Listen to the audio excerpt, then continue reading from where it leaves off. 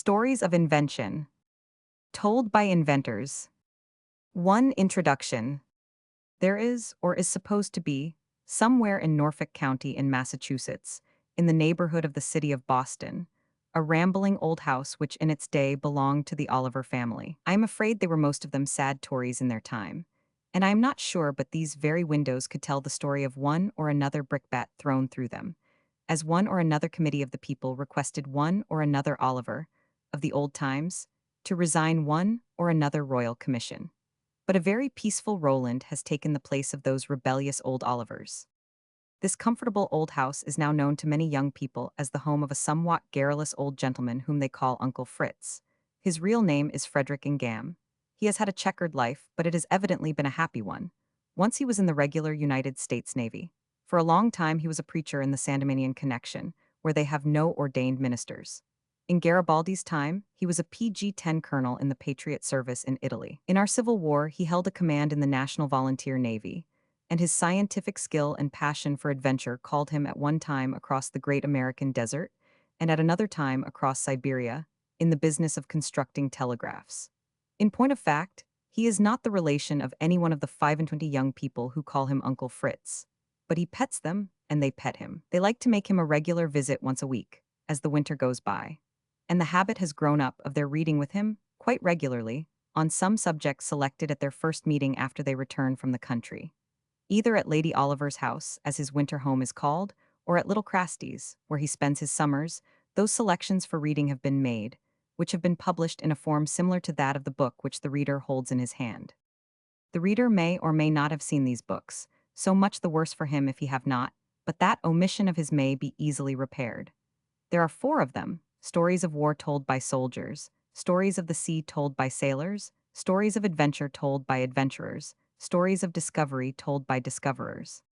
Since the regular meetings began, of which these books are the history, the circle of visitors has changed more or less, as most circles will in 5 years. Some of those who met are now in another world. Some of the boys have grown to be so much like men that they are subduing the world, as Uncle Fritz would say, in their several places, and that they write home, from other latitudes and longitudes, of the discoveries and adventures in which they have themselves been leaders. But younger sisters and brothers take the places of older brothers and sisters. PG-11 the club for it really is when he's popular. Lady Oliver's house is large, and Uncle Fritz is hospitable. He says himself that there is always room for more, and Ellen Flaherty, or whoever else is the reigning queen in the kitchen, never complains that the demand is too great for her waffles. Last fall, when the young people made their first appearance, the week before Thanksgiving Day, after the newcomers had been presented to Uncle Fritz, and a chair or two had been brought in from the dining room to make provision for the extra number of guests, it proved that, on the way out, John Coram, who is Tom Coram's nephew, had been talking with Helen, who is one of the old Boston champernoons, about the change of Boston since his uncle's early days. I told her, said he to Uncle Fritz, that Mr. Allerton was called the last of the merchants, and he is dead now. That was a pet phrase of his, said Uncle Fritz. He meant that his house, with its immense resources, simply bought and sold. He was away for many years once. When he returned, he found that the chief of his affairs had made an investment, from motives of public spirit, in a western railroad. I thought we were merchants, said the fine old man, disapproving. As he turned over page after page of the account, he found at last that the whole investment had been lost. I am glad of that, said he. You will remember now that we are merchants. But surely my father is a merchant, said Julius. He calls himself a merchant, he is put down as a merchant in the directory, and he buys and sells if that makes a man a merchant. PG 12. All that is true, said Uncle Fritz. But your father also invests money in railroads. So far he is engaged in transportation. He is a stockholder and a director in the Hecla woolen mills at Bromwich. So far he is a manufacturer. He told me, the other day, that he had been encouraging my little friend Griffiths, who is experimenting in the conservation of electric power. So far he is an inventor or a patron of inventions. In substance, what Mr. Allerton meant when he said I thought we were merchants was this. He meant that that firm simply bought from people who wished to sell and sold to people who wished to buy. The fact that almost every man of enterprise in Massachusetts is now to a certain extent a manufacturer shows that a great change has come over people here since the beginning of this century. Those were the days of Mr. Cleveland's adventures, and Mr. Forbes, said Hugh. He alluded to the trade in the Pacific, in which these gentlemen shared, as may be read in stories of adventure. Uncle Fritz said yes. He said that the patient love of Great Britain for her colonies forbade us here from making so much as a hat or a hobnail while we were colonies, as it would gladly do again now. He said that the New Englanders had a great deal of adventurous old Norse blood in their veins, that they had plenty of shiptimber and tar. If they could not make hobnails, they could make ships, and they made very good ships before they had been in New England 10 years. Luckily for us, soon after the country became a country, near 100 years ago, the quarrels of Europe were such that if an English ship carried produce of the West PG-13 Indies or China to Europe, France seized, if she could, ship and cargo. If a French ship carried them, English cruisers seized ship and cargo if they could. So it happened that the American ships and the American sailors, who were not at war with England and were not at war with France, were able to carry the stores which were wanted by all the world. The wars of Napoleon were thus a steady bounty for the benefit of the commerce of America. When they were well over, we had become so well trained to commerce here that we could build the best ships in the world, and we thought we had the best seamen in the world. Certainly there were no better. Under such a stimulus, and what followed it, our commerce, as measured by the tonnage of our ships, was as large as that of any nation, and, if measured by the miles sailed, was probably larger. All this prosperity to merchants was broken up by the War of 1812, between the United States and Great Britain. For 2 years and a half then, our intercourse with Europe was almost cut off, for the English cruisers now captured our vessels whenever they could find them. At last we had to make our own hobnails, our guns, our cannon, our cotton cloth, and our woolen cloth, if we meant to have any at all. The farmers' wives and daughters had always had the traditions of spinning and weaving. When Colonel Ingham said this, Blanche nodded to Mary and Mary to Blanche. "That means," said the Colonel, "that you have brought dear old Mother Tucker's spinning wheel downstairs, and have it in the corner behind your piano, does it not?" Blanche laughed and said that was just what she meant. "It does very well in Martha," said the Colonel. "And can you spin, Blanche, PG-14? Blanche rather surprised him by saying that she could, and the Colonel went on with his lecture. Fergus, who is very proud of Blanche, slipped out of the room, but was back after a minute, and no one missed him. Here in Massachusetts, some of the most skillful merchants Appletons, Perkinses, and Lawrences joined hand with brave inventors like Slater and Treadwell, and sent out to England for skillful manufacturers like Crompton and Boot. Thus there sprung up the gigantic system of manufacture, which seems to you children a thing of course. Oddly enough, the southern states, which had always hated New England and New England commerce, and had done their best to destroy it when they had a chance, were very eager to secure a home market for southern cotton. And thus, for many years after the war, they kept up such high protective duties that foreign goods were very dear in America, and the New England manufacturers had all the better prices. While Uncle Fritz was saying this in substance, Ransom, the old servant, appeared with a spinning wheel from Colonel Ingham's music room. The children had had it for some charades. Kate Fogarty, the seamstress of the Colonel's household, followed, laughing, with a great hank of flax, and when the Colonel stopped at the interruption, Fergus said, "I thought, Uncle Fritz, they would all like to see how well Blanche spins, so I asked Ransom to bring in the wheel." And Blanche sat down without any coaxing, and made her wheel fly very prettily, and spun her linen thread as well as her great-grandmamma would have done. Colonel Ingham was delighted, and so were all the children, half of whom had never seen any hand spinning before. All of PG-15 them had seen cotton and wool spun in factories. In fact, half of them had eaten their daily bread that day, from the profit of the factories that for 10 hours of every day do such spinning. "Now, you see," said the well-pleased Colonel, "Blanche spins that flax exactly as her grandmother 9 generations back spun it. She spins it exactly as Mrs. Dudley spun it in the old house, where Dr. Patterson's church stands. It is strange enough, but for 150 years there seems to have been no passion for invention among the New Englanders. Now they are called a most inventive people, and that bad word has been coined for them, and such as they. But all this is of the last century. It was as soon as they were thrown on their own resources that they began to invent. Eli Whitney, a Worcester County boy, graduated at Yale College in 1791. He went to Georgia at once to be a tutor in a planter's family, but before he arrived, the planter had another tutor. This was a fortunate chance for the world, for poor Whitney, disappointed, went to spend the winter at the house of Mrs. General Green. One day, at dinner, some guests of hers said that cotton could never be exported with profit unless a machine could be made to separate the seeds from the wool. "If you want anything invented," said Mrs. Green, "ask my young friend Mr. Whitney, he will invent anything for you." Whitney had then never seen cotton unmanufactured.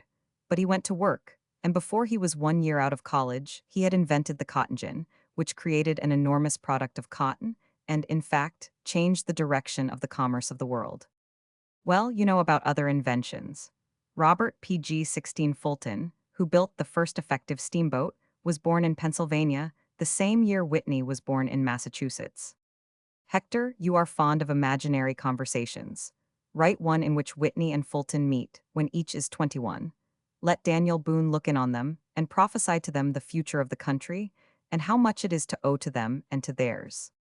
I think Blanche had better write it in a ballad, said Hector, laughing. It shall be an old crone spinning, and as she turns her wheel she shall describe the TNA factory at Watertown. There shall be a refrain, said Wallace. Turn my wheel gaily. Spin, flax, spin. No, said Hattie, the refrain shall be 4% in 6 months, 8% in 12. We are to go to Europe if the Vesuvius mills pay a dividend. But if they pass, I believe I am to scrub floors in my vacation. Very well, said Uncle Fritz, recalling them to the subject they had started on. All this is enough to show you how it is that you, who are all New Englanders, are no longer seafaring boys or girls, exclusively or even principally. Your great-grandmother Alice saved the lives of all the crew of a Bristol trader by going out in her father's boat and taking her through the crooked passage between the Brewsters. You would be glad to do it, but I am afraid you cannot. I should rather encourage those who go to do it, said Alice demurely, repeating one of their familiar jokes. PG 17. And your great-grandfather, Seth, is the Hunt who discovered Hunt's Reef in the Philippines. I am afraid you cannot place it on the map. I know I cannot, said Seth bravely. No, said the old gentleman, but all the same the reef is there. I came to an anchor in the Calypso, waiting for a southwest wind, in sight of the breakers over it, and I wish we had the pineapples the black people sold us there. All the same the New Englanders are good for something. 10 years hence, you boys will be doing what your fathers are doing, subduing the world, and making it to be more what God wants it to be. And you will not work at arm's length, as they did, nor with your own muscles. We have Aladdin's lamp, said Mary, laughing. And his ring, said Susie. I always liked the ring one better than the lamp one, though he was not so strong. He is prettier in the pictures, said George. Yes, said the colonel. We have stronger genii than Aladdin had, and better machinery than Prince Camaralzaman. I heard someone say that Mr. Corliss had added 27% to the working power of the world by his cutoff, said Fergus. The colonel said he believed that was true. And this was a good illustration of what one persevering and intelligent man can do in bringing in the larger life and nobler purpose of the kingdom of heaven. Such a man makes men cease from labor, which is always irksome, and work with God. This is always ennobling. I am ashamed to say that I do not know what a PG-18 cutoff is, said Alice, who, like Seth, had been trained to confess ignorance. I was going to say so, said John Rodman. And I, said quite a little chorus. We must make up a party, the first pleasant day, and go and see the stationary engine which pumps this water for us. So the colonel met their confessions. But does not all this indicate that we might spend a few days in looking up inventions? I think we ought to, said Hattie. Certainly we ought if the Vesuvius pays. Imagine me at Manchester. Imagine John Bright taking me through his own mill and saying to me, this is the rover we like best on the whole. Do you use this in America? Imagine me forced to reply that I do not know a rover when I see one, and could not tell a slubber from a picker. The others laughed and confessed equal ignorance. Only, John Bright has no mills in Manchester, Hattie. Well, they are somewhere, and I must not eat the bread of the Vesuvius slubbers, and not know something of the way in which slubbers came to be. Very well, said Uncle Fritz, as usual recalling the conversation to sanity. Whom shall we read about first? Tubal Cain first, said Fergus. He seems to have been the first of the crew. It was not he who found out witty inventions, said Fanchan, in a mock aside. I should begin with Archimedes, said Uncle Fritz. Excellent, said Fergus, and then may we not burn up old Fogarty's barn with burning glasses? The children dislike Fogarty, and his barn is an eyesore to them. It stands just beyond the hedge of the Lady Oliver garden. PG 19. I thank Archimedes every time I take a warm bath. Did he not invent hot baths? What nonsense, he was killed by Caligula in one. You shall not talk such stuff. Uncle Fritz, what books shall I bring you? It would seem as if, perhaps, Uncle Fritz had led the conversation in the direction it had taken.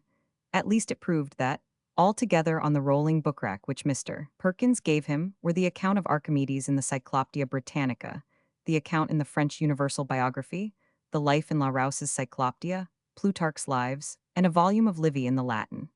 From these together, Uncle Fritz and the boys and girls whom he selected made out this little history of Archimedes. Page 20. 2. Archimedes. Archimedes was born in Syracuse in the year 287 B100 and was killed there in the year 212 B100. He is said to have been a relation of Hiero, king of Syracuse, but he seems to have held no formal office known to the politicians. Like many other such men, however, from his time down to Ericsson, he came to the front when he was needed and served Syracuse better than her speechmakers. While he was yet a young man, he went to Alexandria to study, and he was there the pupil of Euclid, the same Euclid whose geometry is the basis of all the geometry of today. While Archimedes is distinctly called, on very high authority, the first mathematician of antiquity, and while we have 9 books which are attributed to him, we do not haven this is a great misfortunini ancient biography of him. He lived 7 to 5 years, for most of that time probably in Syracuse itself, and it would be hard to say how much Syracuse owed to his science. At the end of his life, he saved Syracuse from the Romans for 3 years, during a siege in which, by his ingenuity, he kept back Marcellus and his army. At the end of this siege, he was killed by a Roman soldier when the Romans entered the city. The books of his which we have are on the sphere and cylinder, the measure of the circle, conoids PG21 and spheroids, on spirals, equiponderants and centers of gravity, the quadrature of the parabola, on bodies floating in liquids, the samates, and a collection of lemmas. The books which are lost are on the crown of Hiero, Cochlean or water screw, helicon or endless screw, trispaston or combination of wheels and axles, machines employed at the siege of Syracuse, burning mirror, machines moved by air and water, and material sphere. As to the story of the bathtub, Uncle Fritz gave to Hector to read the account as abridged in the Cyclopædia Britannica. Hiero had set him to discover whether or not the gold, which he had given to an artist to work into a crown for him, had been mixed with a baser metal. Archimedes was puzzled by the problem, till one day, as he was stepping into a bath, and observed the water running over, it occurred to him that the excessive bulk occasioned by the introduction of alloy could be measured by putting the crown and an equal weight of gold separately into a vessel filled with water, and observing the difference of overflow. He was so overjoyed when this happy thought struck him that he ran home without his clothes, shouting, "I have found it, I have found it." This word has been chosen by the state of California for its motto. To make the story out, it must be supposed that the crown was irregular in shape, and that the precise object was to find how much metal, in measurement, was used in its manufacture. Suppose 3 cubic inches of gold were used, Archimedes knew how much this would cost. But if 3 cubic inches of alloy were used, the PG-22 king had been cheated. What the overflow of the water taught was the precise cubic size of the various ornaments of the crown. A silver crown, or a lead crown, would displace as much water as a gold crown of the same shape and ornament. But neither silver nor lead would weigh so much as if pure gold were used, and at that time pure gold was by far the heaviest metal known. Fergus, who is perhaps our best mathematician, pricked up his ears when he heard there was a treatise on the relation of the circle to the square. Like most of the intelligent boys who will read this book, Fergus had tried his hand on the fascinating problem which deals with that proportion. Younger readers will remember that it is treated in Swiss Family. Jacker, is it perhaps Ernest? Remembers there that for the ribbon which was to go round a hat, the hatmaker allowed 3 times the diameter of the hat, and a little more. This little more is the delicate fraction over which Archimedes studied, and Fergus after him. Fergus knew the proportion as far as 33 figures in decimals. These are 3. When Uncle Fritz asked Fergus to repeat these, the boy did it promptly, somewhat to the astonishment of the others. He had committed it to memory by one of Mr. Garrod's analogies, which are always convenient for persons who have mathematical formulas to remember. When those of the young people who were interested in mathematics looked at Archimedes' solution of the problem, they found it was the same as that they had themselves tried at school. But he carried it so far as to inscribe a circle between 2 polygons, each of 9 to 6 sides, and his calculation is based on the relation between the two. Taking the Swiss Family Robinson statement again, PG-23 Archimedes shows that the circumference of a circle exceeds 3 times its diameter by a small fraction, which is less than 1070 and greater than 1071, and that a circle is to its circumscribing square nearly as 11 to 14. Those who wish to carry his calculations farther may be pleased to know that he found the figures 7 to 22 express the relation more correctly than 1 to 3 does. Medius, another ancient mathematician, used the proportion 113 to 355. If you reduce that to decimals, you will find it correct to the 6th decimal. Remember that Archimedes and Medius had not the convenience of the Arabic or decimal notation. Imagine yourselves doing Medius's sum and division when you have to divide CCCLV by 113. Archimedes, in fact, used the Greek notation, which was a little better than the Roman, but had none of the facility of ours. For every 10 from 20 to 90, they had a separate character, and for every 100 and for every 1,000. The thousands were the units with a mark underneath. Thus meant 1 and meant 1,000. To express 113, Archimedes would have written. To express 355, he would have written, and the place which these signs had in the order would not have affected their value, as they do with us. We cannot tell how the greater part of Archimedes' life was spent, but whether he were nominally in public office or not, it is clear enough that he must have given great help to Syracuse and her rulers, as an engineer, long before the war in which the Romans captured that great city. At that time, Syracuse was, according to Cicero, the largest and noblest of the Greek cities. It was in Sicily, but having been built by colonists from Greece, who still spoke the Greek language, Cicero speaks of it among Greek cities, as he would have spoken of Thurii, PG-24 or Sybaris, or the cities of Magna Graecia, Great Greece, as they called the Greek settlements in southern Italy. In the Second Punic War, Syracuse took sides against Rome with the Carthaginians, though her old king, Hiero, had been a firm ally of the Romans. The most interesting accounts that we have of Archimedes are in Livy's account of this war and in Plutarch's life of Marcellus, who carried it on the Roman side. Livy says of Archimedes that he was a man of unrivaled skill in observing the heavens and the stars, but more deserving of admiration as the inventor and constructor of warlike engines and works, by means of which, with a very slight effort, he turned to ridicule what the enemy effected with great difficulty. The wall, which ran along unequal eminences, most of which were high and difficult of access, some low and open to approach along level vales, was furnished by him with every kind of warlike engine, as seemed suitable to each particular place. Marcellus attacked from the quinquiremes his large ships the wall of the Atradina, which was washed by the sea. From the other ships the archers and slingers and light infantry, whose weapon is difficult to be thrown back by the unskillful, allowed scarce any person to remain upon the wall unwounded. These soldiers, as they required some range in aiming their missiles upward, kept their ships at a distance from the wall. 8 more quinquiremes joined together in pairs, the oars on their inner sides being removed, so that side might be placed to side, and which thus formed ships of double width, and were worked by the outer oars, carried turrets built up in stories, and other battering engines. Against this naval armament Archimedes placed, on different parts of the walls, engines of various dimensions. PG-25 against the ships which were at a distance, he discharged stones of immense weight. Those which were nearer he assailed with lighter and more numerous missiles. Lastly, in order that his own men might heap their weapons upon the enemy without receiving any wounds themselves, he perforated the wall from the top to the bottom with a great number of loopholes, about a cubit in diameter, through which some with arrows, others with scorpions of moderate size, assailed the enemies without being seen. He threw upon their sterns some of the ships which came nearer to the walls, in order to get inside the range of the engines, raising up their prows by means of an iron grapple attached to a strong chain, by means of a tolina or derrick, which projected from the wall and overhung them, having a heavy counterpoise of lead which forced the line to the ground. Then, the grapple being suddenly disengaged, the ship, falling from the wall, was by these means, to the utter consternation of the seamen, so dashed against the water that even if it came back to its true position it took in a great quantity of water. Fancy, cried Bedford, one of their double quinquiremes, when she had run bravely in under the shelter of the wall.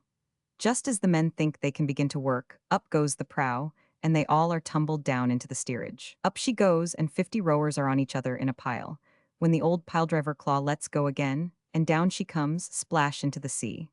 And then Archimedes pokes his head out through one of the holes, and says in Greek, "How do you like that, my friends?" I do not wonder they were discouraged. The bold cliff of the waterfront of Syracuse gave Archimedes a particular advantage for defensive operations of this sort. They are described in more detail in Plutarch's PG 26 Life of Marcellus, who was the Roman general employed against Syracuse, and who was held at bay by Archimedes for 3 years. Here is Plutarch's account. Marcellus, with 60 galleys, each with 5 rows of oars, furnished with all sorts of arms and missiles, and a huge bridge of planks laid upon 8 ships chained together, upon which was carried the engine to cast stones and darts, assaulted the walls.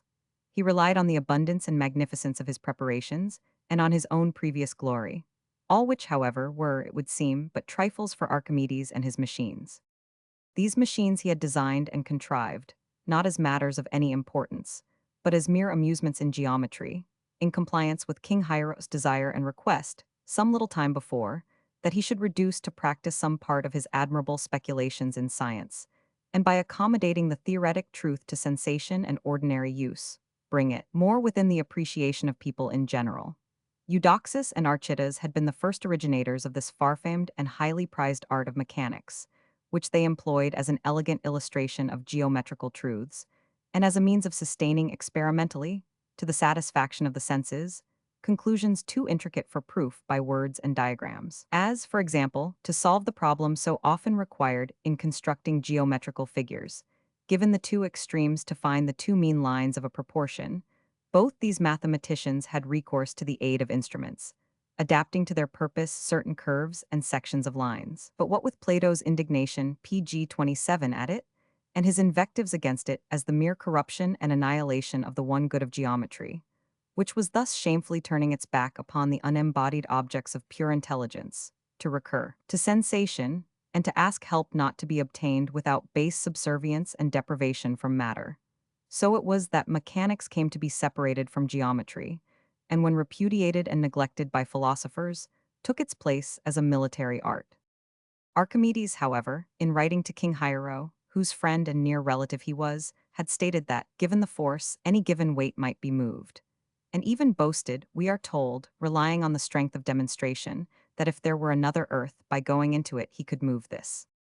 Hiero being struck with amazement at this, and entreating him to make good this assertion by actual experiment, and show some great weight moved by a small engine, he fixed upon a ship of burden out of the king's arsenal, which could not be drawn out of the dock without great labor by many men, loading her with many passengers and a full freight, sitting himself the while far off, with no great endeavor, but only holding the head of the pulley in his hand and drawing the cord by degrees, he drew the ship in a straight line, as smoothly and evenly as if she had been in the sea.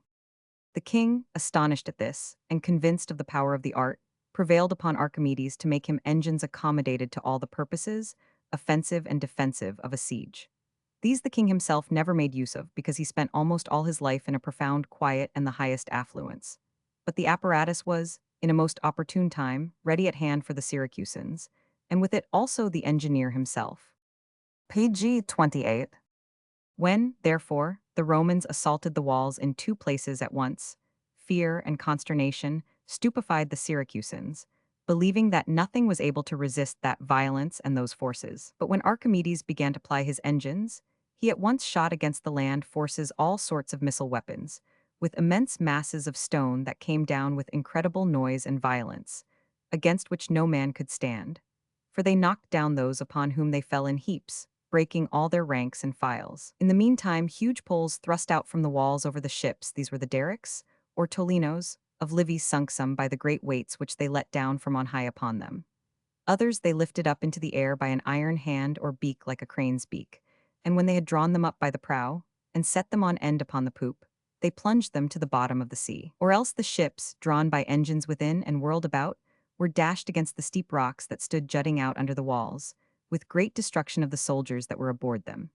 A ship was frequently lifted up to a great height in the air, a dreadful thing to behold, and was rolled to and fro and kept swinging, until the mariners were all thrown out, when at length it was dashed against the rocks, or let fall.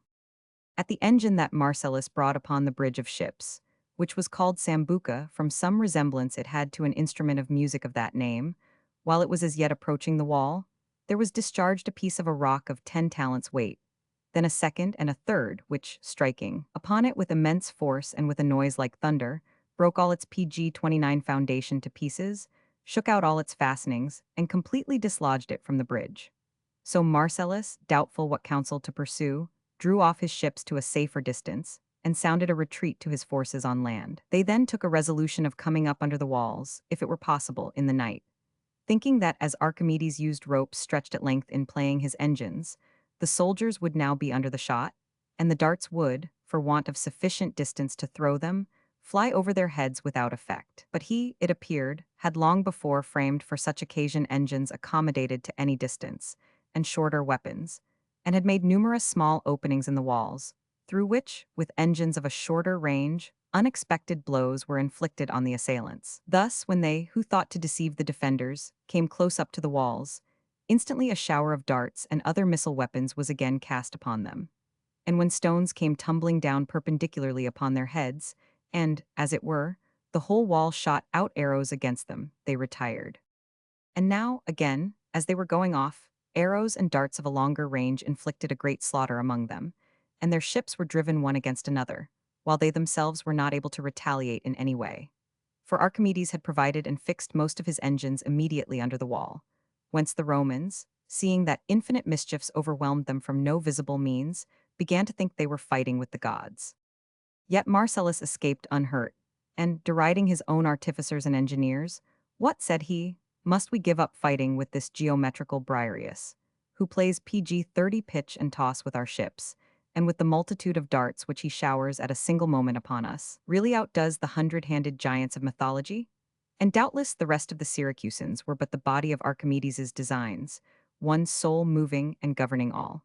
For, laying aside all other arms, with his alone they infested the Romans and protected themselves. In fine, when such terror had seized upon the Romans that if they did but see a little rope or a piece of wood from the wall, instantly crying out that there it was again, that Archimedes was about to let fly some engine at them, they turned their backs and fled. Marcellus desisted from conflicts and assaults, putting all his hope in a long siege. Yet Archimedes possessed so high a spirit, so profound a soul, and such treasures of scientific knowledge, that though these inventions had now obtained him the renown of more than human sagacity, he yet would not deign to leave behind him any commentary or writing on such subjects. But repudiating as sordid and ignoble the whole trade of engineering, and every sort of art that lends itself to mere use and profit, he placed his whole affection and ambition in those purer speculations, where there can be no reference to the vulgar needs of life, studies the superiority of which to all others is unquestioned, and in which the only doubt can be whether the beauty and grandeur of the subjects examined, or the precision and cogency of the methods and means of proof, most deserve our admiration. It is not possible to find in all geometry more difficult and intricate questions, or more simple and lucid explanations. Some ascribe this to his natural genius, while others think that incredible toil produced these, to all PG-31 appearance, easy and unlabored results. No amount of investigation of yours would succeed in attaining the proof, and yet, once seen, you immediately believe you would have discovered it, by so smooth and so rapid a path he leads you to the conclusion required. And thus it ceases to be incredible that, as is commonly told of him, the charm of his familiar and domestic science made him forget his food and neglect his person to that degree that, when he was occasionally carried by absolute violence to bathe, or have his body anointed, he used to trace geometrical figures in the ashes of the fire, and diagrams in the oil on his body, being in a state of entire preoccupation, and, in the truest sense, divine possession, with his love and delight in science. His discoveries were numerous and admirable, but he is said to have requested his friends and relations that, when he was dead, they would place over his tomb a sphere containing a cylinder, inscribing it with the ratio which the containing solid bears to the contained. The boys were highly edified by this statement of the difficulty which Archimedes's friends found in making him take a bath, and chaffed Jack, who had asked if he were not the inventor of bathtubs. When the reading from Plutarch was over, Fergus asked if that were all, and was disappointed that there was nothing about the setting of ships on fire by mirrors. It is one of the old stories of the siege of Syracuse, that he set fire to the Roman ships by concentrating on them the heat of the sun from a number of mirrors. But this story is not in Livy, nor is it in Plutarch, though, as has been seen, they were well disposed to tell what they knew which was marvelous in his achievements. It is told at PG-32 length and in detail by Xanaras and Tzetzes, two Greek writers of the 12th century, who must have found it in some ancient writers whose works we do not now have. Archimedes, says Xanaras, having received the rays of the sun on a mirror, by the thickness and polish of which they were reflected and united, kindled a flame in the air, and darted it with full violence upon the ships, which were anchored within a certain distance, in such a manner that they were burned to ashes. The same writer says that Proclus, a celebrated mathematician of Constantinople, in the 6th century, at the siege of Constantinople set fire to the Thracian fleet by means of brass mirrors. Treatises is yet more particular. He says that when the Roman galleys were within a bowshot of the city walls, Archimedes brought together hexagonal spicula mirrors with other smaller ones of 24 facets, and caused them to be placed each at a proper distance. That he moved these by means of hinges and plates of metal. That the hexagon was bisected by the meridian of summer and winter. That it was placed opposite the sun. And that a great fire was thus kindled, which consumed the ships. Now, it is to be remembered that these are the accounts of writers who were not so good mechanics as Archimedes. It should be remembered, also, that in the conditions of war then, the distance at which ships would be anchored in a little harbor like that of Syracuse was not great.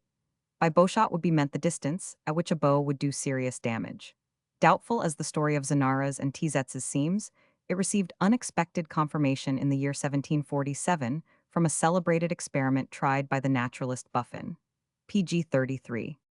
After encountering many difficulties, which he had foreseen with great acuteness and obviated with equal ingenuity, Buffon at length succeeded in repeating Archimedes's performance. In the spring of 1747, he laid before the French Academy a memoir which, in his collected works, extends over upwards of 80 pages. In this paper he described himself as in possession of an apparatus by means of which he could set fire to planks at the distance of 200 and even 210 feet, and melt metals and metallic minerals at distances varying from 25 to 40 feet. This apparatus he describes as composed of 168 plain glasses, silvered on the back, each 6 inches broad by 8 inches long. These, he says, were ranged in a large wooden frame, at intervals not exceeding the third of an inch, so that, by means of an adjustment behind, each should be movable in all directions independent of the rest. The spaces between the glasses being further of use in allowing the operator to see from behind the point on which it behooved the various discs to be converged. In this last statement, there is a parallel with that of Treatises, who speaks of the division of Archimedes's mirrors. At the present moment, naturalists are paying great attention to plans for the using of the heat of the sun. It is said that on any county in the United States, 20 by 30 miles square, there is wasted as much heat of the sun as would drive, if we knew how to use it, all the steam engines in the world. Fergus asked Uncle Fritz if he believed that Archimedes threw 700 pounds of stone from one of his machines. The largest modern guns throw shot of 1,000 pounds, and it is only quite recently that any such shot have been used. PG 34. Uncle Fritz told him that in the museum at St. Germain-en-Laye, he would one day see a modern catapult, made by Colonel de Reffi from the design of a Roman catapult on Trajan's column. This is supposed to be of the same pattern, which is called an onager in the Latin books. This catapult throws, when it is tested, a shot of 24 pounds, or it throws a sheaf of short arrows. In one catapult, the power is gained by twisting oxhide very tightly and suddenly releasing it. Another is a very stout bow, worked with a small windlass. Of course, this will give a great power. 700 pounds, however, seems beyond the ability of any such machines as this. But from his higher walls, Archimedes could, of course, have rolled such stones down on the decks of the ships below.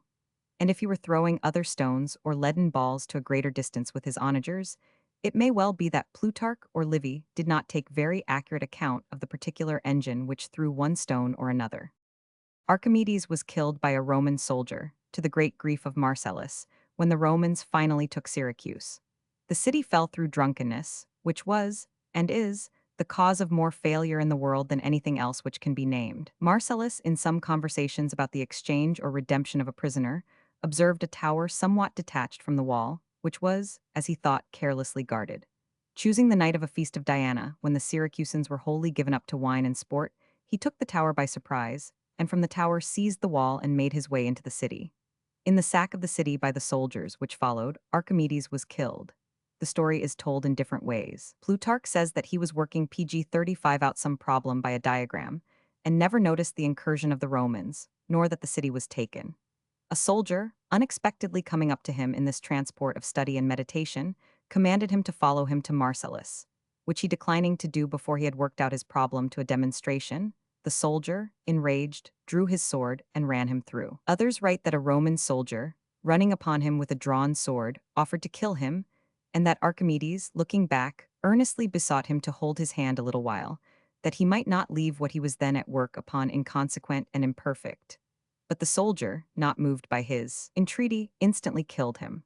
Others, again, relate that as Archimedes was carrying to Marcellus mathematical instruments, dials, spheres, and angles by which the magnitude of the sun might be measured to the sight, some soldiers, seeing him, and thinking that he carried gold in a vessel, slew him. Certain it is that his death was very afflicting to Marcellus, and that Marcellus ever after regarded him that killed him as a murderer, and that he sought for the kindred of Archimedes, and honored them with signal honors.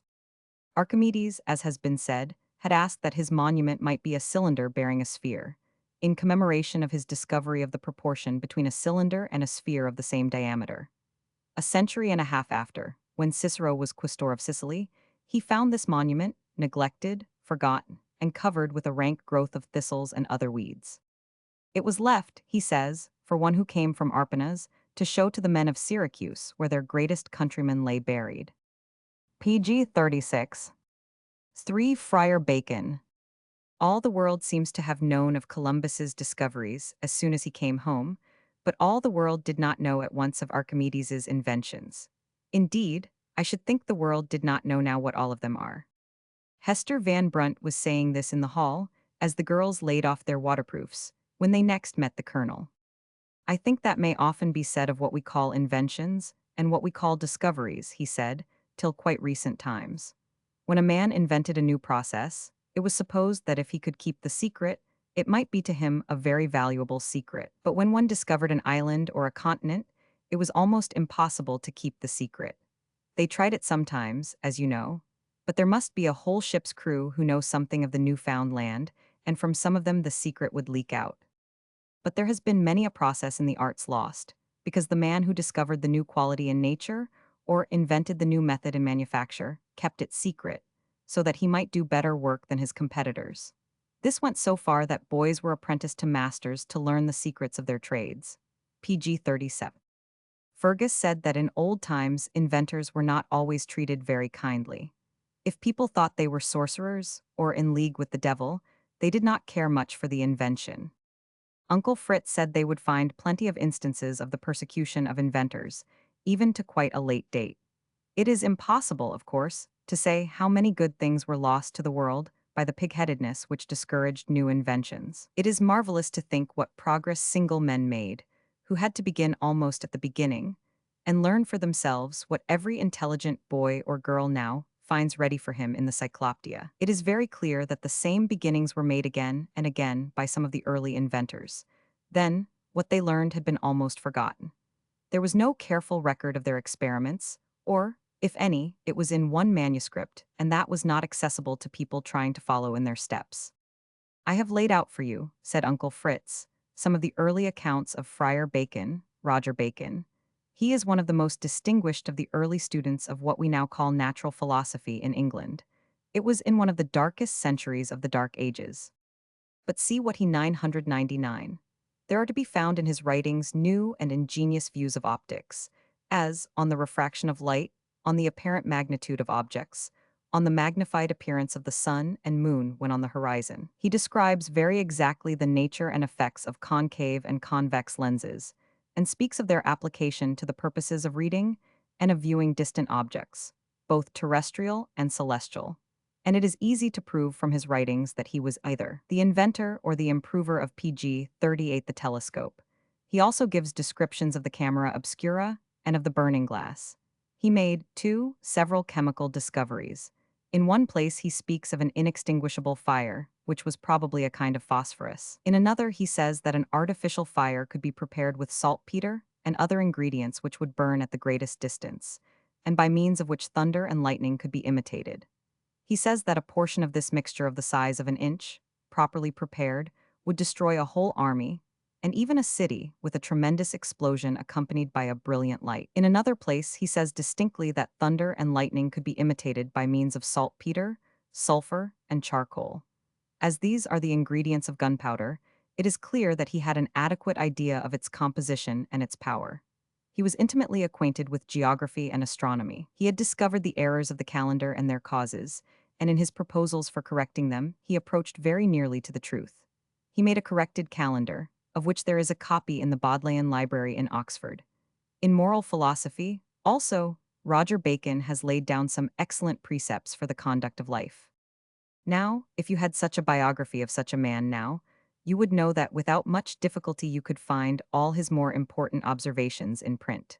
So soon as he thought them important, he would communicate them to some society which would gladly publish them. In the first place, he would be glad to have the credit of an improvement, an invention, or a discovery. If the invention were likely to be profitable, the nation would secure the profit to him if he fully revealed the process. They PG 39 would give him, by a patent, the right to the exclusive profit for a series of years. The nation thus puts an end to the old temptation to secrecy, or tries to do so. But if you will read some of the queer passages from the old lives of Bacon, you will see how very vague were the notions which the people of his own time had of what he was doing. Then Hester read some passages which Colonel Ingham had marked for her, of the parents and birth of Friar Bacon, and how he addicted himself to learning. In most men's opinions, he was born in the west part of England, and was son to a wealthy farmer, who put him to school to the parson of the town where he was born, not with intent that he should turn friar as he did, but to get so much understanding, that he might manage the better that wealth he was to leave him. But young Bacon took his learning so fast, that the priest could not teach him any more, which made him desire his master that he would speak to his father to put him to Oxford, that he might not lose that little learning that he had gained. His master was very willing so to do, and one day, meeting his father, told him that he had received a great blessing of God, in that he had given him so wise and hopeful a child as his son Roger Bacon was, for so was he named, and wished him withal to do his duty, and to bring up so his child, that he might show his thankfulness to God, which could not better be done than in making him a scholar, for he found by his sudden taking of his learning that he was a child likely to prove a very great clerk. PG 40 Hereat old Bacon was not well pleased, for he desired to bring him up to plough and to the cart, as he himself was brought, yet he for reverence sake to the priest showed not his anger, but kindly thanked him for his pains and counsel, yet desired him not to speak any more concerning that matter, for he knew best what best pleased himself, and that he would do. So broke they off their talk and parted. So soon as the old man came home, he called to his son for his books, which when he had, he locked them up, and gave the boy a cart whip in place of them, saying to him, Boy, I will have you no priest, you shall not be better learned than I, you can tell by the almanac when it is best sowing wheat, when barley, peas, and beans, and when the best living is, when to sell grain and cattle I will teach thee. For I have all fairs and markets as perfect in my memory, as Sir John, our priest, has mass without book. Take me this whip, I will teach the use of it. It will be more profitable to thee than this harsh Latin. Make no reply, but follow my counsel, or else by the mass thou shalt feel the smart hand of my anger. Young Bacon thought this but hard dealing, yet he would not reply. But within 6 or 8 days he gave his father the slip, and went to a cloister some 20 miles off, where he was entertained, and so continued his learning, and in small time came to be so famous, that he was sent for to the University of Oxford, where he long time studied, and grew so excellent in the secrets of art and nature, that not England only but all Christendom admired him. PG 41. How Friar Bacon made a brazen head to speak, by the which he would have walled England about with brass.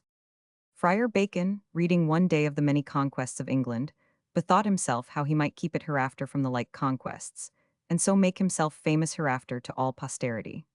This after great study he found could be no way so well done as one, which was to make a head of brass, and if he could make this head to speak and hear it when it speaks, then might he be able to wall all England about with brass. To this purpose he got one Friar Bungay to assist him, who was a great scholar and a magician, but not to be compared to Friar Bacon.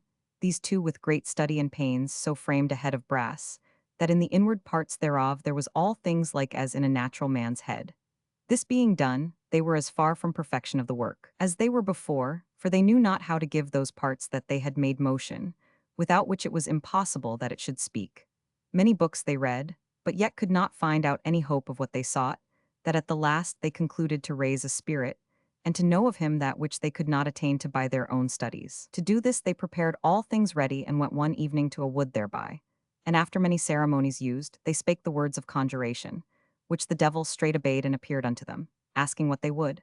No, said Friar Bacon, that we have made an artificial head of brass, which we would have to speak, to the furtherance of which we have raised thee, and being raised, we will keep thee here, un-PG 42, lest thou tell to us the way and manner how to make this head to speak. The devil told him that he had not that power of himself. Beginner of lies, said Friar Bacon, I know that thou wouldst dissemble, and therefore tell it us quickly, or else we will here bind thee to remain during our pleasures. At these threatenings the devil consented to do it, and told them that with a continual fume of the 6 hottest simples it should have motion, and in 1 month's space speak, the time of the month or day he knew not. Also he told them that if they heard it not before it had done speaking, all their labor should be lost. They being satisfied, licensed the spirit for to depart. Then went these 2 learned friars home again, and prepared the simples ready, and made the fume, and with continual watching attended when this brazen head would speak. Thus watched they for 3 weeks without any rest, so that they were so weary and sleepy, that they could not any longer refrain from rest. Then called Friar Bacon his man Miles, and told him that it was not unknown to him what pains Friar Bungay and himself had taken for 3 weeks' space, only to make, and to hear the brazen head speak, which if they did not, then had they lost all their labor, and all England had a great loss thereby. Therefore he entreated Miles, that he would watch whilst that they slept, and call them if the head speak. Fear not, good master, said Miles, I will not sleep, but hearken and attend upon the head, and if it do chance to speak, I will call you. Therefore I pray take you both your rests, and let me alone for watching this head. After Friar Bacon had given him a great charge the second time, Friar Bungay and he went to sleep, and Miles, alone to watch the brazen head. Miles, to keep himself from sleeping, got a tabor and pipe, and being merry PG 43 disposed, sang him many a merry song, and thus with his own music and his songs spent he his time, and kept from sleeping at last. After some noise the head spake these 2 words, time is. Miles, hearing it to speak no more, thought his master would be angry if he waked him for that, and therefore he let them both sleep, and began to mock the head in this manner. Thou brazen-faced head, hath my master took all this pains about thee, and now dost thou requite him with 2 words, time is? Had he watched with a lawyer so long as he hath watched with thee, he would have given him more and better words than thou hast yet. If thou canst speak no wiser, they shall sleep till doom's day for me. Time is, I know time is, and that thou shalt hear, good man brazen face. And with this he sang him a song to his own music as to times and seasons, and went on, do you tell us, Coppernose, when time is? I hope we scholars know our times, when to drink drunk, when to kiss our hostess, when to go on her score, and when to pay it, that time comes seldom. After half an hour had passed, the head did speak again, 2 words, which were these, time was. Miles respected these words as little as he did the former, and would not wake them, but still scoffed at the brazen head, that it had learned no better words, and have such a tutor as his master. And in scorn of it sung a song to the tune of a rich merchantman, beginning as follows. Time was when thou a kettle wert filled with better matter. But Friar Bacon did thee spoil, when he thy sides did batter, with more to the same purpose. Time was, said he, I know that brazen face without your telling, I know PG 44 time was, and I know what things there was when time was, and if you speak no wiser, no master shall be waked for me. Thus Miles talked and sung till another half hour was gone, then the brazen head spake again these words, time is past, and therewith fell down, and presently followed a terrible noise, with strange flashes of fire, so that Miles was half dead with fear. At this noise the 2 friars awaked, and wondered to see the whole room so full of smoke, but that being vanished they might perceive the brazen head broken and lying on the ground. At this sight they grieved, and called Miles to know how this came. Miles, half dead with fear, said that it fell down of itself, and that with the noise and fire that followed he was almost frighted out of his wits. Friar Bacon asked him if he did not speak.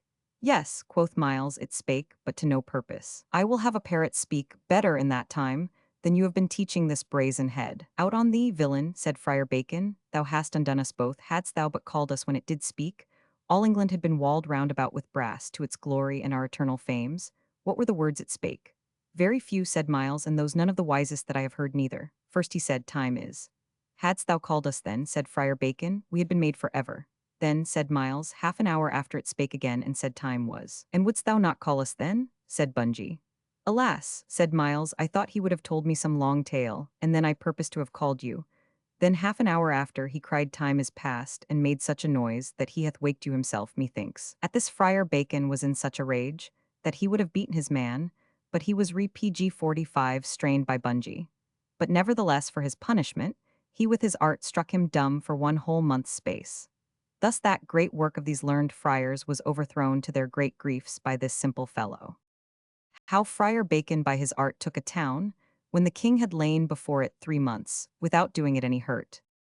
In those times when Friar Bacon did all his strange tricks, the kings of England had a great part of France which they held a long time, till civil wars at home in this land made them to lose it. It did chance that the king of England, for some cause best known to himself, went into France with a great army, where after many victories, he did besiege a strong town, and lay before it full 3 months, without doing to the town any great damage, but rather received the hurt himself. This did so vex the king, that he sought to take it in any way, either by policy or strength.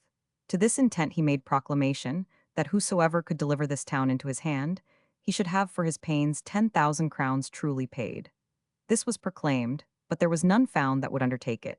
At length the news did come into England of this great reward that was promised. Friar Bacon, hearing of it, went into France, and being admitted to the king's presence, he thus spake unto him: Your Majesty, I am sure, hath not forgot your poor servant Bacon. The love that you showed to me being last in your presence, hath drawn me for to leave my country and my studies, to do your Majesty service. I beseech your grace, to command me so far as my poor art or life may do you pleasure. The king thanked PG 46 him for his love, but told him that he had now more need of arms than art, and wanted brave soldiers rather than learned scholars. Friar Bacon answered, Your grace saith well. But let me under correction tell you, that art oftentimes doth these things that are impossible to arms, which I will make good in few examples. I will speak only of things performed by art and nature, wherein there shall be nothing magical. And first, by the figuration of art, there may be made instruments of navigation without men to row in them, as great ships, to brook the sea, only with one man to steer them, and they shall sail far more swiftly than if they were full of men, also chariots that shall move with an unspeakable force, without any living creature to stir them. Likewise, an instrument may be made to fly withal, if one sit in the midst of the instrument, and do turn an engine, by which the wings being artificially composed, may beat air after the manner of a flying bird. An instrument of 3 fingers high, and 3 fingers broad, a man may rid himself and others from all imprisonment. Yea, such an instrument may easily be made, whereby a man may violently draw unto him 1,000 men, will they, nil they, or any other thing. By art also an instrument may be made, wherewith men may walk in the bottom of the sea or rivers without bodily danger. This Alexander the Great used, as the ethnic philosopher reporteth, to the end he might behold the secrets of the seas. But physical figurations are far more strange. For by that may be framed perspects and looking glasses, that one thing shall appear to be many, as one man shall appear to be a whole army, and one sun or moon shall seem divers. Also perspects may be so framed, that things far off shall seem most nigh unto us. With one of these did Julius Caesar from the PG 47 sea coasts in France mark, and observe the situation of the castles in England. Bodies may also be so framed, that the greatest things shall appear to be the least, the highest lowest, the most secret to be the most manifest, and in such like sort the contrary. Thus did Socrates perceive, that the dragon which did destroy the city and country adjoining with his noisome breath, and contagious influence, did lurk in the dens between the mountains. And thus may all things that are done in cities or armies be discovered by the enemies. Again, in such wise may bodies be framed, that venomous and infectious influences may be brought whither a man will. In this did Aristotle instruct Alexander, through which instruction the poison of a basilisk, being lifted up upon the wall of a city, the poison was conveyed into the city, to the destruction thereof. Also perspects may be made to deceive the sight, as to make a man believe that he seeth great store of riches when there is not any. But it appertaineth to a higher power of figuration, that beams should be brought and assembled by divers flexions and reflections in any distance that we will, to burn anything that is opposite unto it, as is witnessed by those perspects or glasses that burn before and behind. But the greatest and chiefest of all figurations and things figured is to describe the heavenly bodies, according to their length and breadth in a corporal figure, wherein they may corporally move with a daily motion. These things are worth a kingdom to a wise man. These may suffice, my royal lord, to show what art can do. And these, with many things more as strange, I am able by art to perform. Then take no thought for winning this town, for by my art you shall ere many days be past have your desire. The king all this while heard him with admiration. But PG 48 hearing him now, that he would undertake to win the town, he burst out in these speeches. Most learned Bacon, do but what thou hast said, and I will give thee what thou most desirest, either wealth or honor, choose what thou wilt, and I will be as ready to perform as I have been to promise. "Your Majesty's love is all that I seek," said the friar. "Let me have that, and I have honor enough. For wealth I have content, the wise should seek no more, but to the purpose. Let your pioneers raise up a mount so high, or rather higher, than the wall, and then you shall see some probability of that which I have promised." This mount in 2 days was raised. Then Friar Bacon went with the king to the top of it, and did with a perspect show to him the town, as plainly as if he had been in it. At this the king did wonder, but Friar Bacon told him that he should wonder more ere next day noon, against which time he desired him to have his whole army in readiness, for to scale the wall upon a signal given by him from the mount. This the king promised to do, and so returned to his tent full of joy that he should gain this strong town. In the morning Friar Bacon went up to the mount and set his glasses and other instruments up. In the meantime the king ordered his army, and stood in a readiness for to give the assaults. When the signal was given, which was the waving of a flag, ere 9 of the clock Friar Bacon had burnt the statehouse of the town, with other houses only by his mathematical glasses, which made the whole town in an uproar, for none did know how it came. Whilst that they were quenching of the same, Friar Bacon did wave his flag, upon which signal given, the king set upon the town, and took it with little or no resistance. Thus through the art of this learned PG 49 man, the king got this strong town, which he could not do with all his men without Friar Bacon's help. How Friar Bacon burnt his books of magic, and gave himself to the study of divinity only, and how he turned anchorite. Now in a time, when Friar Bacon kept his chamber having some great grief, he fell into divers meditations, sometimes into the vanity of arts and sciences. Then would he condemn himself for studying of those things that were so contrary to his order and soul's health, and would say that magic made a man a devil. Sometimes would he meditate on divinity, then would he cry out upon himself for neglecting the study of it, and for studying magic. Sometime would he meditate on the shortness of man's life, then would he condemn himself for spending a time so short, so ill as he had done his. So would he go from one thing to another, and in all condemn his former studies. And that the world should know how truly he did repent his wicked life, he caused to be made a great fire, and sending for many of his friends, scholars, and others, he spake to them after this manner. My good friends and fellow students, it is not unknown unto you, how that through my art I have attained to that credit that few men living ever had. Of the wonders that I have done, all England can speak, both king and commons.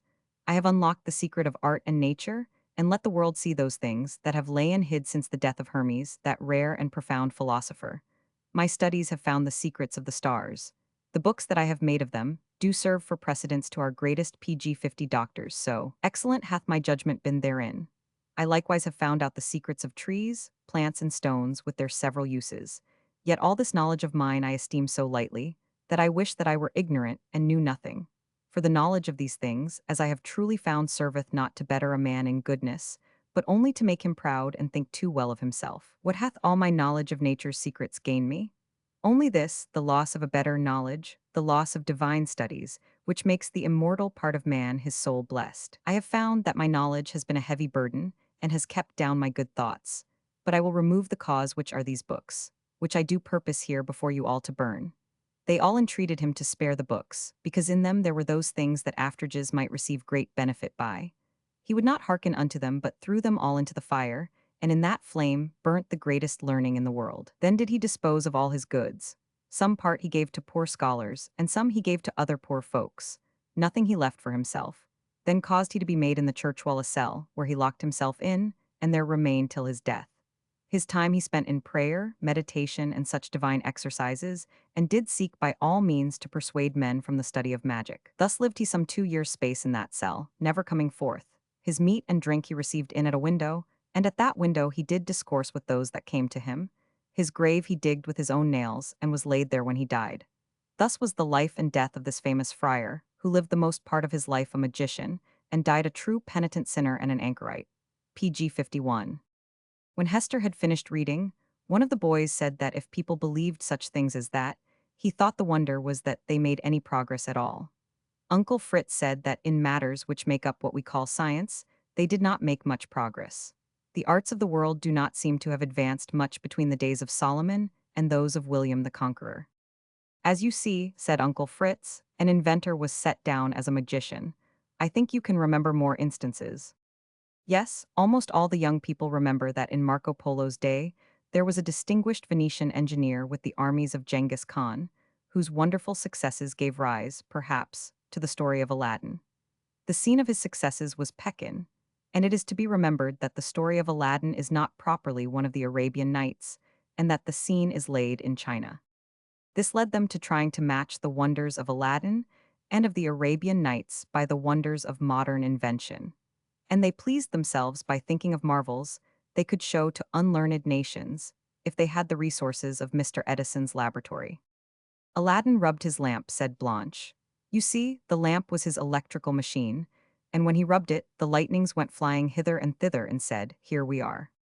That is all very fine, said Jack Withers, but I stand by the Arabian Nights after all, and I think I shall till Mr. Edison or the Taunton locomotive shop will make for me some high-stepper on whose back I may rise above the clouds, pass over the length and breadth of Massachusetts, descend in the garden where Blanche is PG 52, confined by the hated mistress of a boarding school in Walpole, and then, winning her ready consent, can mount again with her, and before morning descend in the garden of a beautiful cottage at Newport. We will spend 6 weeks in playing tennis in the daytime, dancing in the casino in the evenings, and in sailing in Frank Shattuck's yacht between whiles. Then, and not till then, would I admit that the Arabian Nights have been outdone by modern science.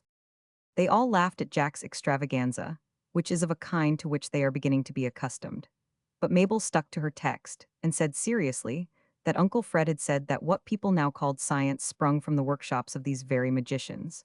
The magicians then had all the science there was, and if magic had not got a bad name, should we not call the men of science magicians now?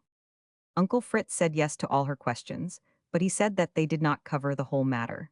The difference between a magician and a man of science involves these habits. The magician keeps secret what he knows, while the man of science discloses all he learns. Then the magician affected to have spiritual power at command, while the man of science only affects to use what he calls physical powers. Till either of them tell us how to distinguish spiritual forces from physical forces, the second distinction is of the less importance. But the other has made all the difference in the world between the poor magic men and the science men. For, as they had seen with Friar Bacon, the magic men have had their stories told by most ignorant people, seeing they did not generally leave any records behind them.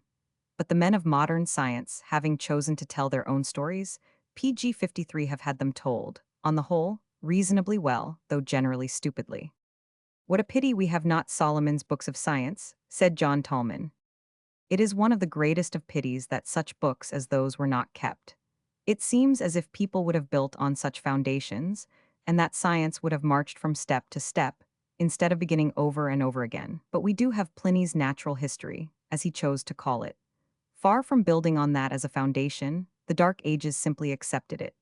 And there are blunders or sheer lies in that book, and in Aristotle's books and Theophrastus's and other such, which have survived even to our day.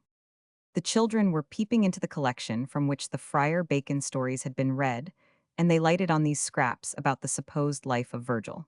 To the people of the Dark Ages, Virgil was much more a man of magic than a poet. How Virgilius was set to school.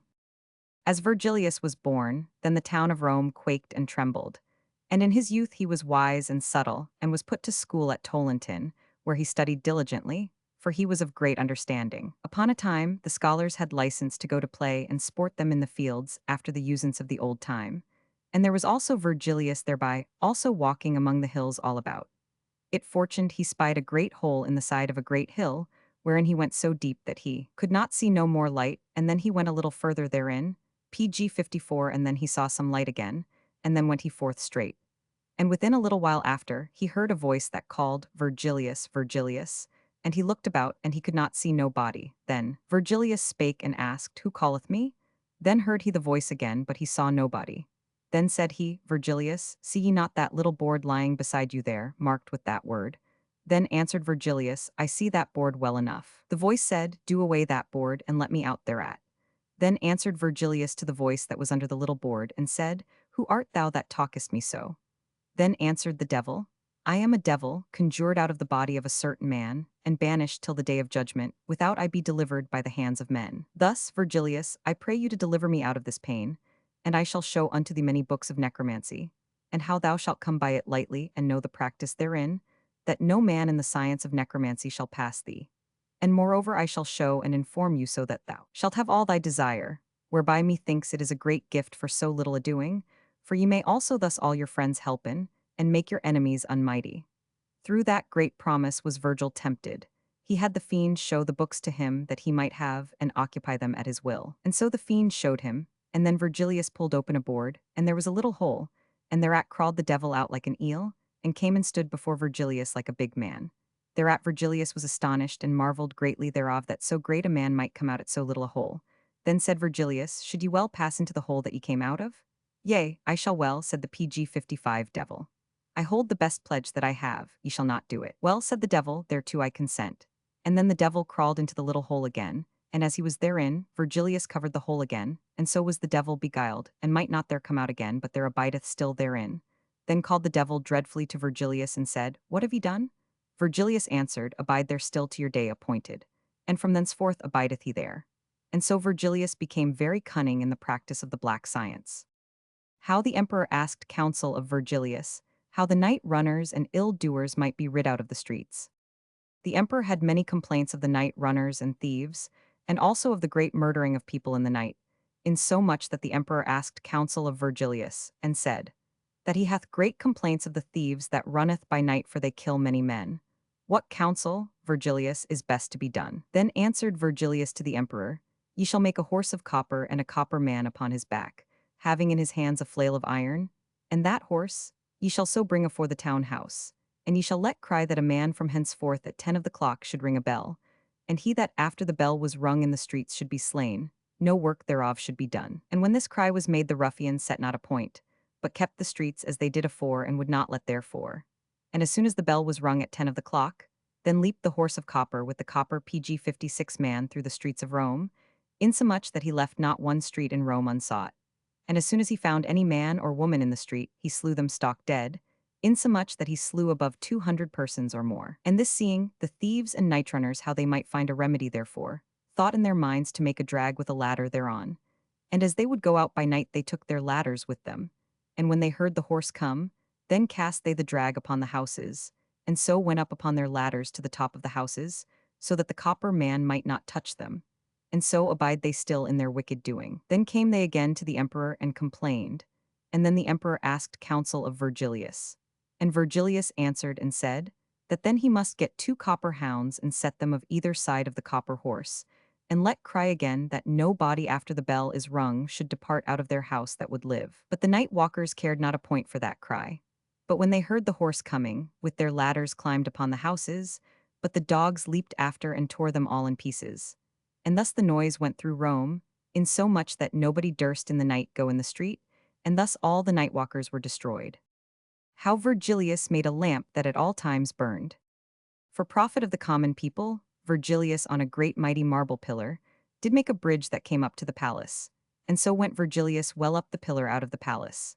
That palace and pillar stood in the midst of PG-57 Rome, and upon this pillar made he a lamp of glass that always burned without going out, and nobody might put it out, and this lamp lightened over all the city of Rome from the one corner to the other. And there was not so little a street, but it gave such light that it seemed 2 torches there had stand. And upon the walls of the palace made he a metal man that held in his hand a metal bow that pointed ever upon the lamp for to shoot it out, but always burned the lamp and gave light over all Rome. And upon a time went the burgesses' daughters to play in the palace and beheld the metal man, and one of them asked in sport why he shot not, and then she came to the man, and with her hand touched the bow, and then the bolt flew out, and brake the lamp that Virgilius made. And it was wonder that the maiden went not out of her mind for the great fear she had, and also the other burgesses' daughters that were in her company, of the great stroke that it gave when it hit the lamp, and when they saw the metal man so swiftly run his way, and never after was he no more seen. And this foresaid lamp was abiding burning after the death of Virgilius by the space of 300 years or more. It is on the wrecks and ruins recorded in such fables as these that modern science is builded. PG 58. 4. Benvenuto Cellini. Now we will leave the fairy tales, said Uncle Fritz, and begin on modern times. Modern times means since 1492, said Alice, the only date in history I am quite sure of, excepting 1866. 1866, said John Goodrich, the Annus Mirabilis, celebrated for the birth of Miss Alice Francis and Mr. J.G. Hush, hush, Uncle Fritz wants to say something. We will leave the fairy tales, said poor chicken-pecked Uncle Fritz, and begin with Benvenuto Cellini. Who has seen any of his work? Several of the girls who had been in Europe remembered seeing gold and silver work of Benvenuto Cellini's in the museums. Uncle Fritz told them that the little handbell used on his own teetable was modeled at Chicopee, in Massachusetts, from a bell which was the design of Benvenuto Cellini. And he sent for the bell that the children might see how ingenious was the ornamentation, and how simply the different designs were connected together. He told Alice she might read first from Vasari's account of him. Vasari's book, which the children now saw for the first time, is a very entertaining one. Vasari was himself an artist, of the generation just following PG 59 Michelangelo. He was, indeed, the contemporary of Raphael, but he is remembered now, not for his pictures, nor for his work in architecture, both of which were noted in his time, but for his lives of the most excellent painters, sculptors, and architects, which was first published in 1550. Benvenuto Cellini was born 10 years before Vasari, and here is a part of Vasari's life of him. Life of Benvenuto Cellini. Benvenuto Cellini, citizen of Florence, born in 1500, at present a sculptor, in his youth cultivated the goldsmith's business, and had no equal in that branch. He set jewels, and adorned them with diminutive figures, exquisitely formed, and some of them so curious and fanciful that nothing finer or more beautiful can be conceived. At Rome he made for Pope Clement VII a button to be worn upon his pontifical habit, fixing a diamond to it with the most exquisite art. He was employed to make the stamps for the Roman mint, and there never have been seen finer coins than those that were struck in Rome at that period. After the death of Pope Clement, Benvenuto returned to Florence, where he made stamps with the head of Duke Alessandro, for the mint, wonderfully beautiful. Benvenuto, having at last devoted himself to sculpture and casting statues, made in France many works, while he was employed at the court of King Francis I. He afterwards came back to his native country, where he executed in metal the statue of Perseus, who cut off Medusa's head. This work was brought to perfection with the greatest art and diligence imaginable. PG 60. Though I might here enlarge on the productions of Benvenuto, who always showed himself a man of great spirit and vivacity, bold, active, enterprising, and formidable to his enemies. A man, in short, who knew as well how to speak to princes as to exert himself in his art, I shall add nothing. Further, since he has written an account of his life and works, and a treatise on goldsmith's work, as well as on casting statues and many other subjects, with more art and eloquence than it is possible for me to imitate. I shall therefore content myself with this account of his chief performances. Benvenuto was quite proud of his own abilities as a writer. Very fortunately for us, he has left his own memoirs. Here is the introduction. Benvenuto's autobiography. It is a duty incumbent on upright and credible men of all ranks, who have performed anything noble or praiseworthy, to record, in their own writing, the events of their lives. Yet they should not commence this honorable task before they have passed their 40th year. Such at least is my opinion, now that I have completed my 58th year and am settled in Florence. Looking back on some delightful and happy events of my life, and on many misfortunes so truly overwhelming that the appalling retrospect makes me wonder how I reached this age, in vigor and prosperity, through God's goodness, I have resolved to publish an account of my life. My grandfather, Andrea Cellini, was still living when PG 61 I was about 3 years of age, and he was then above 100. As they were one day removing a water pipe, a large scorpion, which they had not perceived, came out of it. The scorpion descended upon the ground and had got under a great bench, when I, seeing it, ran and caught it in my hand. This scorpion was of such a size that, whilst I held it in my little hand, it put out its tail on one side, and on the other darted its two mouths. I ran overjoyed to my grandfather, crying out, "Grandfather, look at my pretty little crab." The good old man, who knew it to be a scorpion, was so frightened and so apprehensive for my safety that he seemed ready to drop down dead, and begged me with great eagerness to give the creature to him. But I grasped it the harder and cried, for I did not choose to part with it. My father, who was in the house, ran to us upon hearing the noise, and happening just at that instant to espy a pair of scissors, he laid hold of them, and by caressing and playing with me, he contrived to cut off the head and tail of the scorpion. Then, finding I had received no harm from the venomous reptile, he pronounced it a happy omen. His father taught him to play upon the flute, and wished him to devote himself to music, but his own inclinations were different. Having attained the age of 15, I engaged myself, against my father's inclinations, with a goldsmith named Antonio di Sandro, an excellent artist and a very worthy man. My father would not have him allow me any wages. For this reason, that since I voluntarily applied myself to this art, I might have an opportunity to with PG 62 draw whenever I thought proper. So great was my inclination to improve, that in a few months I rivaled the most skillful journeyman in the business, and began to reap some fruits from my labor. I continued, however, to play sometimes, through complaisance to my father, either upon the flute or the horn, and I constantly drew tears and deep sighs from him every time he heard me. From a feeling of filial piety, I often gave him that satisfaction, endeavoring to persuade him that it gave me also particular pleasure. Once when I was staying at Pisa, my father wrote to me in every letter exhorting me not to neglect my flute, in which he had taken so much pains to instruct me. Upon this, I entirely lost all inclination to return to him, and to such a degree did I hate that abominable flute, that I thought myself in a sort of paradise in Pisa, where I never once played upon that instrument. At the age of 23 in 1523, Cellini went to Rome, where he did much work for the Pope, Clement VII. About this time so dreadful an epidemic disease prevailed in Rome that several thousands died every day. Somewhat terrified at this calamity, I began to indulge myself in certain recreations, as the fancy took me. On holidays I amused myself with visiting the antiquities of that city, and sometimes took their figures in wax. At other times I made drawings of them. As these antiquities are all ruinous edifices, where a number of pigeons build their nests, I had a mind to divert myself among them with my fowling piece, and often returned PG 63 home laden with pigeons of the largest size. But I never chose to put more than a single ball into my piece, and in this manner, being a good marksman, I procured a considerable quantity of game. The fowling piece was, both on the inside and the outside, as bright as a looking-glass. I likewise made the powder as fine as the minutest dust, and in the use of it I discovered some of the most admirable secrets that ever were known till this time. When I had charged my piece with a quantity of powder equal in weight to the fifth part of the ball, it carried 200 paces, point blank. While I was enjoying these pleasures, my spirits suddenly revived. I no longer had my usual gloom, and I worked to more purpose than when my attention was wholly engrossed by business. On the whole, my gun turned rather to my advantage than the contrary. All Italy was now up in arms, and the Constable Bourbon, finding there were no troops in Rome, eagerly advanced with his army towards that capital. Upon the news of his approach, all the inhabitants took up arms. I engaged 50 brave young men to serve under me, and we were well paid and kindly treated.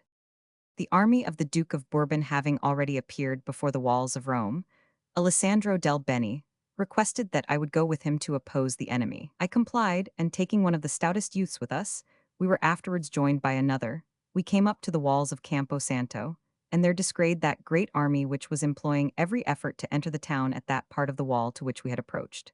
Many young men were slain without the walls, where they fought with the utmost fury. There was a remarkably thick mist. PG 64. Leveling my arquebuse where I saw the thickest crowd of the enemy, I discharged it with a deliberate aim at a person who seemed to be lifted above the rest. But the mist prevented me from distinguishing whether he were on horseback or on foot. I then cautiously approached the walls, and perceived that there was an extraordinary confusion among the assailants, occasioned by our having shot the Duke of Bourbon. He was, as I understood afterwards, that chief personage whom I saw raised above the rest. The Pope was induced by an enemy of Benvenuto, the Cardinal Salviati, to send for a rival goldsmith, Tabbia, to come to Rome. On his arrival both were summoned into the Pope's presence.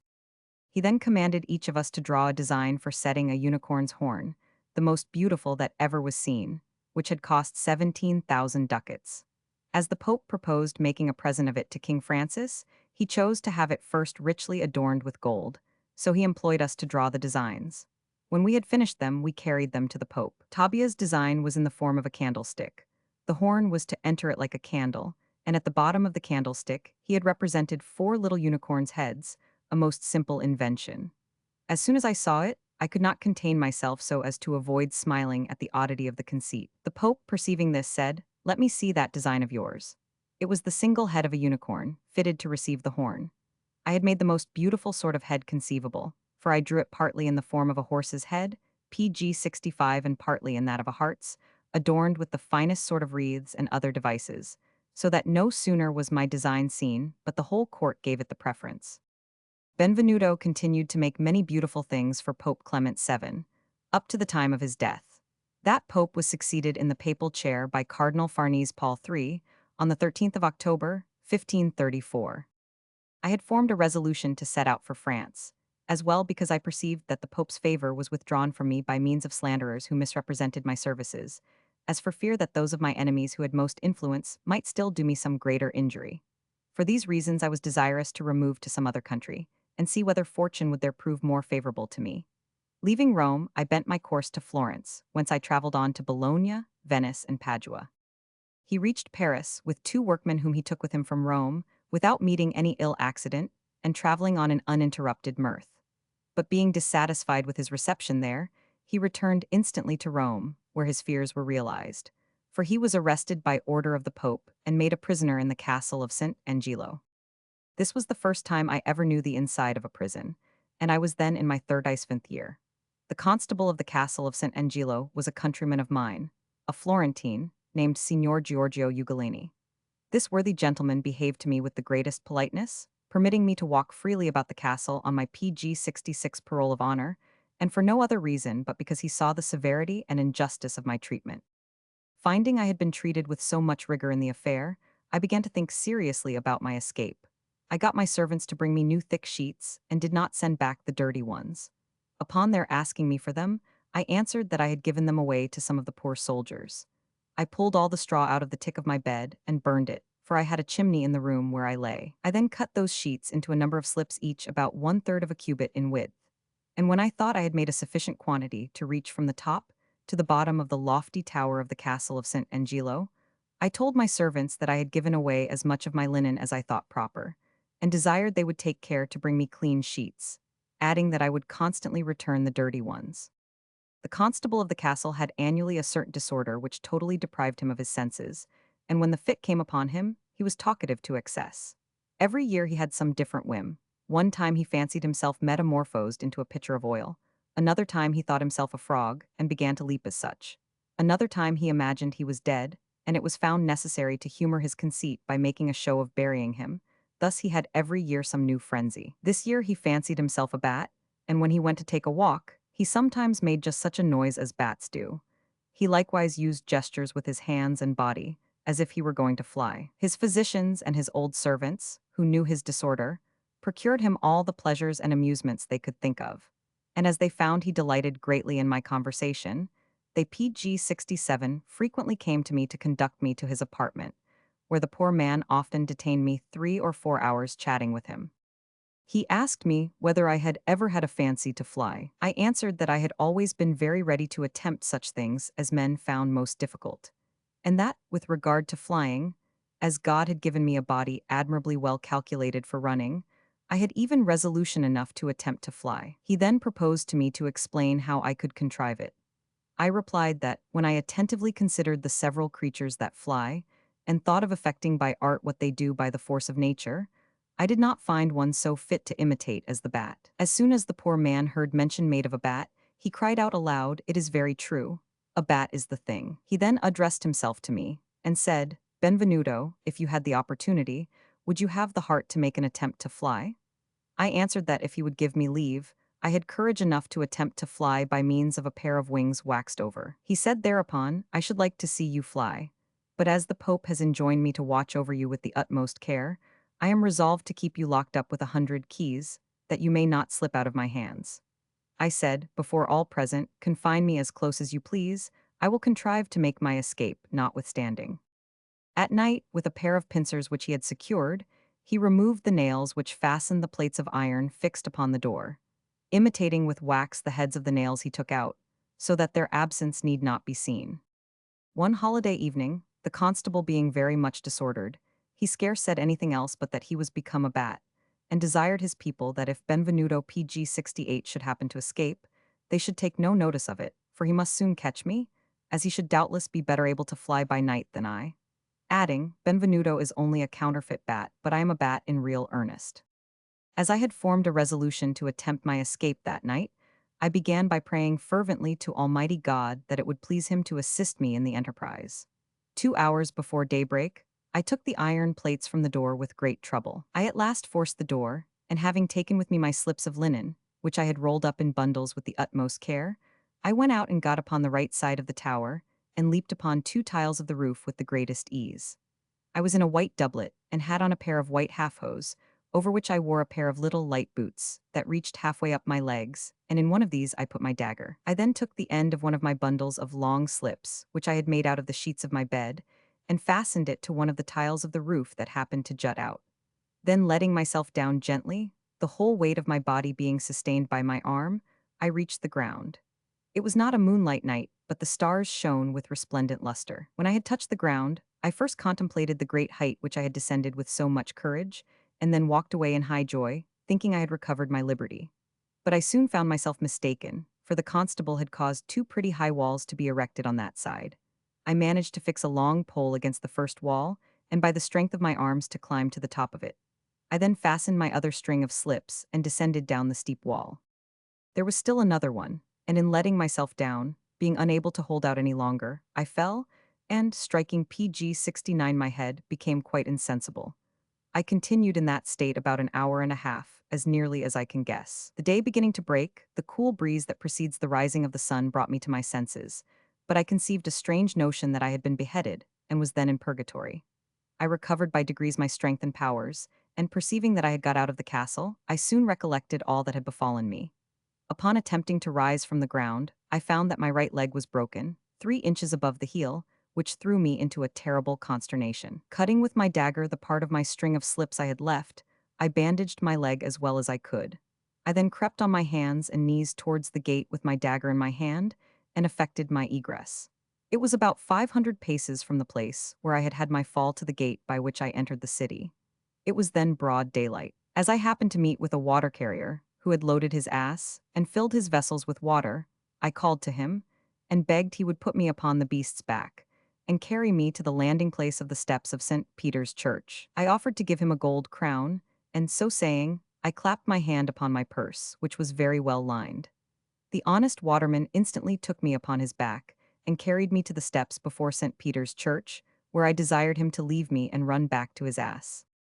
Whilst I was crawling along upon all four, one of the servants of Cardinal Cornaro knew me, and, running immediately to his master's apartment, awakened him out of his sleep, saying to him, "My most reverend lord, here is your jeweler Benvenuto, who has made his escape out of the castle, and is crawling along upon all four, quite PG-70 besmeared with blood." The cardinal, the moment he heard this, said to his servants, "Run, and bring him hither to my apartment upon your backs." When I came into his presence, the good cardinal bade me fear nothing, and immediately sent for an excellent surgeon, who set the bone, bandaged my leg, and bled me. The cardinal then caused me to be put into a private apartment, and went directly to the Vatican, in order to intercede in my behalf with the Pope. Meanwhile, the report of my escape made a great noise all over Rome, for the long string of sheeting fastened to the top of the lofty tower of the castle had excited attention, and the inhabitants ran in crowds to behold the sight. By this time, the frenzy of the constable had reached its highest pitch. He wanted, in spite of all his servants, to fly from the same tower himself, declaring there was but one way to retake me, and that was to fly after me. He caused himself to be carried into the presence of his holiness, and began a terrible outcry, saying that I had promised him, upon my honor, that I would not fly away, and had flown away notwithstanding. The Cardinal Cornaro, however, and others interceded for Benvenuto with the Pope, on account of his courage and the extraordinary efforts of his ingenuity, which seemed to surpass human capacity. The Pope said he had intended to keep him near his person, and to prevent him from returning to France, adding, "I am concerned to hear of his sufferings, however.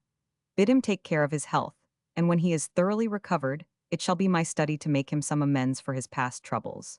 He was visited by young and old, persons of all ranks. PG 71. After this, Benvenuto went once more to France, where he was received with high consideration by Francis I, who gave him, for his home and workshop in Paris, a large old castle called the Nesle, of a triangular form, close to the walls of the city. Here, with workmen brought with him from Italy, he began many great works.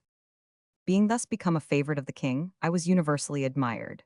As soon as I had received silver to make it of, I began to work on the statue of Jupiter, and took into my service several journeymen. We worked day and night with the utmost assiduity, insomuch that, having finished Jupiter, Vulcan, and Mars in earth, and Jupiter being pretty forward in silver, my shop began to make a grand show. Just about this time the king made his appearance at Paris, and I went to pay my respects to him. When His Majesty saw me, he called to me in high spirits and asked me whether I had anything curious to show him at my shop, for he intended to call there. I told him of all I had done, and he expressed an earnest desire to see my performances, and after dinner that day, all the nobility belonging to the court of France repaired to my shop. I had just come home and was beginning to work when the king made his appearance at my castle gate. Upon hearing the sound of so many hammers, he commanded his retinue to be silent. All my people were at work, so that the king came upon us quite unexpectedly. As he entered the saloon, the first object he perceived was myself with a large piece of plate in my hand, which was to make the body of Jupiter. Another was employed on the head, another again on the legs, so that the shop resounded with the beating of hammers. His Majesty was highly pleased, and returned to his palace, after having PG-72 conferred so many favors on me that it would be tedious to enumerate them.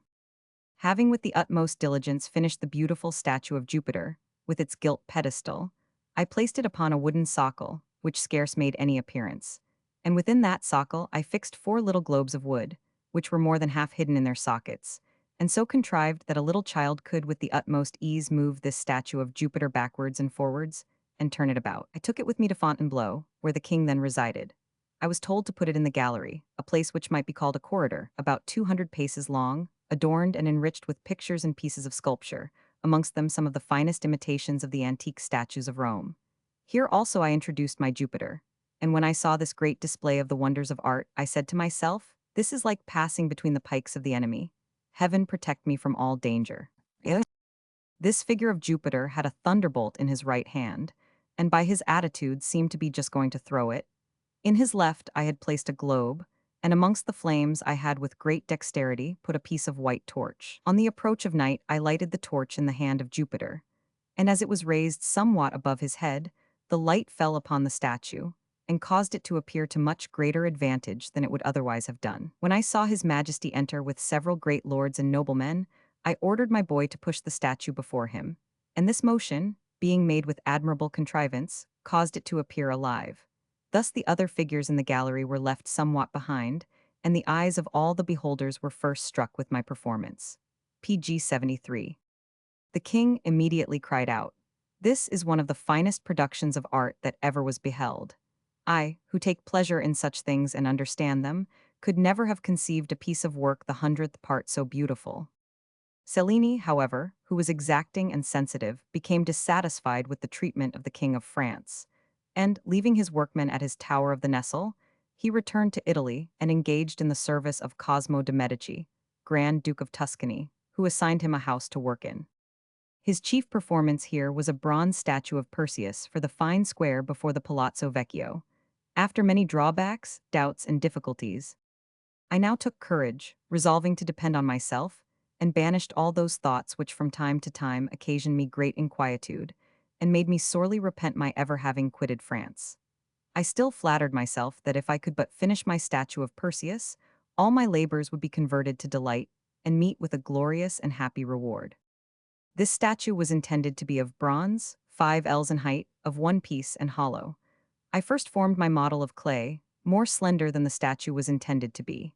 I then baked it, and covered it with wax of the thickness of a finger, which I modeled into the perfect form of the statue. In order to effect in concave what the wax represented in convex, I covered the wax with clay, and baked this second covering. Thus, the wax dissolving, and escaping by fissures left open for the purpose, I obtained, between the first model and the second PG-74 covering, a space for the introduction of the metal. In order to introduce the bronze without moving the first model, I placed the model in a pit dug under the furnace, and by means of pipes and apertures in the model itself, I meant to introduce the liquid metal. After I had made its coat of earth, covered it well, and bound it properly with irons, I began by means of a slow fire to draw off the wax, which melted away by many vent holes, for the more of these are made, the better the molds are filled.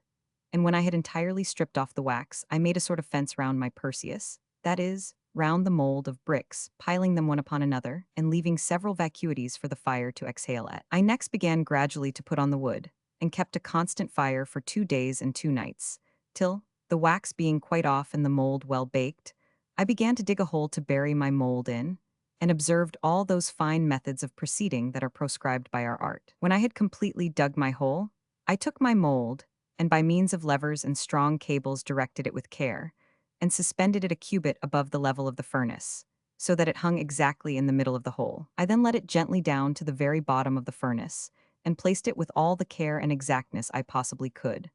After I had finished this part of my task, I began to make a covering of the very earth I had taken off, and in proportion as I raised the earth, I made vents for it, of a sort of tubes of baked earth, generally used for conduits and other things of a similar nature. I had caused my furnace to be filled with several pieces of brass and bronze, and heaped them upon one another in the manner taught us by our art, taking particular care to leave a passage for the flames, that the Pg75 metal might the sooner assume its color, and dissolve into a fluid. Thus, with great alacrity, I excited my men to lay on the pine wood, which, because of the oiliness of the resinous matter that oozes from the pine tree, and that my furnace was admirably well made, burned at such a rate that I was continually obliged to run to and fro, which greatly fatigued me. I, however, bore the hardship, but to add to my misfortune, the shop took fire, and we were all very much afraid that the roof would fall in and crush us. From another quarter, that is, from the garden, the sky poured in so much rain and wind that it cooled my furnace.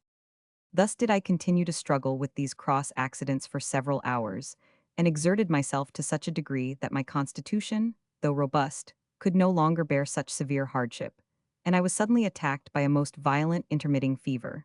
In short, I was so ill that I found myself under a necessity of lying down upon my bed.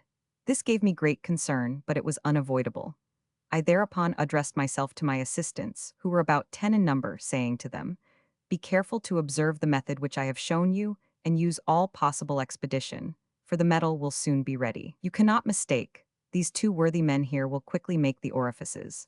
With two such directors, you can certainly contrive to pour out the hot metal, and I have no doubt but my mold will be filled completely. I find myself extremely ill, and really believe that in a few hours this severe disorder will put an end to my life." Thus I left them in great sorrow, and went to bed. I then ordered the maids to carry victuals and drink into the shop for all the men, and told them I did not expect to live till the next morning. In PG76 this manner did I continue for 2 hours in a violent fever, which I every moment perceived to increase, and I was incessantly crying out, "I am dying, I am dying." My housekeeper was one of the most sensible and affectionate women in the world. She rebuked me for giving way to vain fears, and at the same time attended me with the greatest kindness and care imaginable. However, seeing me so very ill, and terrified to such a degree, she could not contain herself, but shed a flood of tears, which she endeavored to conceal from me. Whilst we were both in this deep affliction, I perceived a man enter the room, who in his person appeared to be as crooked and distorted as a great S, and began to express himself in these terms, in a dismal and melancholy voice. "Alas, poor Benvenuto, your work is spoiled, and the misfortune admits of no remedy." No sooner had I heard the words uttered by this messenger of evil, but I cried out so loud that my voice might be heard to the skies, and got out of bed. I began immediately to dress, and, giving plenty of kicks and cuffs to the maidservants and the boy as they offered to help me on with my clothes, I complained bitterly in these terms: "Oh, you envious and treacherous wretches, this is a piece of villainy contrived on purpose.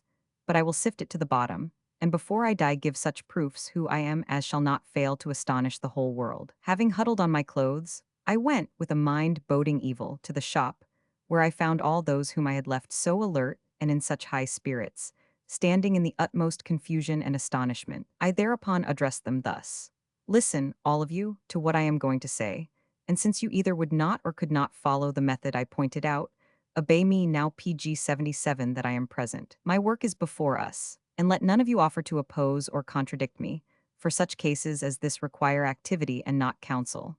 Hereupon one of them had the assurance to say to me, "Look you, Benvenuto, you have undertaken a work which our art cannot compass, and which is not to be effected by human power."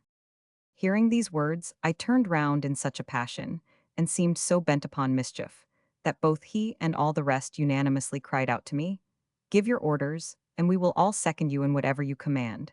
We will assist you as long as we have breath in our bodies." These kind and affectionate words they uttered, as I firmly believe, in a persuasion that I was upon the point of expiring. I went directly to examine the furnace, and saw all the metal in it concreted.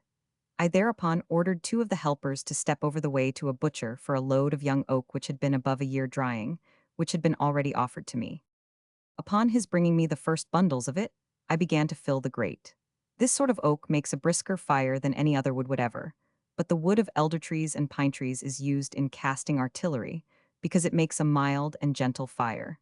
As soon as the concreted metal felt the power of this violent fire, it began to brighten and glitter. In another quarter, I made them hurry the tubes with all possible expedition, and sent some of them to the roof of the house to take care of the fire, which through the great violence of the wind had acquired new force.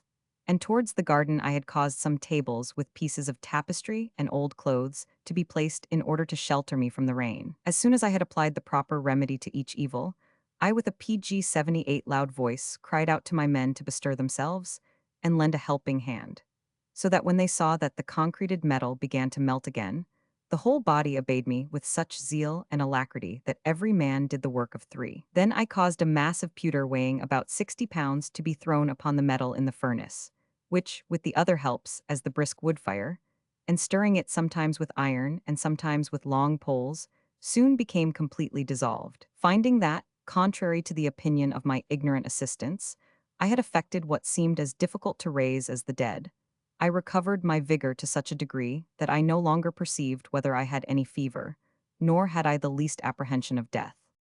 Suddenly a loud noise was heard, and a glittering of fire flashed before our eyes, as if it had been the darting of a thunderbolt. Upon the appearance of this extraordinary phenomenon, terror seized upon all present, and none more than myself.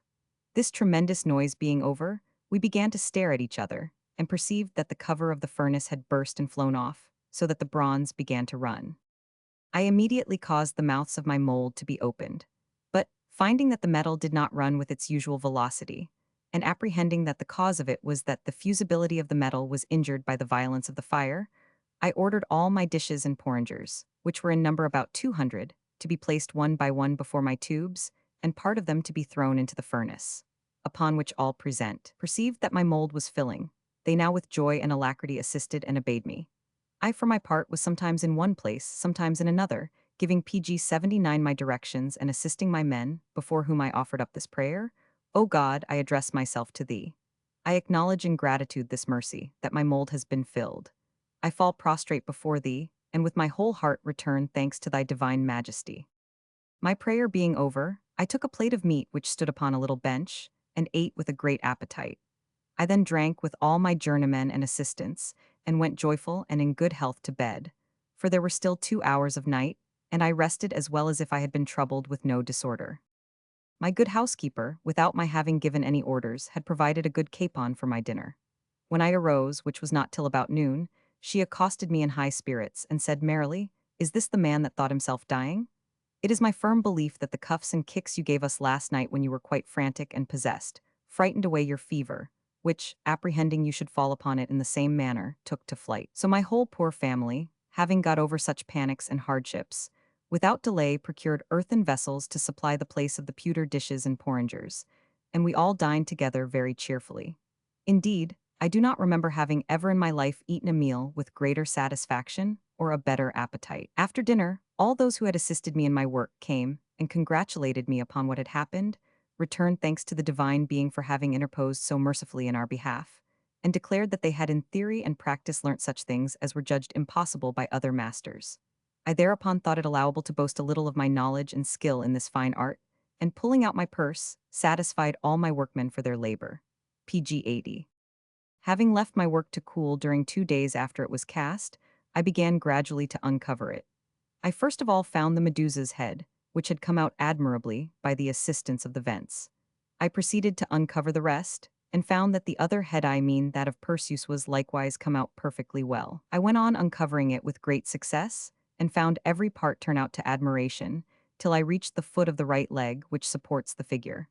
I found that not only the toes were wanting, but part of the foot itself, so that there was almost one half deficient. This occasioned me some new trouble, but I was not displeased at it, as I had expected this very thing.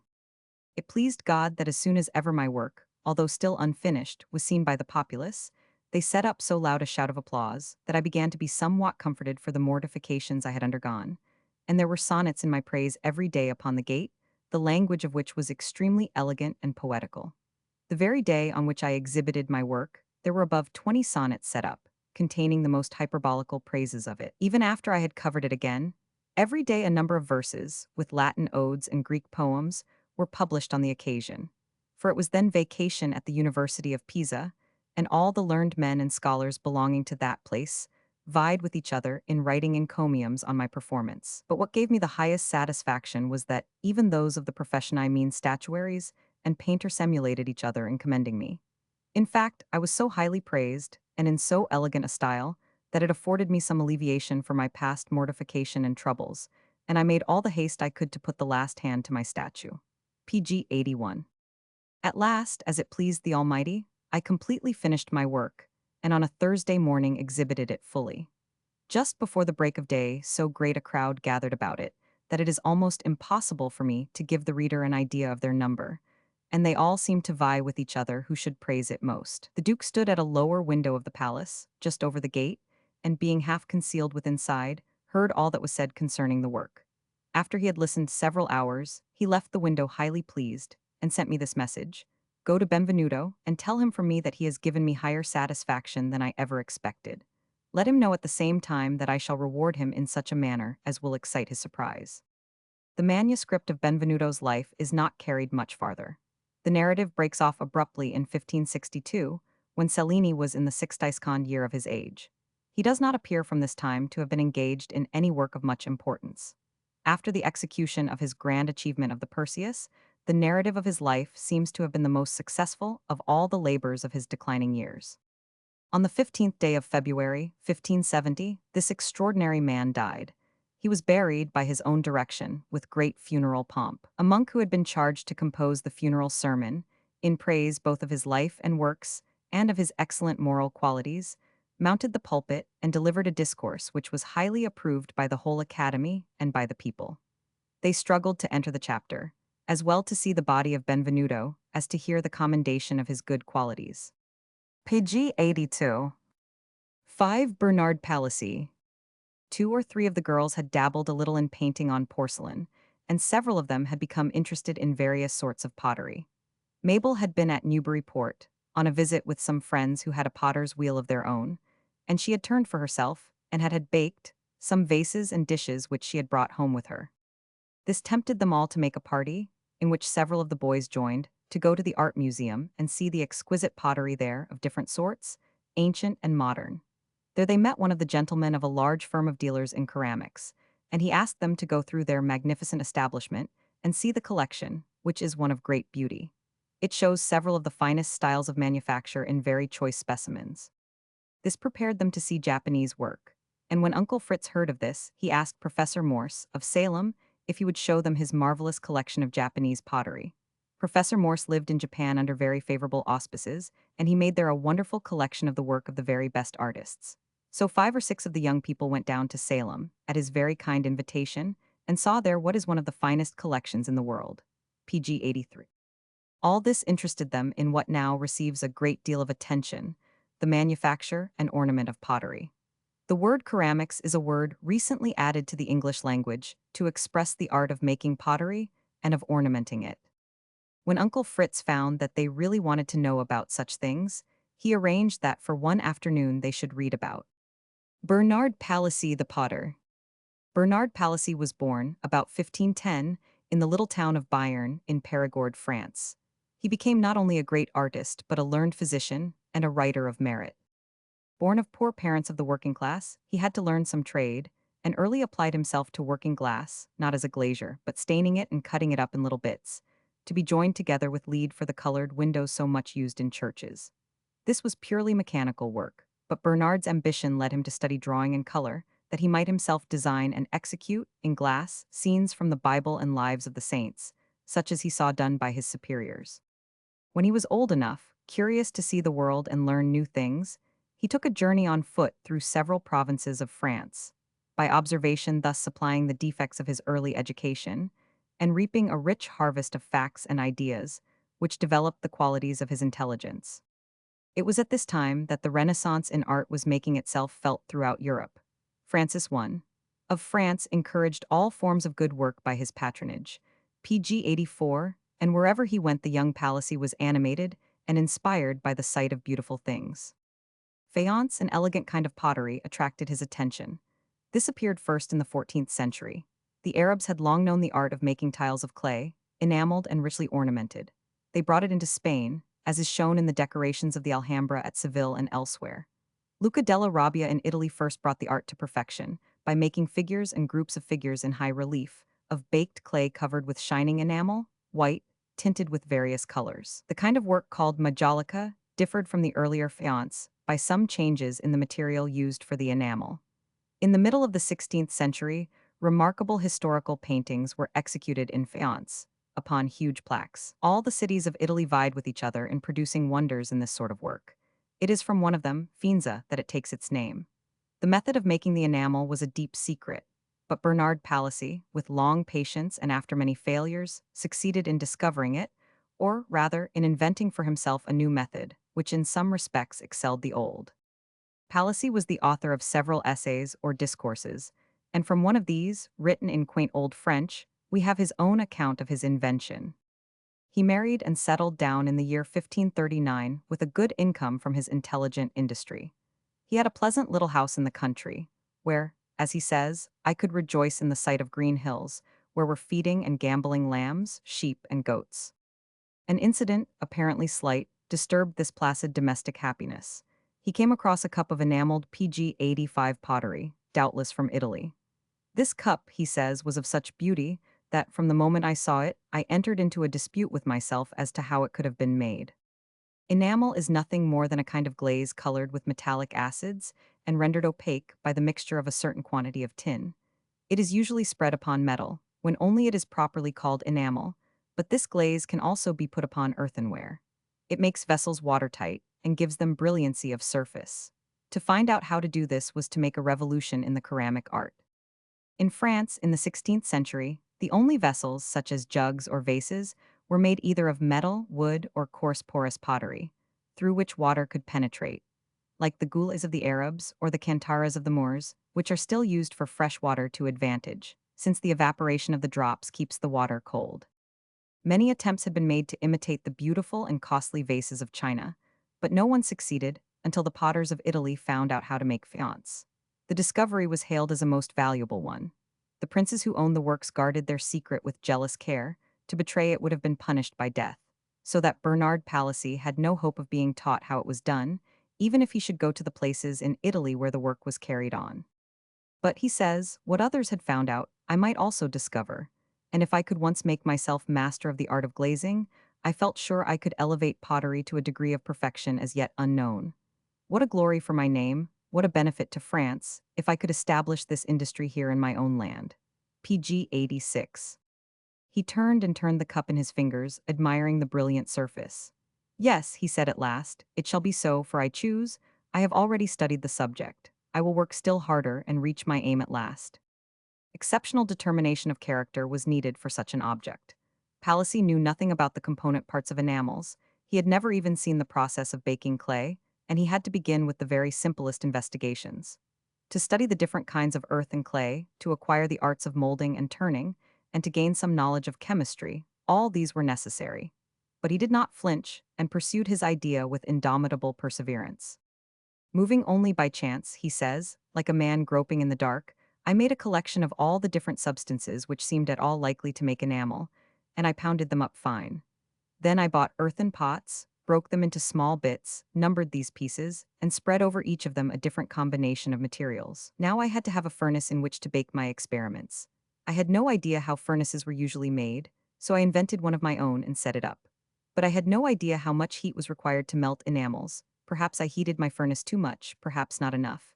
Sometimes my ingredients were all burned up, sometimes they melted not at all, or else some were turned to coal, while others remained undisturbed by the action of the fire. Meanwhile, the resources of the unlucky workman were fast diminishing, for he had abandoned his usual work, by which he earned his living, and kept making new furnaces, with great expense and trouble, and a great consumption of time and firewood. PG 87. This state of affairs much displeased his wife, who complained bitterly, and tried to divert her husband from an occupation which earned for him nothing but disappointment. The cheerful little household changed its aspect. The children were no longer well-dressed, and the shabby furniture and empty cupboards betrayed the decay which was falling upon the family. The father saw with profound grief the wants of his household, but success seemed ever so near to him that he could not bear to give it up. His hope at that time was but a mirage. And for long afterwards, in this struggle between intelligence and the antagonism of material things, ill fortune kept the upper hand. One day, tired out by his failures, it occurred to him that a man brought up to baking pottery would know how to bake his specimens better than he could. I covered 300 or 400 bits of broken vase with different compounds and sent them to a fabrique about a mile and a half from my house. The potters consented to put my patterns with their batch for the oven. Full of impatience, I awaited the result of this experiment. I was on hand when my specimens came out. I looked them anxiously all over. Not one was successful. The heat had not been strong enough, but I did not know this. I saw only one more useless expense of money. One of the workmen came to me and said, "You will never make anything out of this. You had better go back to your own business." Palissy shook his head. He had still in his possession some few valuable articles, souvenirs of happier days, which he could sell to renew his experiments. In spite of the reproaches of his wife, he bought more ingredients and more earthenware, and made new combinations. PG 88. Failure again, however, he would not be beaten. Some friends lent him a little money. He sat up at night to make new mixtures of different substances, all prepared with such care that he felt sure some of them must be good. Then he carried them again to the potters, whom he urged to the greatest care. They only shrugged their shoulders and called him crack brain, and when the batch was done, they brought the results to Palissy with jeers. Some of the pieces were dirty white, others green, red, or smoked by the fire, but all alike in being dull and worthless. It was over. Discouragement took possession of Palissy. I returned home, he says, full of confusion and sadness. Others might seek the secret of enamels. I must set to work and earn money to pay my debts and get bread for the family. Most luckily for him at this time, a task was given him by government, for which he was well suited and which brought him good pay. The king, Francis I, having had, like many another sovereign, some difficulty with his faithful subjects in the matter of imposts, now found it necessary to make a new regulation of taxes. And for this, among other things, an inspection of the salt marshes on the coasts of France was needed, in order to name the right sums for taxation, and a knowledge of arithmetic was required as well. Palissy was appointed, and to the great delight of his family, who thought that his mind would now be forever diverted from the search for enamel, he set forth to explore the islands and the shores of France. He drew admirable outlines of the forms of the salt marshes and wrote with eloquence upon the sublimity of the sea. Ease and comfort came back. His task was ended, but debts were paid and plenty of money remained. PG 89. The first thing he saw on returning home, alas, was the cup, his joy and despair. "How beautiful it is! How brilliant!" he exclaimed, and once more he threw himself into the pursuit of the elusive enamel. It was easy to see that the so much admired faience of Italy was simply common baked clay, covered with some substance glazed by heat, but so composed as to adhere to the surface after it had cooled. But what substance? He had tried all sorts of materials. Why had none of them melted? Palissy at length decided that the fault had been in using the common potter's furnace. Since the materials were to be vitrified by the process, they should be baked like glass. He broke up 3 dozen pots, pounded up a great quantity of different ingredients, and spread them with a brush on the fragments. Then he carried them to the nearest glassworks. He was allowed to superintend the baking himself. He put the specimens in the oven and passed the night attending the fire. In the morning he took them out. Oh, joy! Some of the compounds had begun to melt. There was no perfect glaze, only a sign that I was on the right road. It was, however, still a long and weary one. After 2 more years, Palissy was still far from the discovery of enameling, but during this time he was acquiring much knowledge. From a simple workman he had become a learned chemist.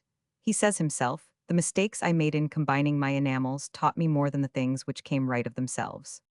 There came a time, which he had once more resolved should be the last, when he repaired to the glassworks, accompanied by a man loaded with more than 300 different patterns on bits of pottery. For 4 hours, Bernard gloomily watched the progress of baking. Sud PG 90 Denley he started in surprise. Did his eyes deceive him? No, it was no illusion.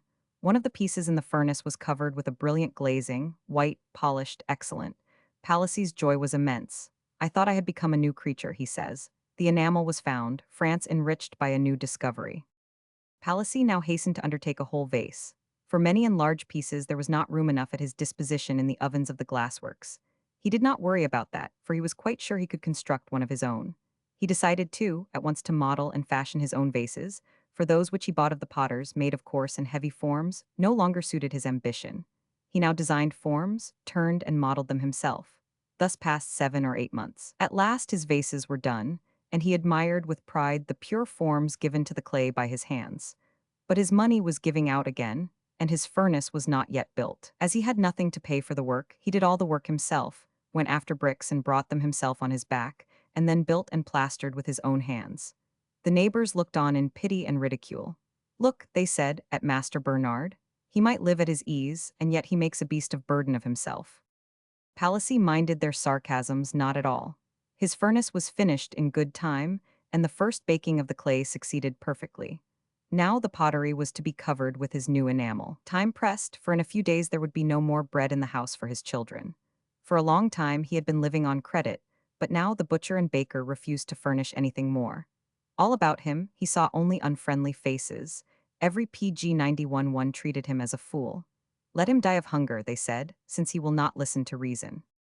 His wife was the worst of all. She failed to see any heroism in the obstinacy or perseverance of her husband. No wonder, perhaps, with the sight of her suffering children before her eyes. She went about reciting her misfortunes to all the neighborhood, very unwisely, as she thus ruined the credit of her husband, his last and only resource. Palissy was already worn out by so much manual labor, to which he was little accustomed. Nevertheless, he worked by night and all night long to pound up and prepare the materials for his white enamel and to spread it upon his vases. A report went abroad, caused by the sight of his lamp constantly burning, that he was trying to coin counterfeit money. He was suspected, despised, and avoided, and went about the streets hanging his head because he had no answer to make to his accusers. The moment which was to decide his life arrived. The vases were placed in the furnace, and for 6 continuous days and nights he plied the glowing fire with fuel. The heat was intolerable, but the enamel resisted, nothing would melt, and he was forced to recognize that there was too little of the glazing substance in the combination to vitrify the others. He set to work to mix another compound, but his vases were spoiled. He borrowed a few common ones from the pottery. During all this delay he did not dare to let the fire go out. It would take so much wood to start it again. Once more the newly covered pots were placed in the intense furnace. In 3 or 4 hours the test would be completed. Palissy perceived with terror that his fuel was giving out. He ran to his garden, tore up fences, and cut down trees which PG 92 he had planted himself, and threw all these into the 2 yawning mouths of the furnace. Not enough, he went into the house and seized tables, chairs, and bureaus, but the house was but poorly furnished and contained but little to feed the flames. Palissy returned. The rooms were empty, there was absolutely nothing more to take. Then he fell to pulling up the planks of the floor. His wife, frightened to death, stood still and let him go on. The neighbors ran in at the sound of the axe and said, "He must be a fool." But soon pity changed to admiration. When Palissy took the vases from the furnace, the common pots which all had seen before dull and coarse were of a clear pearly white, covered with brilliant polish. So much emotion and fatigue had told upon the robust constitution of Palissy. I was, he says, all used up and dried up on account of such toil, and the heat of the furnace. It was more than a month since I had had a dry shirt on my body, and I felt as if I had reached the door of the sepulchre. In spite of the success which he had now attained, our potter had by no means reached the end of his misfortunes. He sold his vases, but could not get much for them, as there were but a few of poor shapes. For those which he had modeled himself had all failed to take the enamel, and the successful ones were only common things, bought on credit. The small sum which he got by selling them was not enough by any means to cover his expenses, pay his debts, and restore order to the house from which pretty much everything was burned up for firewood in his furnace. However, he was supported and happy in the thought of his success. He said to himself, "Why be sad? When PG 93 you have found what you were seeking for? Go on working, and you will put your enemies to shame." Once more he succeeded in borrowing a little money. He hired a man to help him, and for want of funds, he paid this man by giving him all his own good clothes, while he went himself in rags. The furnace he had made was coming to pieces on account of the intense heat he had maintained in it for 6 days and nights during his last experiment. He pulled it to pieces with his own hands, working with fingers bleeding and bound up in bandages. Then he fetched water, sand, lime, and stone, and built by himself a new furnace, without any help or any repose. A feverish resolution doubled my strength, and made me capable of doing things which I should have imagined impossible. This time the oven heats admirably, the enamels appear to be melting. Palissy goes to rest, and dreams of his new vases, which must bring enough to pay all his debts. His impatient creditors come in the morning to see the things taken from the furnace.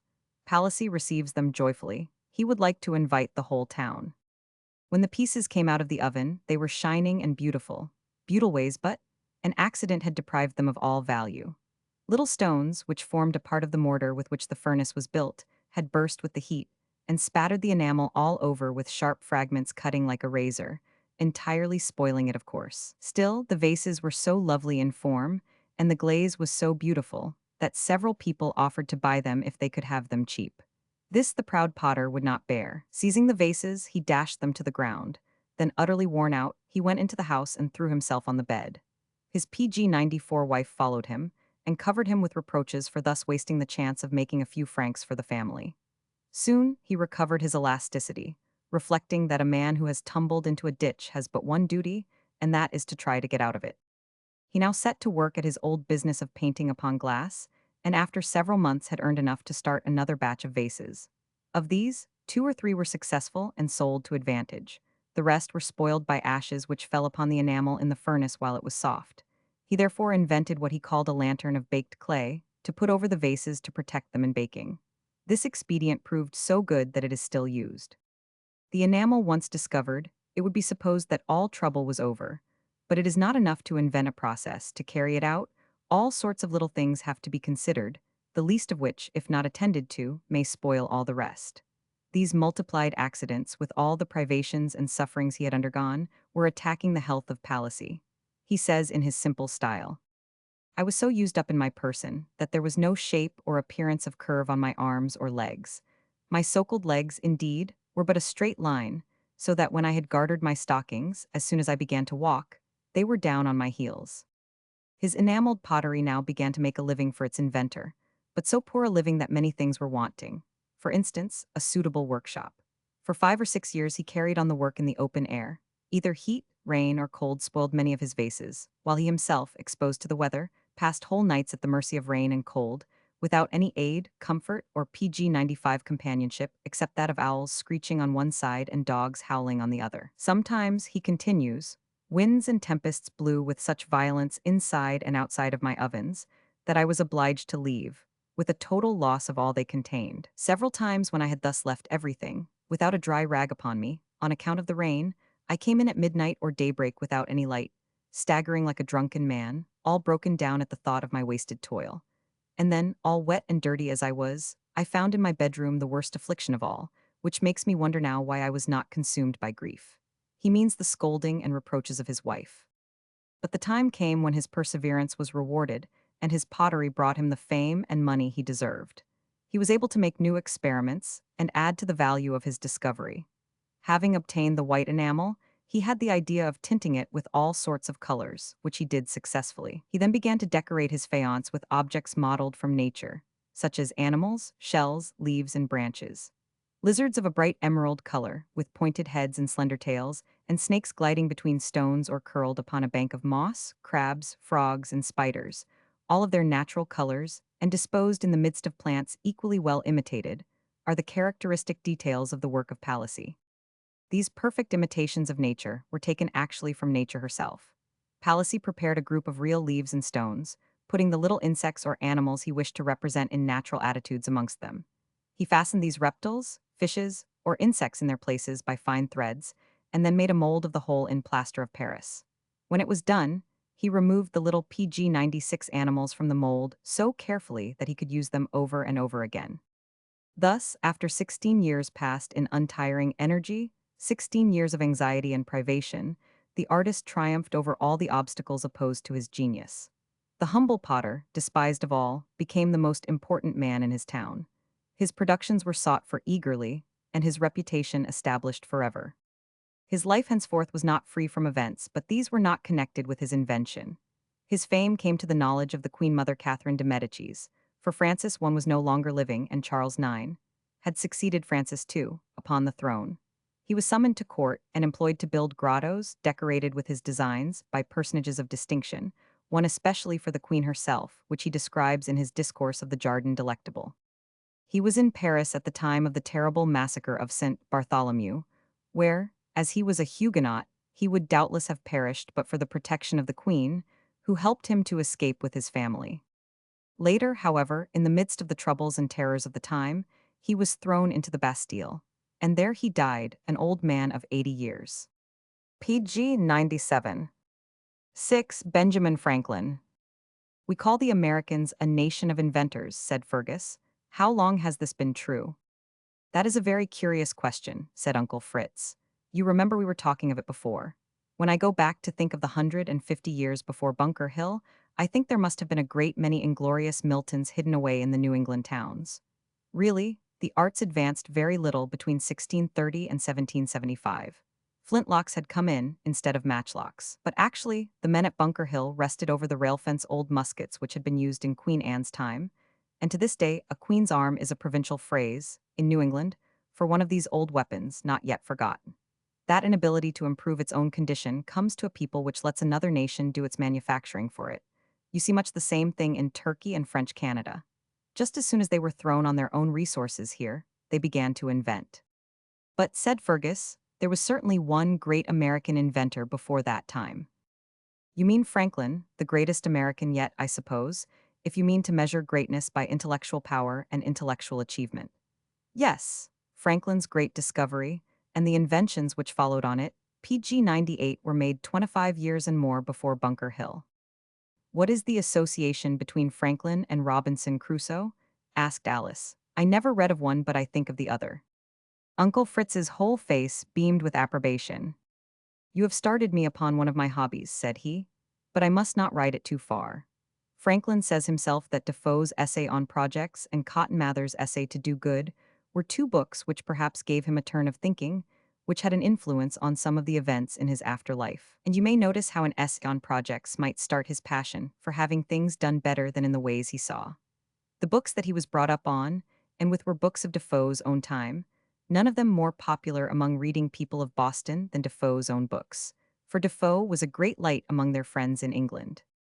If Robinson Crusoe, on his second voyage, which was in the year 1718, had run into Boston for supplies as he thought of doing, and if old Judge Sewell had asked him to dinner, as he would have been likely to do, for Robinson was a godly old gentleman then, of intelligence and fortune, if there had been by accident a vacant place at the table at the last moment, Judge Sewell might have sent round to Franklin's father to ask him to come in.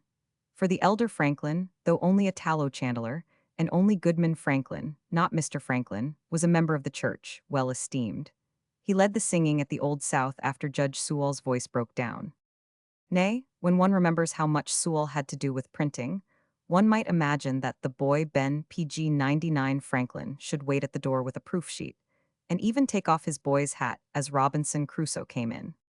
Here Bedford Long put in a remark. There are things in Robinson Crusoe's accounts of his experiments in making his pipkins, which ought to bring him into any book of American inventors. I never thought before, said Fergus, that Defoe's experiences in making tiles and tobacco pipes and drain pipes fitted him for all that learned discussion of glazing, when Robinson Crusoe makes his pots and pans.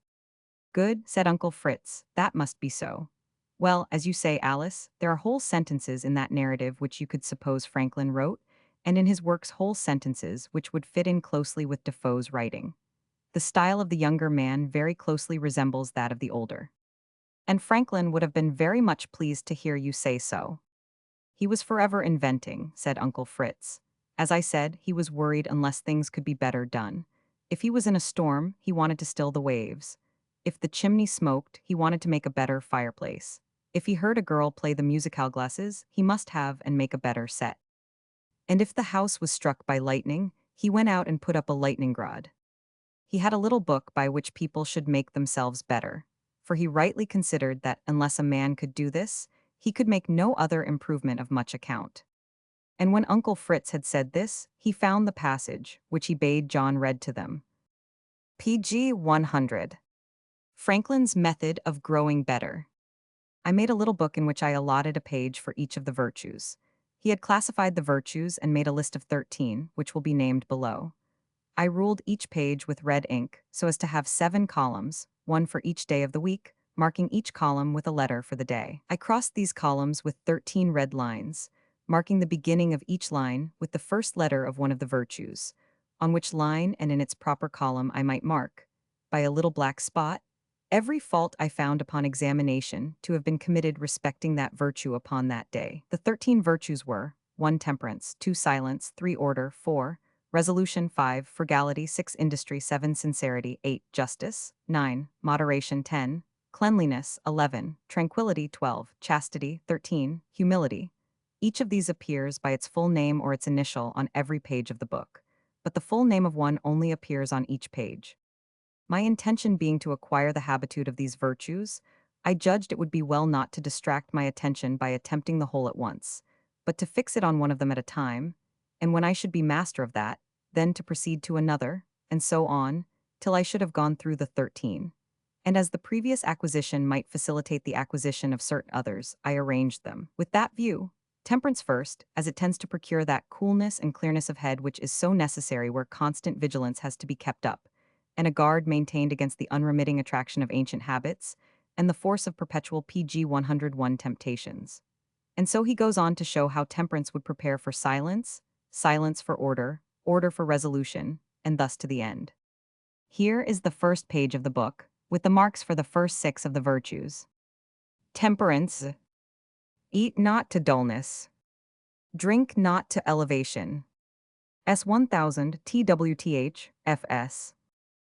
D. Nes. No. Lar. Nev. 1S. J. 1100 T. 100 H. I determined to give a week's strict attention to each of the virtues successively. Thus, in the first week my great guard was to avoid every the least offense against temperance, leaving the other virtues to their ordinary chance, only marking every evening the faults of the day. PG 102 thus, if in the first week I could keep my first line, marked T, clear of spots, I suppose the habit of that virtue so much strengthened, and its opposite weakened, that I might venture extending my attention to include the next, and for the following week keep both lines clear of spots. Proceeding thus to the last, I could go through a course complete in 13 weeks, and 4 courses in a year. And like him who having a garden to weed, does not attempt to eradicate all the bad herbs at once, which would exceed his reach and his strength, but works on one of the beds at a time, and, having accomplished the first, proceeds to the second, so I should have. I hoped the encouraging pleasure of seeing on my pages the progress I made in virtue, by clearing successively my lines of their spots, till in the end, by a number of courses, I should be happy in viewing a clean book after a 13 weeks daily examination. Uncle Fritz said that this plan of Franklin's had been quite a favorite plan of different people at the end of the last century. Richard Lovell Edgeworth and Mr. Day, and a good many of the other reformers in England, and many in France, really thought that if people only knew what was right, they would all begin and do it. They had to learn, by their own experience or somebody's, that the difficulty was generally deeper down. There was a man named Draws who published a little book called The Art of Being Happy, with tables on which every night you were to mark yourself, as a schoolmistress marks scholars at school, 10 for truth, 3 for temper, 5 for industry, 9 for frugality, and so on. PG 103. But in the long run, said Uncle Fritz, there may be too much self-examination. If you really look up and not down, and look forward and not back, and loyally lend a hand, why, you can afford to look out and not in general. Fergus brought the talk back to the lightning rod, and asked where was the earliest hint of it. The history seems to be this. In the year 1747, a gentleman named Collinson sent to Franklin, from England or Scotland, one of the glass tubes with which people were then trying electrical experiments. Franklin was very much interested. He went on repeating the experiments which had been made in England and on the continent of Europe. With his general love of society in such things, he had other glass tubes made, and gave them to his friends. He had one immense advantage over the wise men of England and France, in the superior dryness of our air, which greatly favors such experiments. Almost any one of the young Americans who will read this book has tried the experiment of exciting electricity by shuffling across a Brussels carpet on a dry floor, and then lighting the gas from a gas jet by the spark. But when you tell an Englishman in London that you have done this, he thinks at first that you are making fun of him. For it is very seldom that the air and the carpet and the floor are all dry enough for the experiment to succeed in England. This difference of climate accounts for the difficulty which the philosophers in England sometimes found in repeating Dr. Franklin's experiments. When it came to lightning and experiments about that, he had another very great advantage. for we have many more thunderstorms than they have. In the year 1752, PG 104, when Mr. Watson was very eager to try the lightning experiments in England, he seems to have had, in all the summer, but 2 storms of thunder and lightning. Franklin made his apparatus on a scale which now seems almost gigantic. The conductor of an electrical machine, such as you will generally see in a college laboratory, is seldom more than 2 feet long. Franklin's conductor, which was hung by silk from the top of his room, was a cylinder 10 feet long and 1 foot in diameter, covered with gilt paper. In his Leyden battery, he used 5 glass jars as big as large water pails. They held 9 gallons each. One night he had arranged to kill a turkey by a shock from 2 of these. He received the shock himself by accident, and it almost killed him. He had a theory that if turkeys were killed by electricity, the meat would perhaps be more tender. He acknowledges Mr. Collinson's present of the glass tube as early as March 28, 1747. On the 11th of July, he writes to Collinson that we had discovered the power of points to withdraw electricity silently and continuously. On this discovery, the lightning rod is based. He describes this quality, first observed by Mr. Hopkinson, in the following letter. The first is the wonderful effect of pointed bodies, both in drawing off and throwing off the electrical fire. For example, place an iron shot of 3 or 4 inches diameter on the mouth of a clean, dry glass bottle. By a fine silken thread from the ceiling, right over the mouth of the bottle, suspend a small cork ball about the bigness of a marble. The thread of such a length as that the cork ball may rest against the side of the shot. Electrify the shot, and the ball will be repelled to the distance of 4 or 5 inches, more or less, according to the PG 105 quantity of electricity. When in this state, if you present to the shot the point of a long, slender, sharp bodkin, at 6 or 8 inches distance, the repellency is instantly destroyed, and the cork flies to the shot. A blunt body must be brought within an inch and draw a spark to produce the same effect. To prove that the electrical fire is drawn off by the point, if you take the blade of the bodkin out of the wooden handle, and fix it in a stick of sealing wax, and then present it at the distance aforesaid, or if you bring it very near, no such effect follows. But sliding one finger along the wax till you touch the blade, the ball flies to the shot immediately. If you present the point in the dark, you will see, sometimes at a foot distance and more, a light gather upon it like that of a firefly or glowworm. The less sharp the point, the nearer you must bring it to observe the light.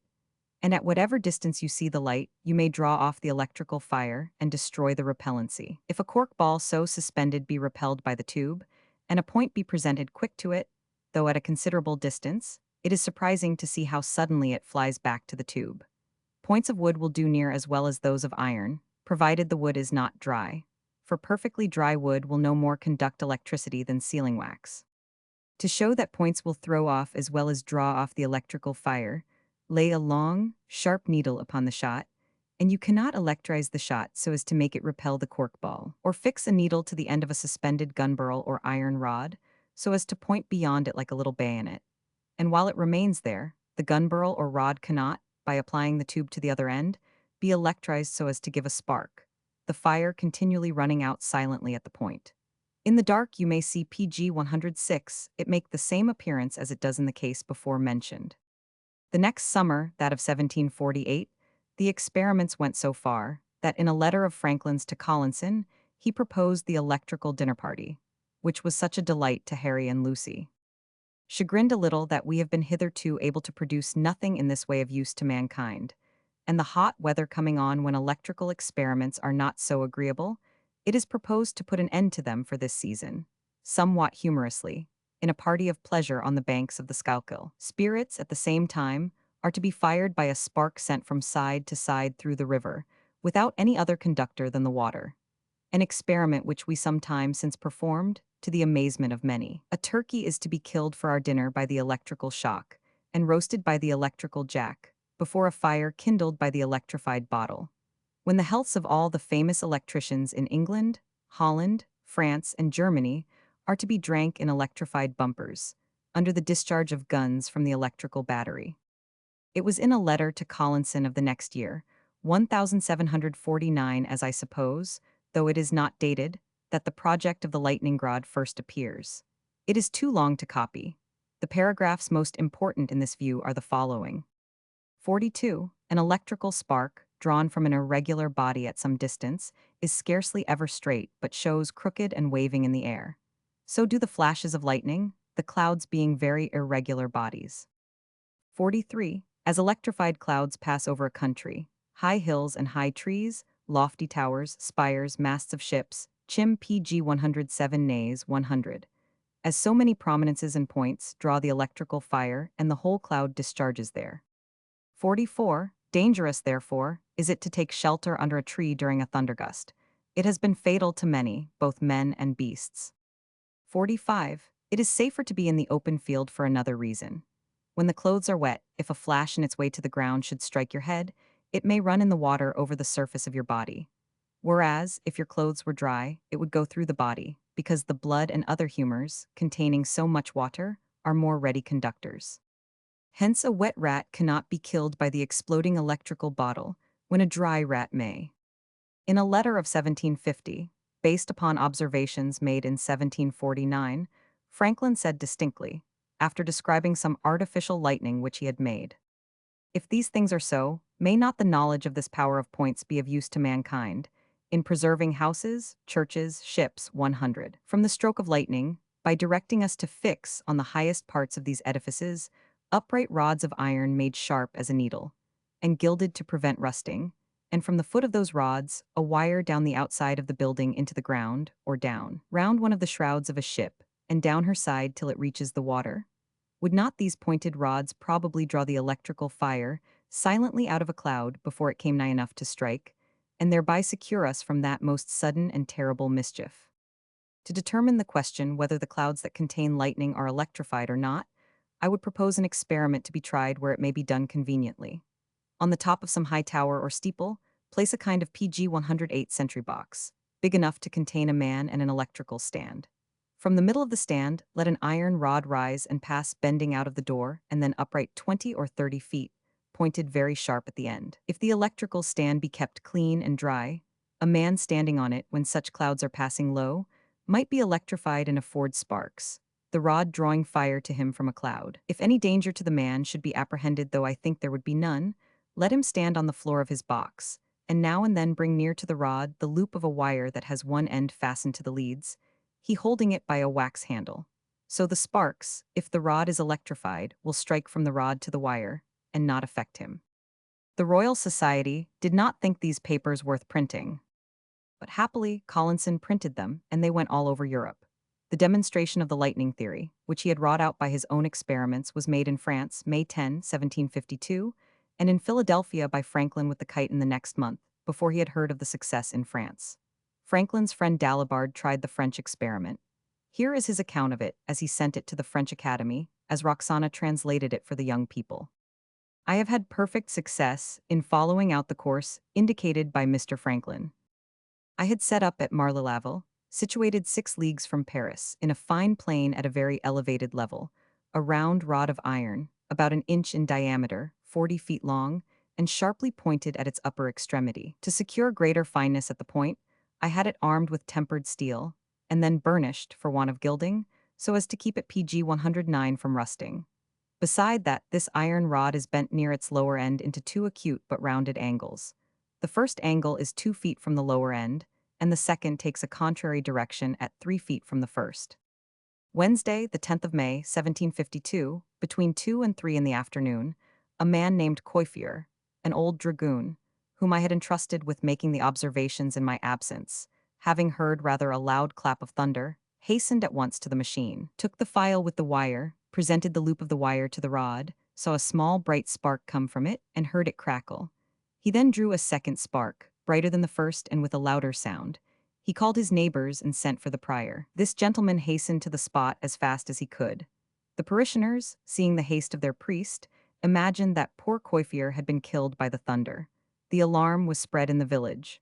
The hailstorm which began did not prevent the flock from following its shepherd. This honest priest approached the machine, and, seeing that there was no danger, went to work himself and drew strong sparks.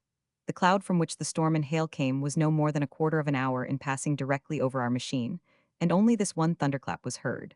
As soon as the cloud had passed and no more sparks were drawn from the iron rod, the prior of Marly sent off Monsieur Coiffier himself to bring me the following letter, which he wrote in haste.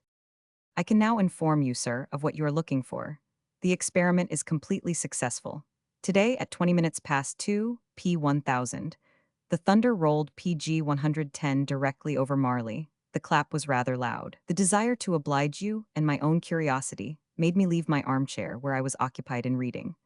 I went to Coiffier's, who had already sent a child to me, whom I met on the way to beg me to come. I redoubled my speed through a torrent of hail. When I arrived at the place where the bent rod was set up, I presented the wire, approaching it several times toward the rod. At the distance of an inch and a half, or about that, there came out of the rod a little column of bluish fire smelling of sulfur, which struck the loop of the wire with an extreme and rapid energy, and occasioned a sound like that which might be made by striking on the rod with a key. I repeated the experiment at least 6 times, in the space of about 4 minutes in the presence of several persons, and each experiment which I made lasted the space of a pater and an ave. I tried to go on. The action of the fire slackened little by little. I went nearer, and drew nothing more but a few sparks, and at last nothing appeared. The thunderclap which caused this event was followed by no other. It all ended in a great quantity of hail. I was so occupied with what I saw at the moment of the experiment, that, having been struck on the arm a little above my elbow, I cannot say whether it was in touching the wire or the rod. I was not even aware of the injury which the blow had given me at the moment when I received it. But as the pain continued, on my return home I uncovered my arm before Coiffier, and we perceived a bruised mark winding round the arm, like what wire would have made if my bare flesh had been struck by it. As I was going back from Coiffier's house, I met Monsieur le Vicaire, Monsieur de Milly, and the schoolmaster, to whom I related what had just happened. They all three PG 111 declared that they smelt an odor of sulfur, which struck them more as they approached me. I carried the same odor home with me, and my servants noticed it without my having said anything to them about it. This, monsieur, is an account given in haste, but simple and true, which I attest, and you may depend on my being ready to give evidence of this event on every opportunity. Coiffier was the first who made the experiment, and repeated it several times. It was only on account of what he had seen that he sent to ask me to come. If other witnesses than he and I are necessary, you will find them. Coiffier is in haste to set out. I am, with respectful consideration, monsieur, yours 100. Signed Rollet, Prior of Marley. May 10, 1752. I do not understand, said Uncle Fritz, how it happened that no one attempted the experiment before. Franklin had proposed it, very distinctly, in 1750. His friend Dr. Stuber says that he was waiting for the erection of a steeple in Philadelphia. You see, the Quakers, who had founded this city, would have none. They derided what they called steeple houses, little foreseeing what advantage could be drawn from a steeple.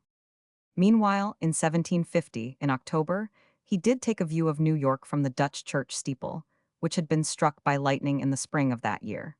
And here he was able to confirm his theory, by seeing that wire is a good conductor of lightning, as it is of electricity.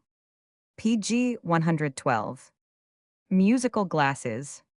While some of the children were reading these electrical passages, others were turning over the next volume, and to their great delight, they found a picture of the musical glasses. I never had the slightest idea what musical glasses were, said Jack, and he spouted from Goldsmith the passage from the Vicar of Wakefield, where the fashionable ladies from London talked about Shakespeare and the musical glasses. Were they Dr. Franklin's musical glasses? I never thought of that, said Uncle Fritz, well pleased, but I think it is so. John, look and see what year the Vicar of Wakefield was written in.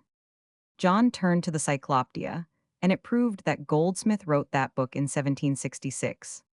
And you see, said Uncle Fritz, that it was in 1762 that Franklin made his improvement, and that Mr. Puckeridge, the Irish gentleman, had arranged his glasses before.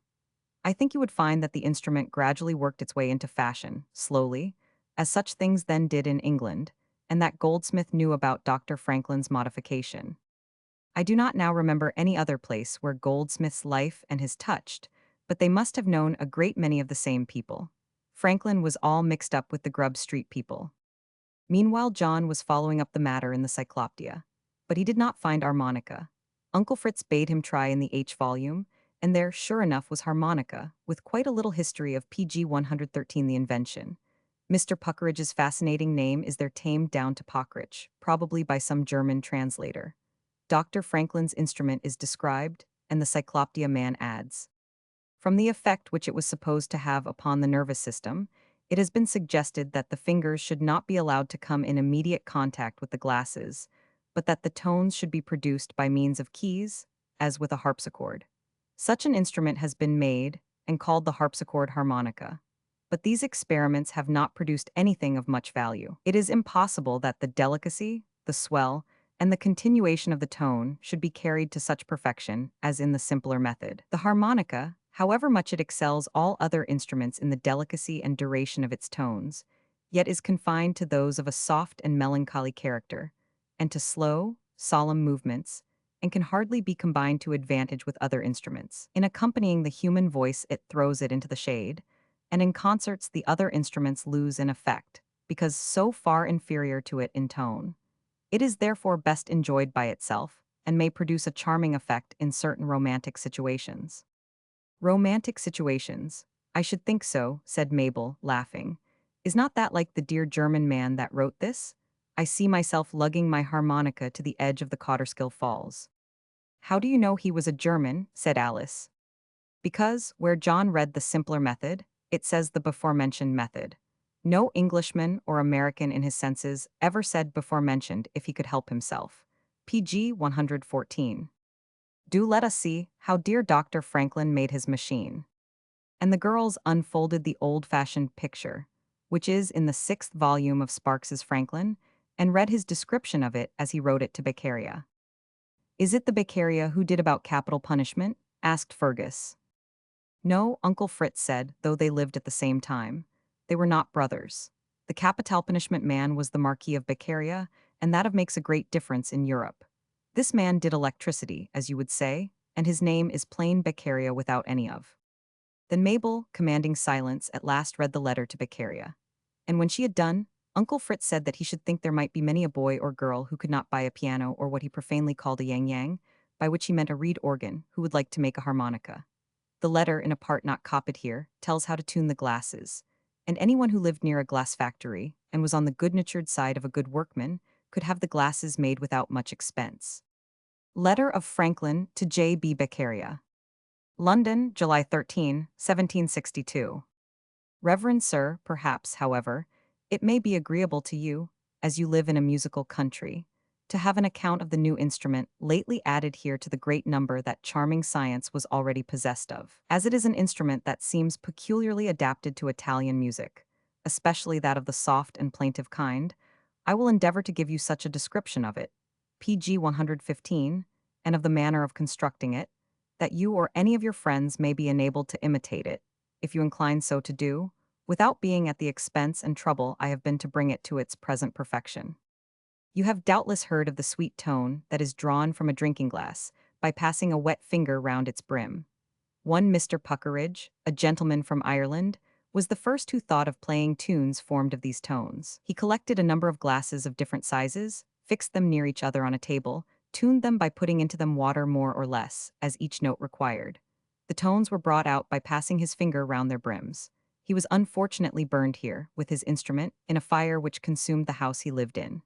Mr. E. de Laval, a most ingenious member of our Royal Society, made one in imitation of it, with a better form and choice of glasses, which was the first I saw or heard. Being charmed by the sweetness of its tones, and the music he produced from it, I wished only to see the glasses disposed in a more convenient form, and brought together in a narrower compass, so as to admit of a greater number of tones, and all within reach of hand to a person sitting before the instrument, which I accomplished, after various intermediate trials and less commodious forms, both of glasses and construction, in the following manner. The glasses are blown as nearly as possible in the form of hemispheres, having each an open neck or socket in the middle. The thickness of the glass near the brim about 1/10 of an inch, or hardly quite so much, but thicker as it comes nearer the neck, which in the largest glasses is about 1 inch deep, and 1.5 inches wide within, these dimensions lessening as the glasses themselves dimin PG 116-ish in size, except that the neck of the smallest ought not to be shorter than 1/2 inch. The largest glass is 9 inches diameter, and the smallest 3 inches. Between these two are 23 different sizes, differing from each other 1/4 of an inch in diameter. To make a single instrument, there should be at least 6 glasses blown of each size, and out of this number one may probably pick 37 glasses, which are sufficient for 3 octaves, with all the semitones that will be each either the note one wants, or a little sharper than that note, and all fitting so well into each other as to taper pretty regularly from the largest to the smallest. It is true there are not 37 sizes, but it often happens that two of the same size differ a note or half note in tone by reason of a difference in thickness, and these may be placed one in the other without sensibly hurting the regularity of the taper form. The glasses being thus turned, you are to be provided with a case for them, and a spindle on which they are to be fixed. My case is about 3 feet long, 11 inches every way wide at the biggest end, for it tapers all the way to adapt it better to the conical figure of the set of glasses. This case opens in the middle of its height, and the upper part turns up by hinges fixed behind. The spindle, which is of hard iron, lies horizontally from end to end of the box within, exactly in the middle, and is made to turn on brass gudgeons at each end. It is round, an inch in diameter at the thickest end, and tapering to a quarter of an inch at the smallest. A square shank comes from its thickest end through the box, on which shank a wheel is fixed by a screw. This wheel serves as a fly to make the motion equable, when the spindle with the glasses is turned by the foot like a spinning wheel. My PG 117 wheel is of mahogany, 18 inches diameter, and pretty thick, so as to conceal near its circumference about 25 pounds of lead. An ivory pin is fixed in the face of this wheel, and about 4 inches from the axis. Over the neck of this pin is put the loop of the string that comes up from the movable step to give it motion. The case stands on a neat frame with 4 legs. To fix the glasses on the spindle, a cork is first to be fitted in each neck pretty tight, and projecting a little without the neck, that the neck of one may not touch the inside of another when put together, for that would make a jarring. These corks are to be perforated with holes of different diameters, so as to suit that part of the spindle on which they are to be fixed. When a glass is put on, by holding it stiffly between both hands, while another turns the spindle, it may be gradually brought to its place, but care must be taken that the hole be not too small, lest in forcing it up the neck should split, nor too large lest the glass, not being firmly fixed, should turn or move on the spindle, so as to touch or jar against its neighboring glass. The glasses are thus placed one in another, the largest on the biggest end of the spindle, which is to the left hand. The neck of this glass is towards the wheel, and the next goes into it in the same position, only about an inch of its brim appearing beyond the brim of the first. Thus proceeding, every glass when fixed shows about an inch of its brim or 3/4 of an inch, or half an inch, as they grow smaller beyond the brim of the glass that contains it. And it is from these exposed parts of each glass that the tone is drawn, by laying a finger upon one of them as the spindle and glasses turn round. My largest glass is G, a little below the reach of a common voice, and my highest G, including 3 complete PG 118 octaves. To distinguish the glasses the more readily to the eye, I have painted the apparent parts of the glasses with inside, every semitone white, and the other notes of the octave with the 7 prismatic colors, viz. C red, D orange, E yellow, F green, G blue, A indigo, B purple, and C red again, so that glasses of the same color the white accepted are always octaves to each other. This instrument is played upon by sitting before the middle of the set of glasses, as before the keys of a harpsichord, turning them with the foot, and wetting them now and then with a sponge and clean water. The fingers should be first a little soaked in water, and quite free from all greasiness. A little fine chalk upon them is sometimes useful, to make them catch the glass and bring out the tone more readily. Both hands are used, by which means different parts are played together. Observe that the tones are best brought out when the glasses turn from the ends of the fingers, not when they turn to them. The advantages of this instrument are that its tones are incomparably sweet, beyond those of any other, that they may be swelled and softened at pleasure by stronger or weaker pressure of the finger, and continued to any length, and that the instrument, being once well tuned, never again wants tuning. In honor of your musical language, I have borrowed from it the name of this instrument, calling it the harmonica. With great respect and esteem, I am 100. B. Franklin, PG 119.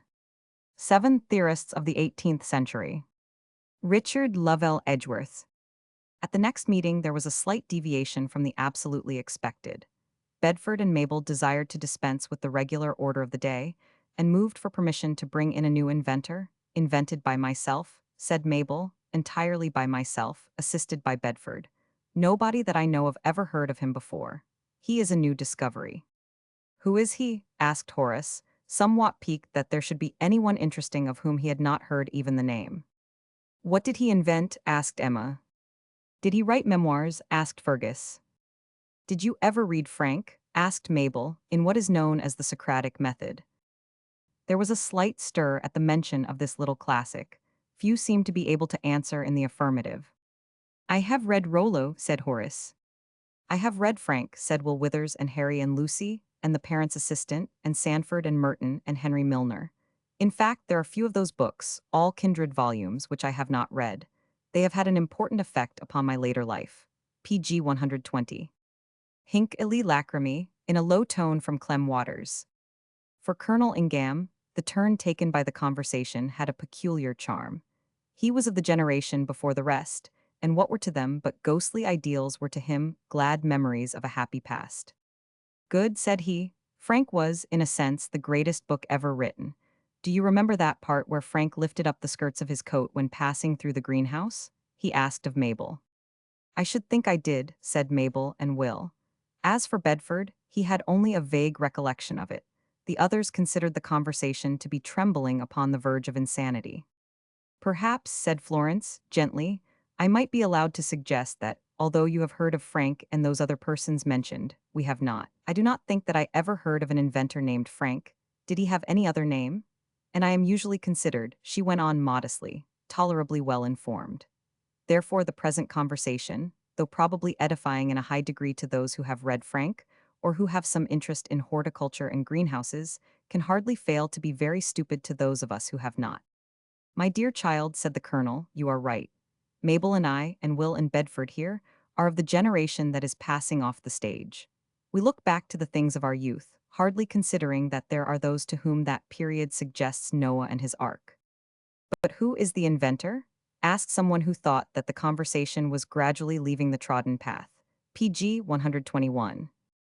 "Oh, we had almost forgotten him," said Bedford. "The inventor," said Mabel, producing 2 volumes from under her arm, "is Mr. Richard Lovell Edgeworth, the father of Maria Edgeworth." "What did he invent?" asked many of the company. "He invented the telegraph."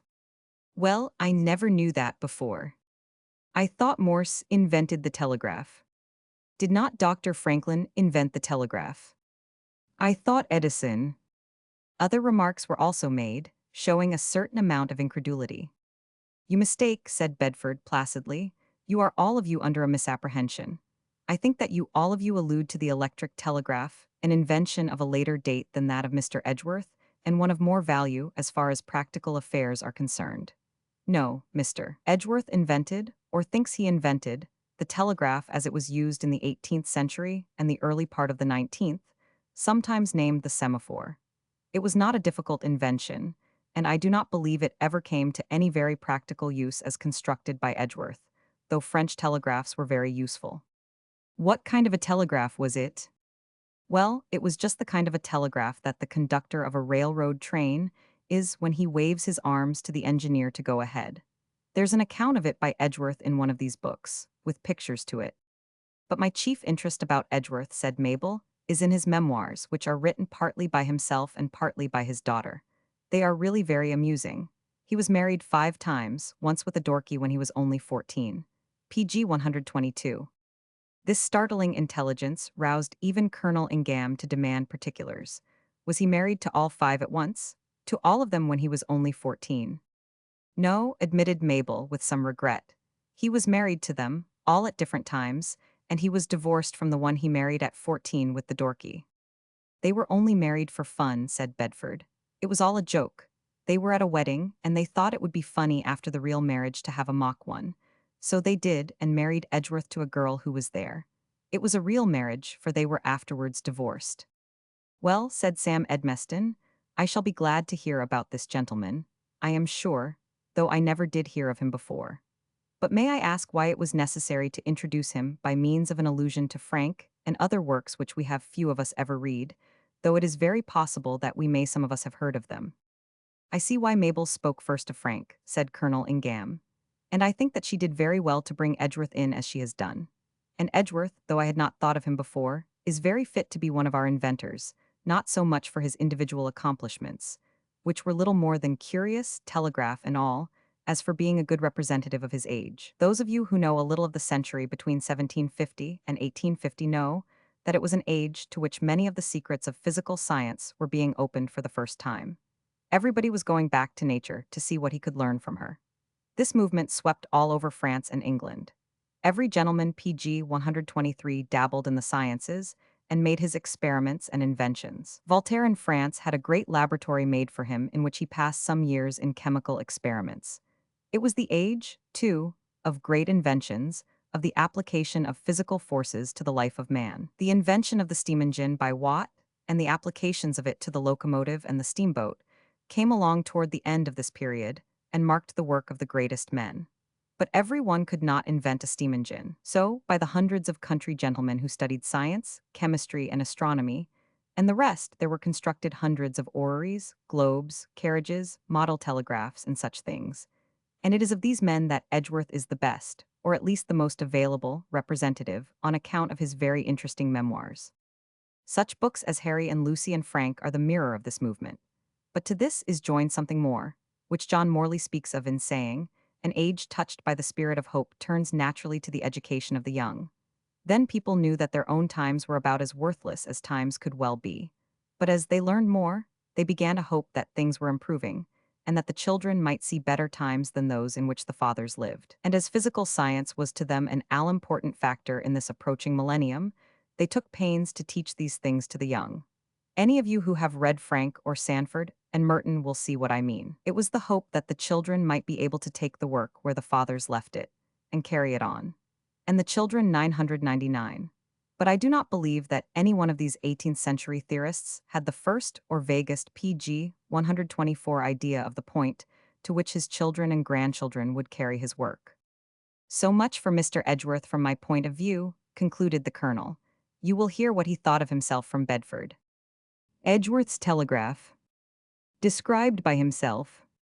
Bets of a rash or ingenious sort were in fashion in those days, and one proposal of what was difficult and uncommon led to another. A famous match was at that time pending at Newmarket between two horses that were in every respect as nearly equal as possible. Lord March, one evening at Ranelagh, expressed his regret to Sir Francis de Laval that he was not able to attend Newmarket at the next meeting. "I am obliged," said he, "to stay in London. I shall, however, be at the Turf Coffee House. I shall station fleet horses on the road to bring me the earliest intelligence of the event of the race, and shall manage my bets accordingly." I asked at what time in the evening he expected to know who was winner. He said about 9 in the evening.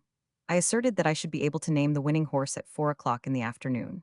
Lord March heard my assertion with so much incredulity as to urge me to defend myself, and at length I offered to lay £500, that I would in London name the winning horse at Newmarket at 5 o'clock in the evening of the day when the great match in question was to be run. Sir Francis, having looked at me for encouragement, offered to lay £500 on my side.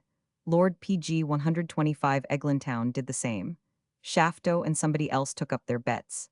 And the next day we were to meet at the Turf Coffee House to put our bets in writing. After we went home, I explained to Sir Francis de Laval the means that I proposed to use. I had early been acquainted with Wilkins' secret and swift messenger. I had also read in Hooke's works of a scheme of this sort, and I had determined to employ a telegraph nearly resembling that which I have since published. The machinery I knew could be prepared in a few days. Sir Francis immediately perceived the feasibility of my scheme, and indeed its certainty of success. It was summertime, and by employing a sufficient number of persons, we could place our machines so near as to be almost out of the power of the weather. When we all met at the Turf Coffee House, I offered to double my bet, so did Sir Francis. The gentlemen on the opposite side were willing to accept my offer. But before I would conclude my wager, I thought it fair to state to Lord March that I did not depend upon the fleetness or strength of horses to carry the desired intelligence, but upon other means, which I had, of being informed in London which horse had actually won at Newmarket, between the time when the race should be concluded and 5 o'clock in the evening. My opponents thanked me for my candor and declined the bet. My friends blamed me extremely for giving up such an advantageous speculation. None of them, except Sir Francis, knew the means which I had intended to employ, and he kept them a profound secret, with a view to use them afterwards for his own purposes. With that energy which characterized everything in which he engaged, he immediately erected, under my directions, an apparatus between his house and part of Piccadilly, PG 126, an apparatus which was never suspected to be telegraphic. I also set up a night telegraph between a house which Sir F. de Laval occupied at Hampstead, and one to which I had access in Great Russell Street, Bloomsbury. This nocturnal telegraph answered well, but was too expensive for common use. Upon my return home to Hare Hatch, I tried many experiments on different modes of telegraphic communication.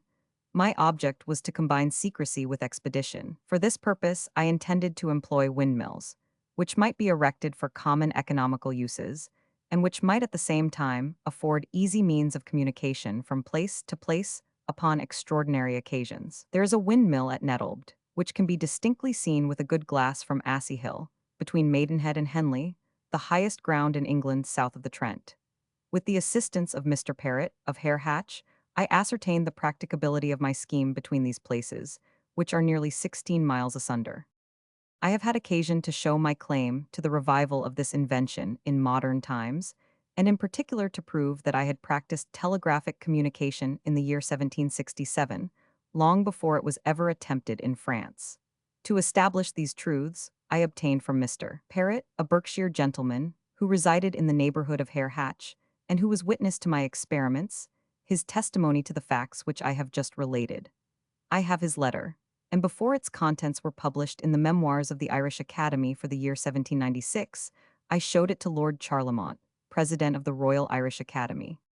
Pg 127. Mr. Edgeworth's Telegraph in Ireland. Described by his daughter. In August 1794, my father made a trial of his telegraph between Pakenham Hall and Edgeworth Town, a distance of 12 miles. He found it to succeed beyond his expectations, and in November following he made another trial of it at Colin, at Mr. Foster's, in the county of Louth. The telegraphs were on two hills, at 15 miles distance from each other. A communication of intelligence was made, and an answer received, in the space of 5 minutes.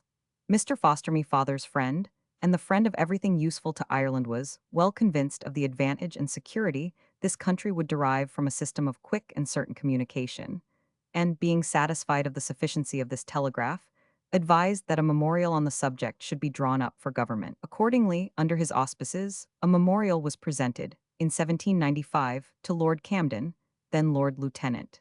His Excellency glanced his eye over the paper, and said that he did not think such an establishment necessary, but desired to reserve the matter for further consideration. My father waited in Dublin for some time. The suspense and doubt in which courtiers are obliged to live is very different from that state of philosophical doubt which the wise recommend, and to which they are willing to submit. My father's patience was soon exhausted. The county in which he resided was then in a disturbed state, and he was eager to return to his family, who required his protection. Besides, to state things exactly as they were, PG 128, his was not the sort of temper suited to attendance upon the great. The disturbances in the county of Longford were quieted for a time by the military. But again, in the autumn of the ensuing year, September 1796, rumors of an invasion prevailed and spread with redoubled force through Ireland, disturbing commerce and alarming all ranks of well-disposed subjects. My father wrote to Lord Carhampton, then Commander-in-Chief, and to Mr. Pelham, now Lord Chichester, who was then Secretary in Ireland, offering his services. The Secretary requested Mr. Edgeworth would furnish him with a memorial.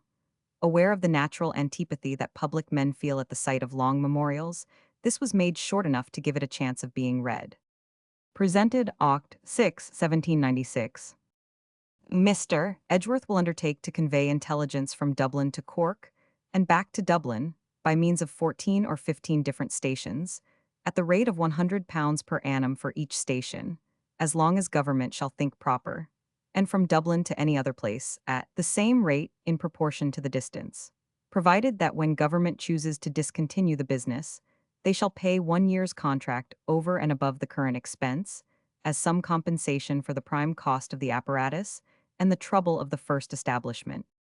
In a letter of a single page, accompanying this memorial, it was stated that to establish a telegraphic corps of men sufficient to convey intelligence to every part of the kingdom where it should be necessary, stations tenable against a mob and against musketry, might be effected PG 129 for the sum of 6 or 7,000 pounds. It was further observed that of course there must be a considerable difference between a partial and a general plan of telegraphic communication, that Mr. Edgeworth was perfectly willing to pursue either, or to adopt without reserve any better plan that government should approve. Thanks were returned, and approbation expressed. Nothing now appeared in suspense except the mode of the establishment, whether it should be civil or military. Meantime Mr. Pelham spoke of the Duke of York's wish to have a reconnoitring telegraph, and observed that Mr. Edgeworth's would be exactly what His Royal Highness wanted. Mr. Edgeworth in a few days constructed a portable telegraph and offered it to Mr. Pelham. He accepted it, and at his request, my brother Lovell carried it to England and presented it to the Duke from Mr. Pelham. During the interval of my brother's absence in England, my father had no doubt that arrangements were making for a telegraphic establishment in Ireland. But the next time he went to the castle, he saw signs of a change in the secretary's countenance, who seemed much hurried, promised he would write, wrote, and conveyed, in diplomatic form, a final refusal. Mr. Pelham indeed endeavored to make it as civil as he could, concluding his letter with these words: "The utility of a telegraph may hereafter be considered greater. But I trust that at all events those talents which have been directed to this pursuit will be turned to some other object, and that the public will have the benefit of that extraordinary activity and zeal which I have witnessed on this occasion in some other institution, which I am PG 130 sure that the ingenuity of the author will not require much time to suggest. I have the honor to be, with great respect, 100. T. Pelham, Dublin Castle, Nov. 17, 1796. Of his offer to establish a communication from the coast of Cork to Dublin, at his own expense, no notice was taken. He had, as was known to government, expended 500 of his own money, as much more would have erected a temporary establishment for a year to Cork. Thus the utility of this invention might have been tried, and the most prudent government upon earth could not have accused itself of extravagance in being partner with a private gentleman in an experiment which had, with inferior apparatus, and at 4 times the expense, been tried in France and England and approved. The most favorable supposition by which we can account for the conduct of the Irish government in this business is that a superior influence in England forbade them to proceed. It must, said my father, be mortifying to a viceroy who comes over to Ireland with enlarged views and benevolent intentions, to discover, when he attempts to act for himself, that he is peremptorily checked, that a circle is chalked round him, beyond which he cannot move. No personal feelings of pique or disgust prevented my father from renewing his efforts to be of service to his country. 2 months after the rejection of his telegraph, on Friday the 30th of December, 1796, the French were on the Irish coasts. Of this he received intelligence late at night. Immediately he sent a servant express to the secretary, with a letter offering to erect telegraphs, which PG 131 he had in Dublin, on any line that government should direct, and proposing to bring his own men with him, or to join the army with his portable telegraphs to reconnoiter. His servant was sent back with a note from the secretary, containing compliments and the promise of a speedy answer. No further answer ever reached him.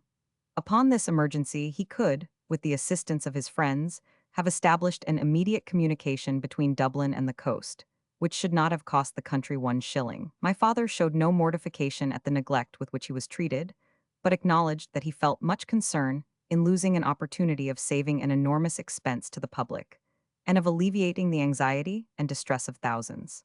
A telegraph was most earnestly wished for at this time by the best-informed people in Ireland, as well as by those whose perceptions had suddenly quickened at the view of immediate danger. Great distress, bankruptcies, and ruin to many families were the consequences of this attempted invasion.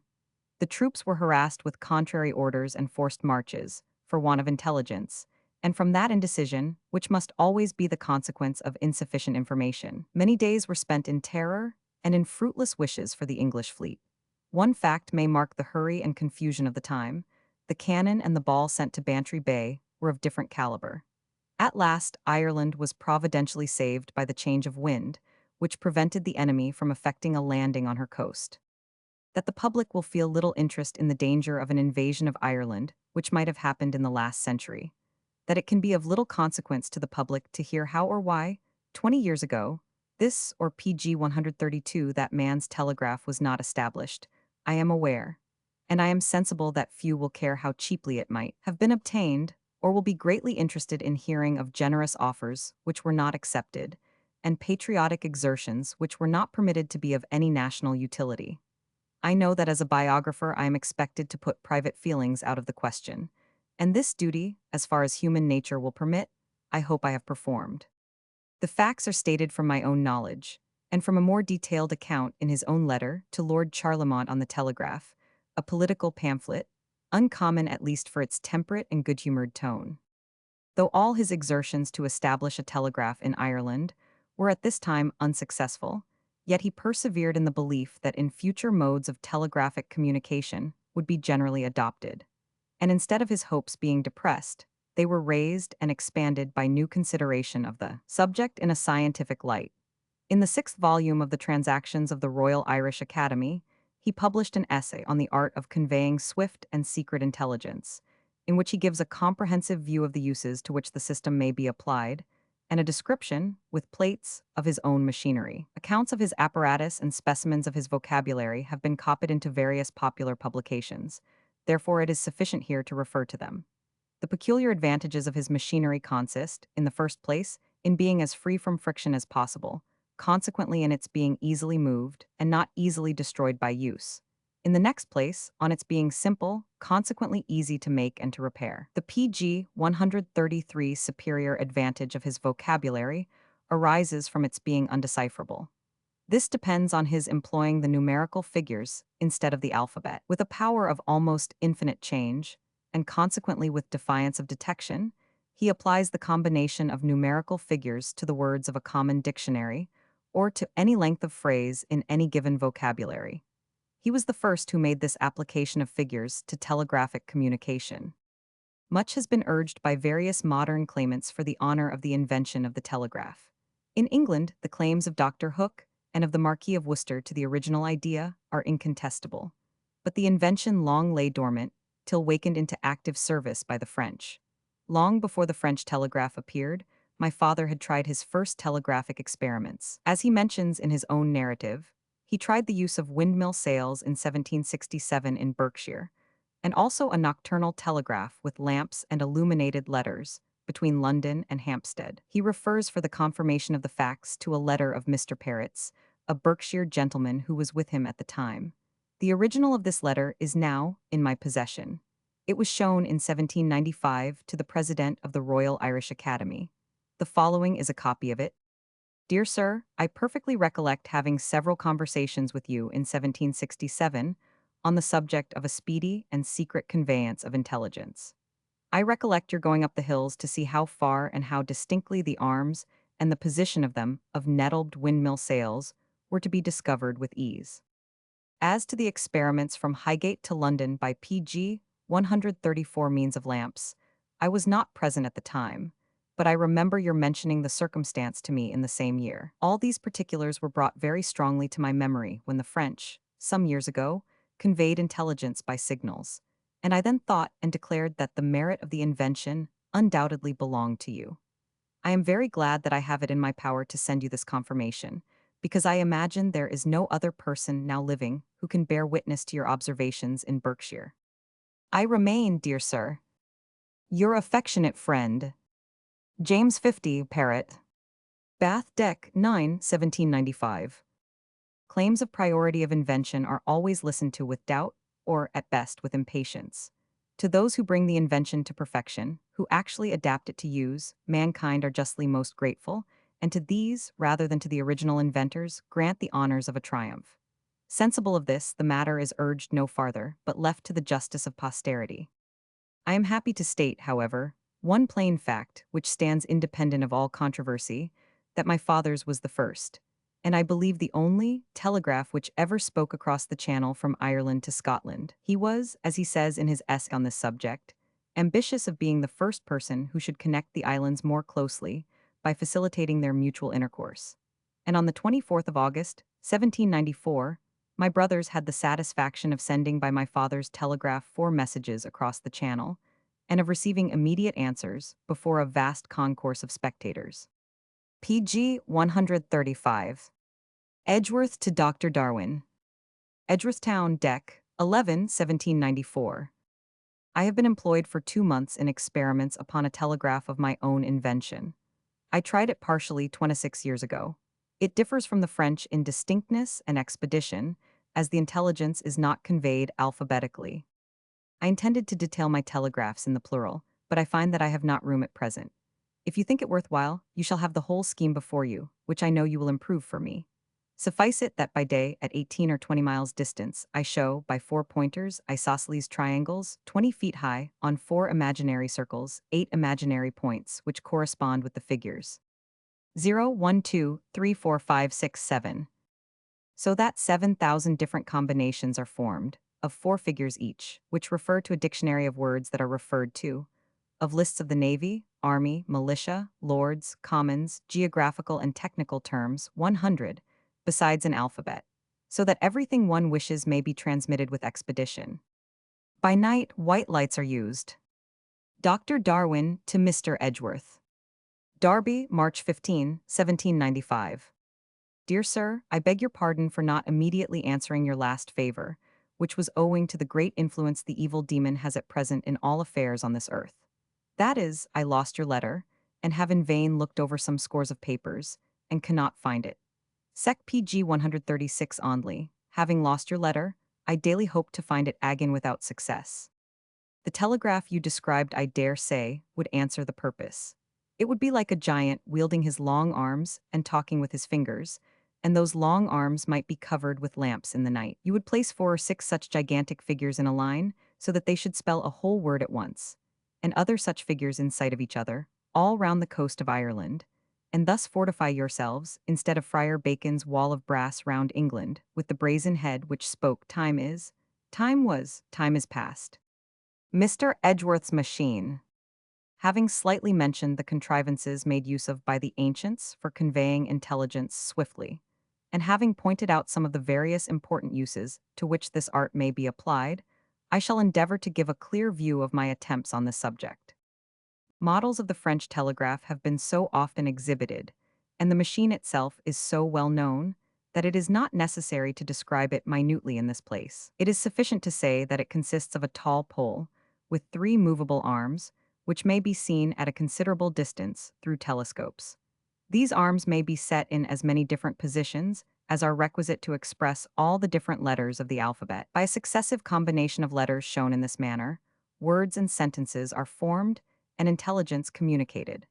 No doubt can be made of the utility of this machine, as it has been applied to the most important purposes. It is ob. PG 137 viously liable to mistakes, from the number of changes requisite for each word, and from the velocity with which it must be moved to convey intelligence with any tolerable expedition.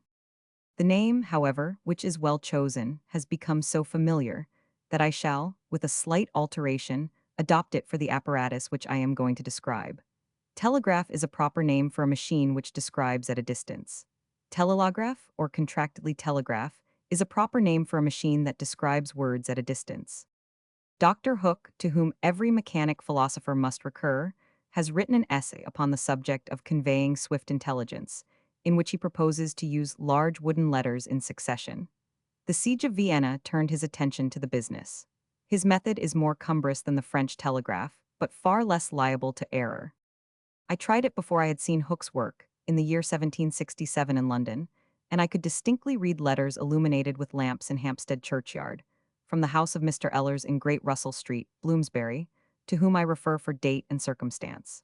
To him and to Mr. E. de Laval, F.R.S., to Mr. Parrott of Hare Hatch, and to Mr. Wolfe the chemist, I refer for the precedency which I claim in this invention. In that year I invented the idea of my present telegraph, proposing to make use of windmill sails instead of the hands or pointers which I now employ. Mr. Parrott was so good as to accompany me more than once to a hill near his house, to observe with a telescope the windmill at Nettled, which places are, I think, 16 miles asunder. My intention at that time was to convey not only a swift but an unsuspected PG 138 mode of intelligence. By means of common windmills, this might have been effected, before an account of the French telegraph was made public. My machinery consists of 4 triangular pointers or hands, each upon a separate pedestal, ranged along in a row, each of which points like the hand of a clock to different situations in the circles which they describe.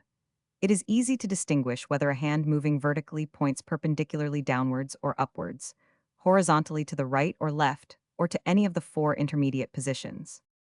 The eye can readily perceive the 8 different positions, in which one of the pointers is represented on the plate attached to the article in the transactions, but here omitted. Of these 8 positions, 7 only are employed to denote figures, the upright position of the hand or pointer being reserved to represent O or 0. The figures thus denoted refer to a vocabulary in which all the words are numbered. Of the 4 pointers, that which appears to the left hand of the observer represents thousands, the others hundreds, tens, and units in succession, as in common numeration.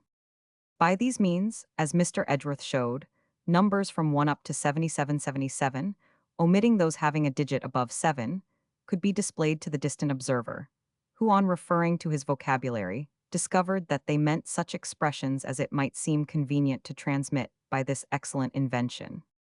Although the electric telegraphs have long since superseded telegraphs of this class in public use, the young people of Colonel Ingham's class took great pleasure in the next summer in using Mr. Edgeworth's telegraph to PG 139 communicate with each other by plans easily made in their different country homes. It may interest the casual reader to know that the first words in the first message transmitted on the telegraph between Scotland and Ireland, alluded to above, were represented by the numbers 2645, 2331, 573, 1113 244, 2411, 6336, which being interpreted are "Hark from basaltic rocks and giant walls," and so on with the other lines, 7 in number. This is Mr. Edgeworth's concise history of telegraphy before his time. The art of conveying intelligence by sounds and signals is of the highest antiquity. It was practiced by Theseus in the Argonautic expedition, by Agamemnon at the siege of Troy, and by Mardonius in the time of Xerxes. It is mentioned frequently in Thucydides. It was used by Tamerlane, who had probably never heard of the black sails of Theseus, by the Moors in Spain, by the Welsh in Britain, by the Irish, and by the Chinese on that famous wall by which they separated themselves from Tartary. All this detail about Mr. Edgeworth's telegraph resulted in much search in the older encyclopedias. Quite full accounts were found, by the young people, of his system, and of the French system afterwards employed, and worked in France until the electric telegraph made all such inventions unnecessary. Before the next meeting, Bedford Long, who lived on Highland Street in Roxbury, and Hugh, who lived on the side of Corey Hill, were able to communicate with each other by semaphore. And at the next meeting they PG 140 arranged 2 farther stations, so that John at Cambridge and Jane Fortescue at Lexington were in the series. There being some half an hour left that afternoon, the children amused themselves by looking up some other of Mr. Edgeworth's curious experiments and vagaries. More of Mr. Edgeworth's fancies. During my residence at Hare Hatch another wager was proposed by me among our acquaintance, the purport of which was that I undertook to find a man who should, with the assistance of machinery, walk faster than any other person that could be produced. The machinery which I intended to employ was a huge hollow wheel, made very light, with inside of which, in a barrel of 6 feet diameter, a man should walk. Whilst he stepped 30 inches, the circumference of the large wheel, or rather wheels, would revolve 5 feet on the ground. And as the machinery was to roll on planks and on a plane somewhat inclined, when once the vis inertia of the machine should be overcome, it would carry on the man within it as fast as he could possibly walk. I had provided means of regulating the motion, so that the wheel should not run away with its master.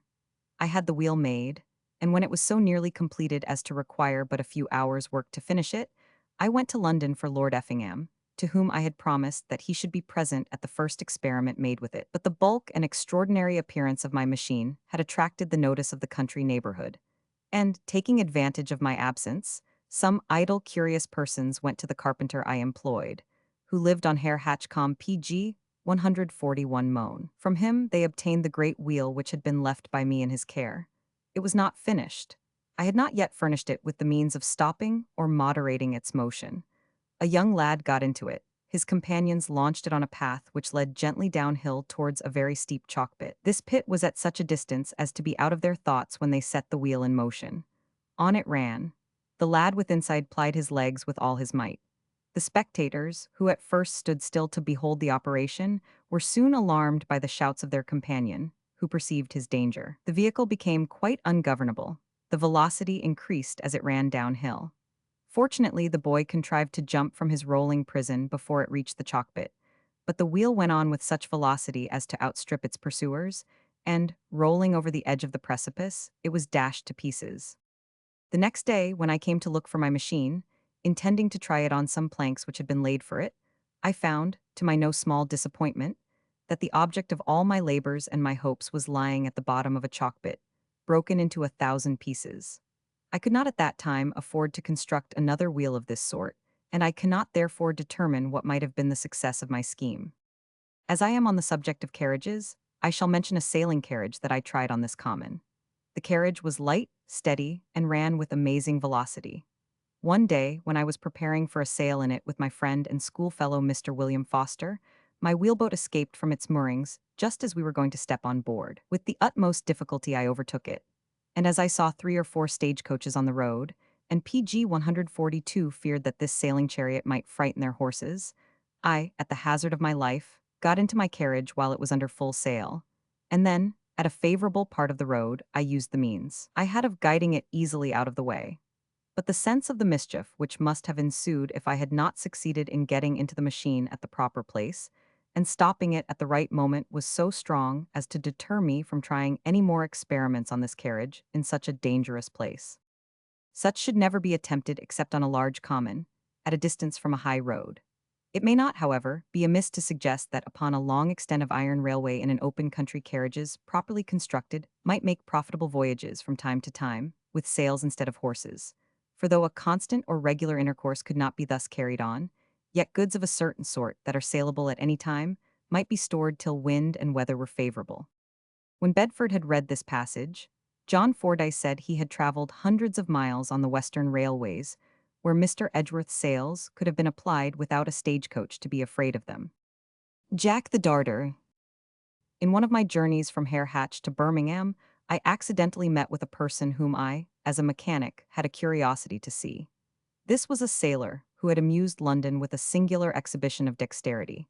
He was called Jack the Darter. He threw his darts, PG 143, which consisted of thin rods of deal of about half an inch in diameter and of a yard long, to an amazing height and distance.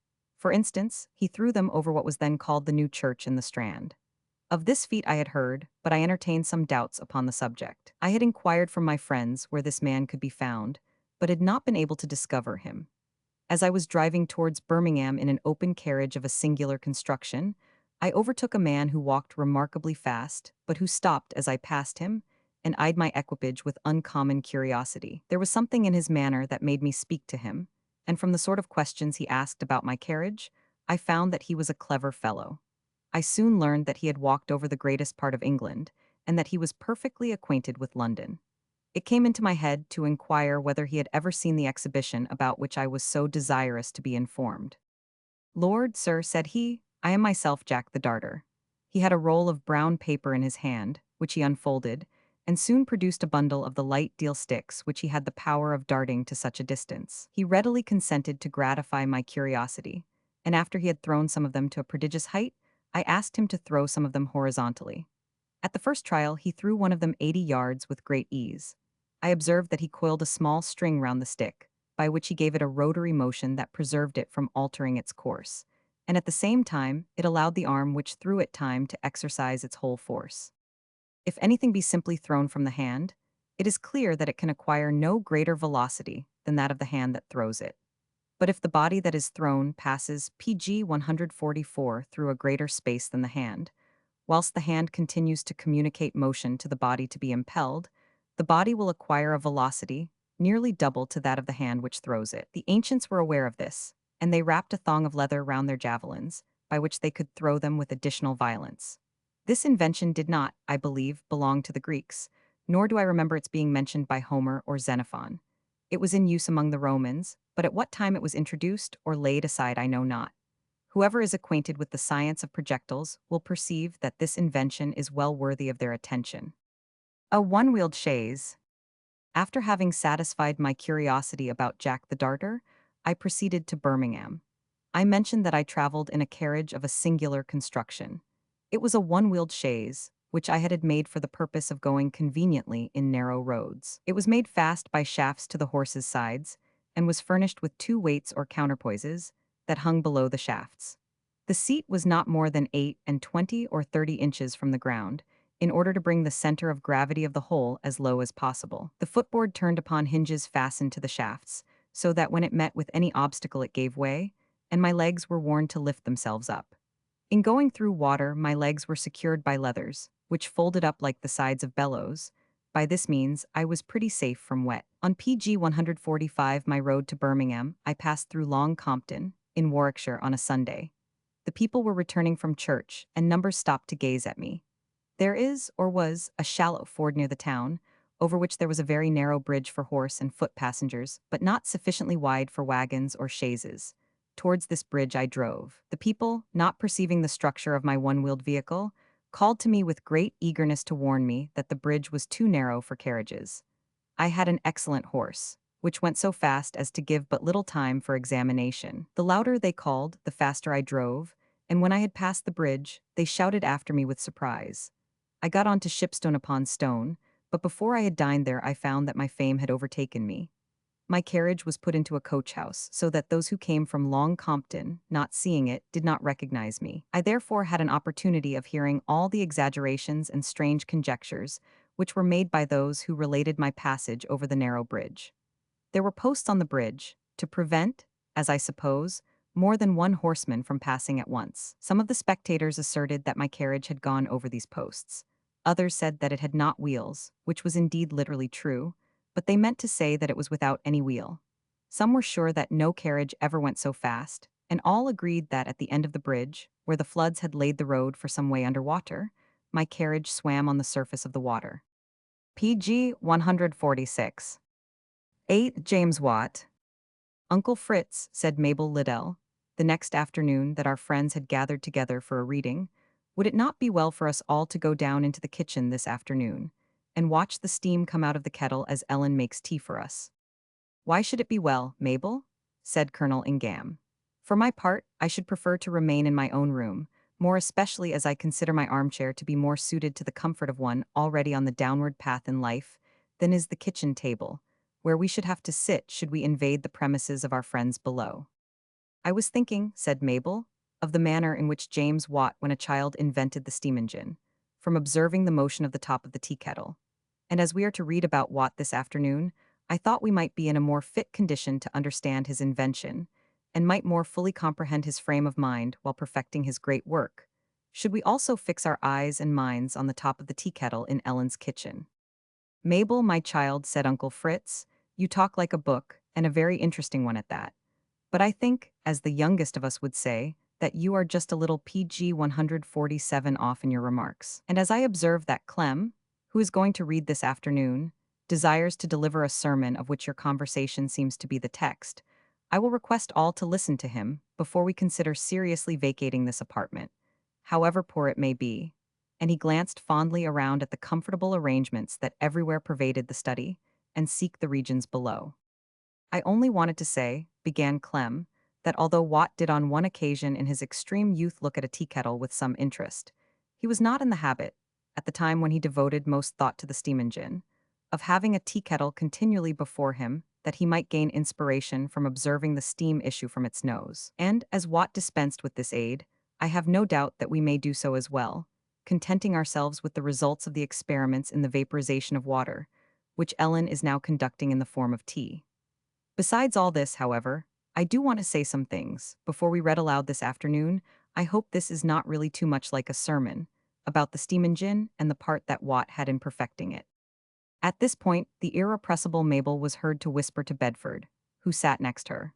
Was not it curious that the same mind which grasped the immense capabilities of the steam engine should have been able also to construct such a delicate lyric as, "How doth the little busy bee improve each shining hour?" Mabel, said Colonel Ingham, you are absolutely unbearable.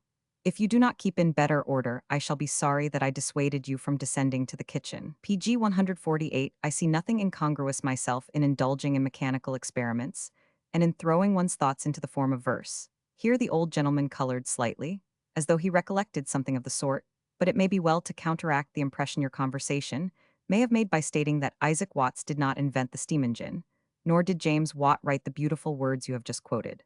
Now, Clem, I believe you have the floor. Well, said Clem, I only want the floor for a short time in order to explain about Watt and the steam engine, and how much he was the inventor of it, before we begin to read.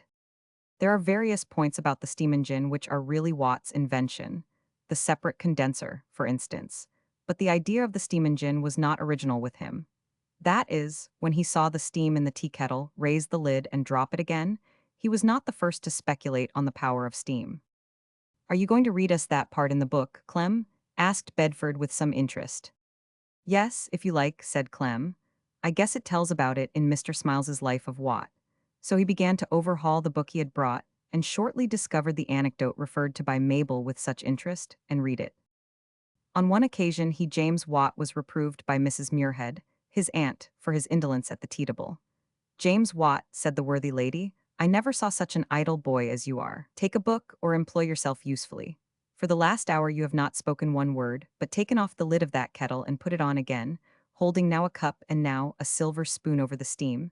PG 149 watching how it rises from the spout, catching and counting the drops it falls into. In the view of 1,000. Arago, the little James before the tea kettle, becomes the great engineer, preparing the discoveries which were soon to immortalize him. In our opinion, the judgment of the ant was the truest. There is no reason to suppose that the mind of the boy was occupied with philosophical theories on the condensation of steam, which he compassed with so much difficulty in his maturer years. This is more probably an afterthought borrowed from his subsequent discoveries. Nothing is commoner than for children to be amused with such phenomena in the same way that they will form air bubbles in a cup of tea and watch them sailing over the surface till they burst. The probability is that little James was quite as idle as he seemed. That is very interesting, remarked Mabel. Do not you think now, Uncle Fritz, we had better go into the kitchen? And she looked appealingly at the old gentleman, who merely held up his finger for silence as Clem continued his lecture.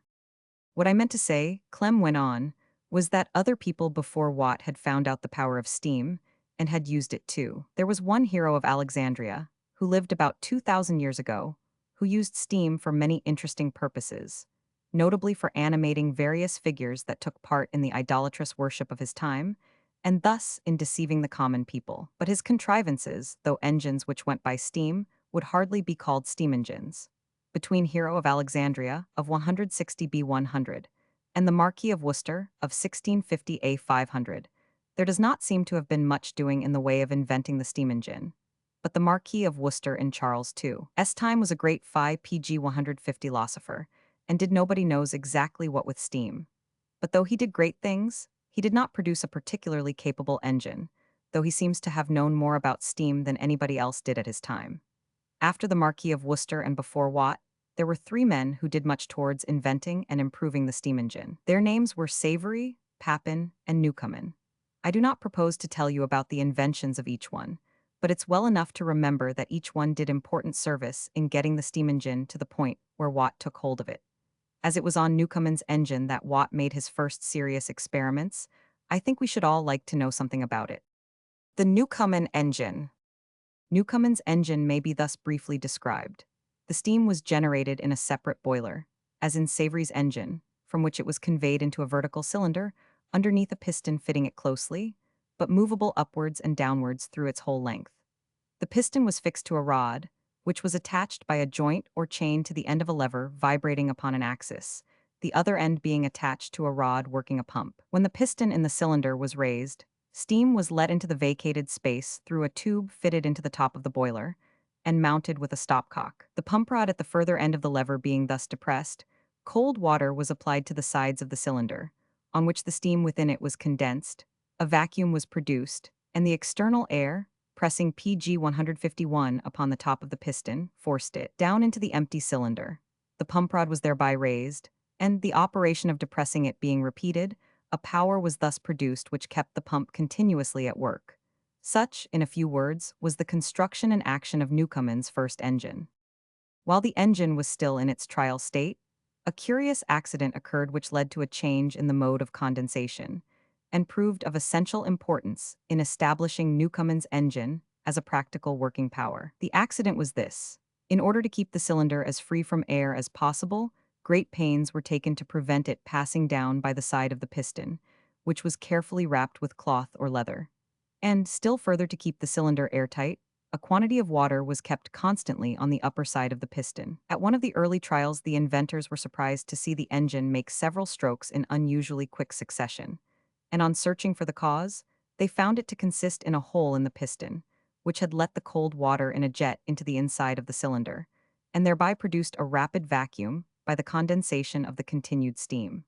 A new light suddenly broke upon Newcomen. The idea of condensing by injection of cold water directly into the cylinder, instead of applying it on the outside, at once occurred to him, and he proceeded to embody the expedient which had thus been accidentally suggested as part of his machine. The result was PG 152, the addition of the injection pipe, through which, when the piston was raised and the cylinder full of steam, a jet of cold water was thrown in, and, the steam being suddenly condensed, the piston was at once driven down by the pressure of the atmosphere.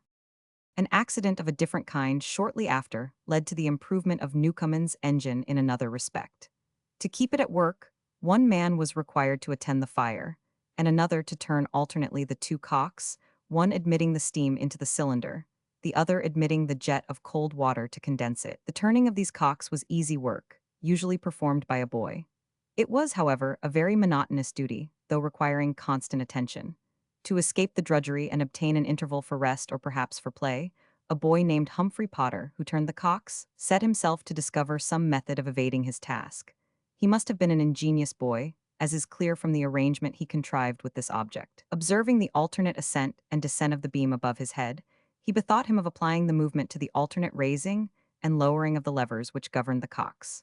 The result was the contrivance of what he called the skogan, meaning presumably the loafer or lazy boy, consisting of a catch worked by strings from the beam of the engine.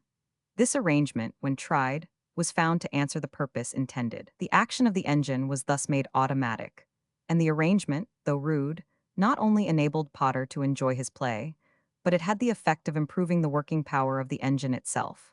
The number of strokes which it made being increased from 6 or 8 to 15 or 16 in the minute. This invention was afterward greatly improved by PG 153 Mr. Henry Bateman, of Newcastle Tyne, who added the plug rod and hand jar. He did away with the catches and strings of the boy Potter's rude apparatus, and substituted a rod suspended from the beam, which alternately opened and shut the tappets attached to the steam and injection cocks. Thus, step by step, Newcomen's engine grew in power and efficiency, and became more and more complete as a self-acting machine. It will be observed that, like all other inventions, it was not the product of any one man's ingenuity, but of many. One contributed one improvement, and another another. The essential features of the atmospheric engine were not new. The piston and cylinder had been known as long ago as the time of Hero. The expansive force of steam, and the creation of a vacuum by its condensation, had been known to the Marquis of Worcester, Savory, Papin, and many more. Newcomen merely combined in his machine the result of their varied experience, and assisted by the persons who worked with him, down to the engineer Potter, he advanced the invention several important stages, so that the steam engine was no longer a toy or a scientific curiosity, but had become a powerful machine capable of doing useful work. James Watt and the steam engine. It was in the year 1759 that Robison first called the attention of his friend Watt to the subject of the steam engine. Robison was then only in his 20th, and PG 154 Watt in his 23rd year. Robison's idea was that the power of steam might be advantageously applied to the driving of wheel carriages, and he suggested that it would be the most convenient for the purpose to place the cylinder with its open end downwards, to avoid the necessity of using a working beam. Watt admits that he was very ignorant of the steam engine at the time. Nevertheless, he began making a model with 2 cylinders of tin plate, intending that the pistons and their connecting rods should act alternately on 2 pinions attached to the axles of the carriage wheels. But the model, being slightly and inaccurately made, did not answer his expectations. Other difficulties presented themselves, and the scheme was laid aside because Robison left Glasgow to go to sea. Indeed, mechanical science was not yet ripe for the locomotive.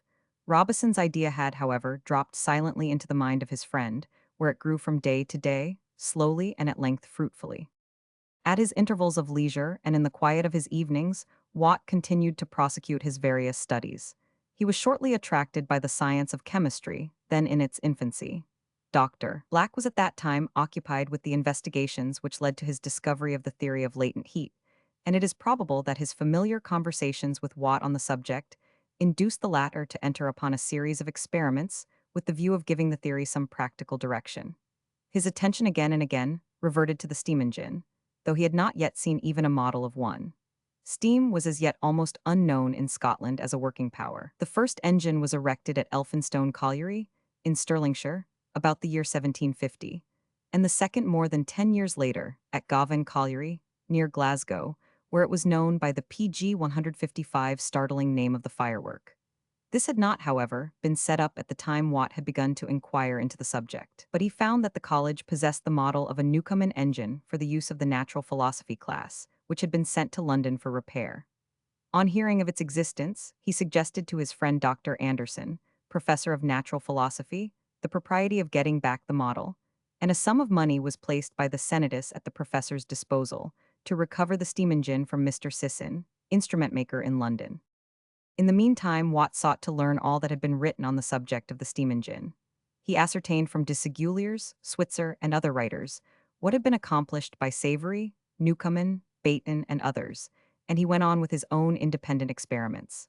His first apparatus was of the simplest possible kind. He used common apothecaries' files for his steam reservoirs and canes hollowed out for his steam pipes. In 1761, he proceeded to experiment on the force of steam by means of a small Papin's digester and a syringe. The syringe was only the third of an inch in diameter, fitted with a solid piston, and it was connected with the digester by a pipe furnished with a stopcock, by which the steam was admitted or shut off at will. It was also itself provided with a stopcock, enabling a communication to be opened between the syringe and the outer air to permit the steam in the syringe to escape. The apparatus, though rude, enabled the experimenter to ascertain some important facts. When the steam in the digester was raised and the cock turned, enabling it to rush against the lower side of the piston, he found that the expansive force of the steam raised a weight of 15 pounds, with which the piston PG 156 was loaded. Then, on turning on the cock and shutting off the connection with the digester at the same time that a passage was opened to the air, the steam was allowed to escape, when the weight upon the piston, being no longer counteracted, immediately forced it to descend. Watt saw that it would be easy to contrive that the cocks should be turned by the machinery itself with perfect regularity. But there was an objection to this method. Water is converted into vapor as soon as its elasticity is sufficient to overcome the weight of the air which keeps it down. Under the ordinary pressure of the atmosphere, water acquires this necessary elasticity at 212. But as the steam in the digester was prevented from escaping, it acquired increased heat, and by consequence increased elasticity. Hence it was that the steam which issued from the digester was not only able to support the piston and the air which pressed upon its upper surface, but the additional load with which the piston was weighted. With the imperfect mechanical construction, however, of those days, there was a risk lest the boiler should be burst by the steam, which was apt to force its way through the ill-made joints of the machine.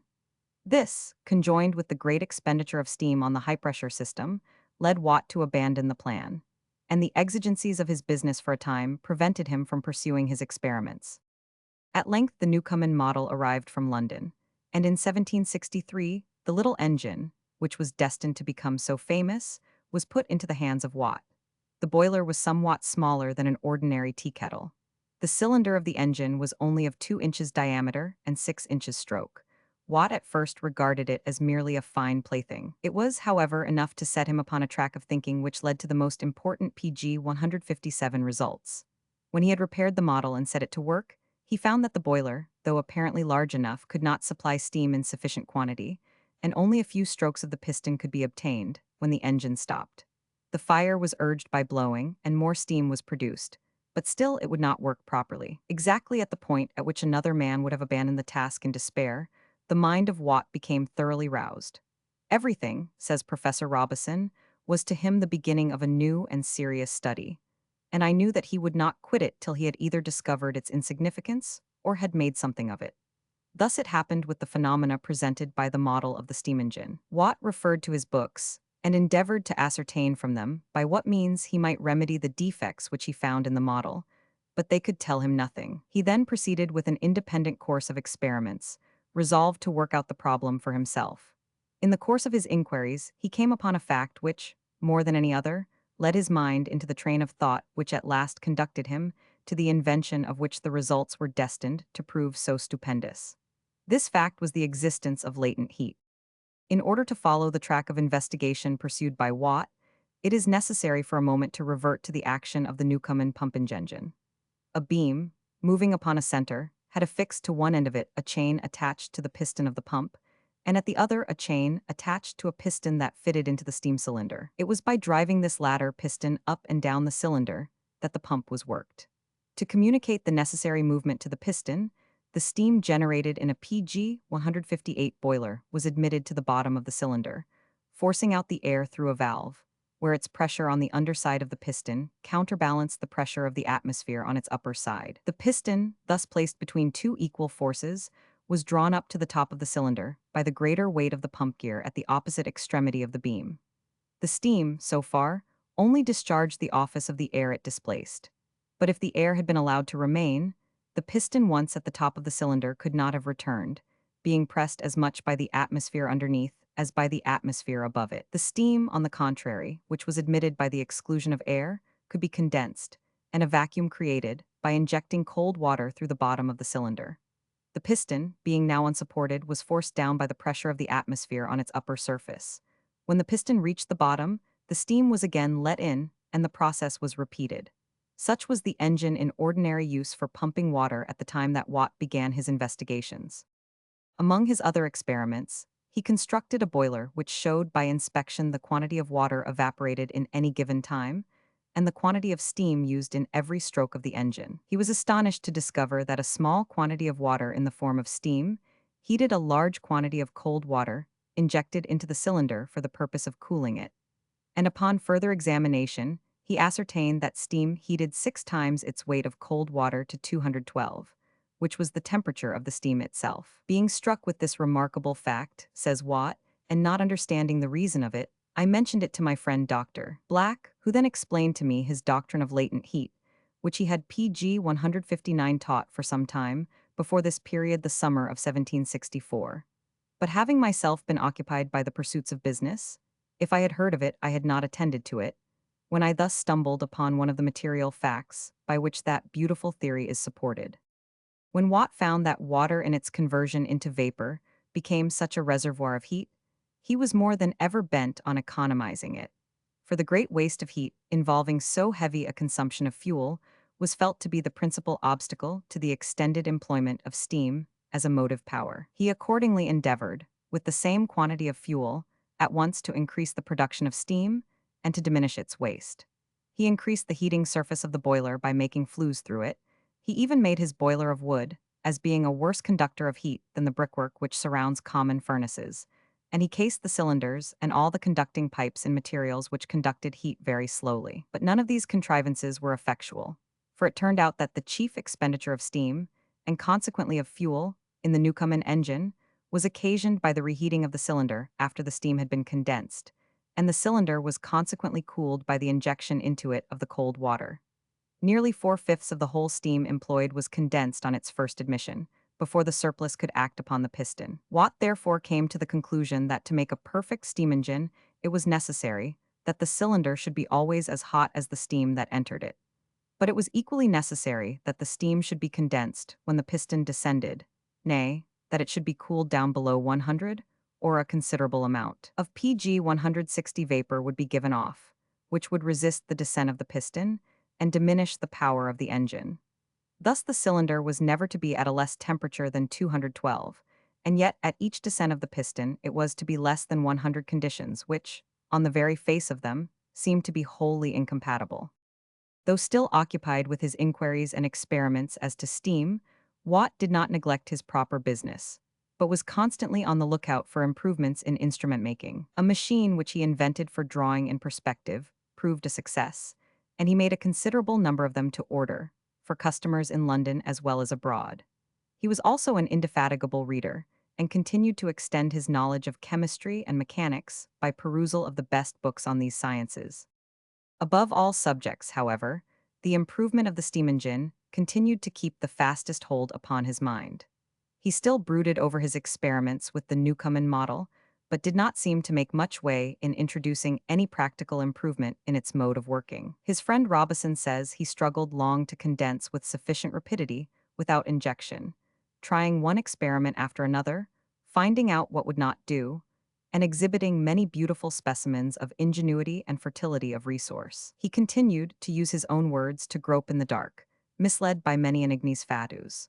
It was a favorite saying of his that nature has a weak side, if we can only find it out, and he went on groping and feeling for it, but as yet in vain. At length light burst upon him, and all at once the problem over which he had been brooding was solved. PG 161. The separate condenser. One Sunday afternoon, in the spring of 1765, he went to take an afternoon walk on the green, then a quiet grassy meadow used as a bleaching and grazing ground. On weekdays, the Glasgow lasses came thither with their largest cowpots to boil their clothes in, and sturdy queens might be seen, with coats kilted, trampling blankets in their tubs. On Sundays, the place was comparatively deserted, and hence Watt, who lived close at hand, went there to take a quiet afternoon stroll. His thoughts were as usual running on the subject of his unsatisfactory experiments with the Newcomen engine, when the first idea of the separate condenser suddenly flashed upon his mind. But the notable discovery is best told in his own words, as related to Mr. Robert Hart, many years after. I had gone to take a walk on a fine Sabbath afternoon. I had entered the green by the gate at the foot of Charlotte Street, and had passed the old washing house. I was thinking upon the engine at the time, and had gone as far as the herd's house, when the idea came into my mind that as the steam was an elastic body, it would rush into a vacuum, and if a communication were made between the cylinder and an exhausted vessel, it would rush into it and might be then condensed without cooling the cylinder. I then saw that I must get rid of the condensed steam and the injection water if I used a jet, as in Newcomen's engine. Two ways of doing this occurred to me. First, the water might be run off by a descending pipe, if an offlet could be got at the depth of 35 or 36 feet, and any air might be extracted by a small pump. The second PG 162 was to make the pump large enough to extract both water and air. He continued, I had not walked farther than the golf house when the whole thing was arranged in my mind. Great and prolific ideas are almost always simple. What seems impossible at the outset appears so obvious when it is effected, that we are prone to marvel that it did not force itself at once upon the mind. Late in life, Watt, with his accustomed modesty, declared his belief that if he had excelled, it had been by chance and the neglect of others. To Professor Jardine he said that, when it was analyzed, the invention would not appear so great as it seemed to be. In the state, said he, in which I found the steam engine, it was no great effort of mind to observe that the quantity of fuel necessary to make it work would forever prevent its extensive utility. The next step in my progress was equally easy, to inquire what was the cause of the great consumption of fuel. This, too, was readily suggested, viz., the waste of fuel which was necessary to bring the whole cylinder, piston, and adjacent parts from the coldness of water to the heat of steam, no fewer than from 15 to 20 times in a minute. The question then occurred, how was this to be avoided or remedied? It was at this stage that the idea of carrying on the condensation in a separate vessel flashed upon his mind, and solved the difficulty. Mankind has been more just to Watt than he was to himself. There was no accident in the discovery. It had been the result of close and continuous study, and the idea of the separate condenser was merely the last step of a long journey, a step which could not have been taken unless the road which led to it had been traversed. Dr. Black says, this capital improvement flashed upon PG 163 his mind at once, and filled him with rapture, a statement which, in spite of the unimpassioned nature of Watt, we can readily believe. On the morning following his Sunday afternoon's walk on Glasgow Green, Watt was up betimes, making arrangements for a speedy trial of his new plan. He borrowed from a college friend a large brass syringe, 1.33 inches in diameter, and 10 inches long, of the kind used by anatomists for injecting arteries with wax previous to dissection.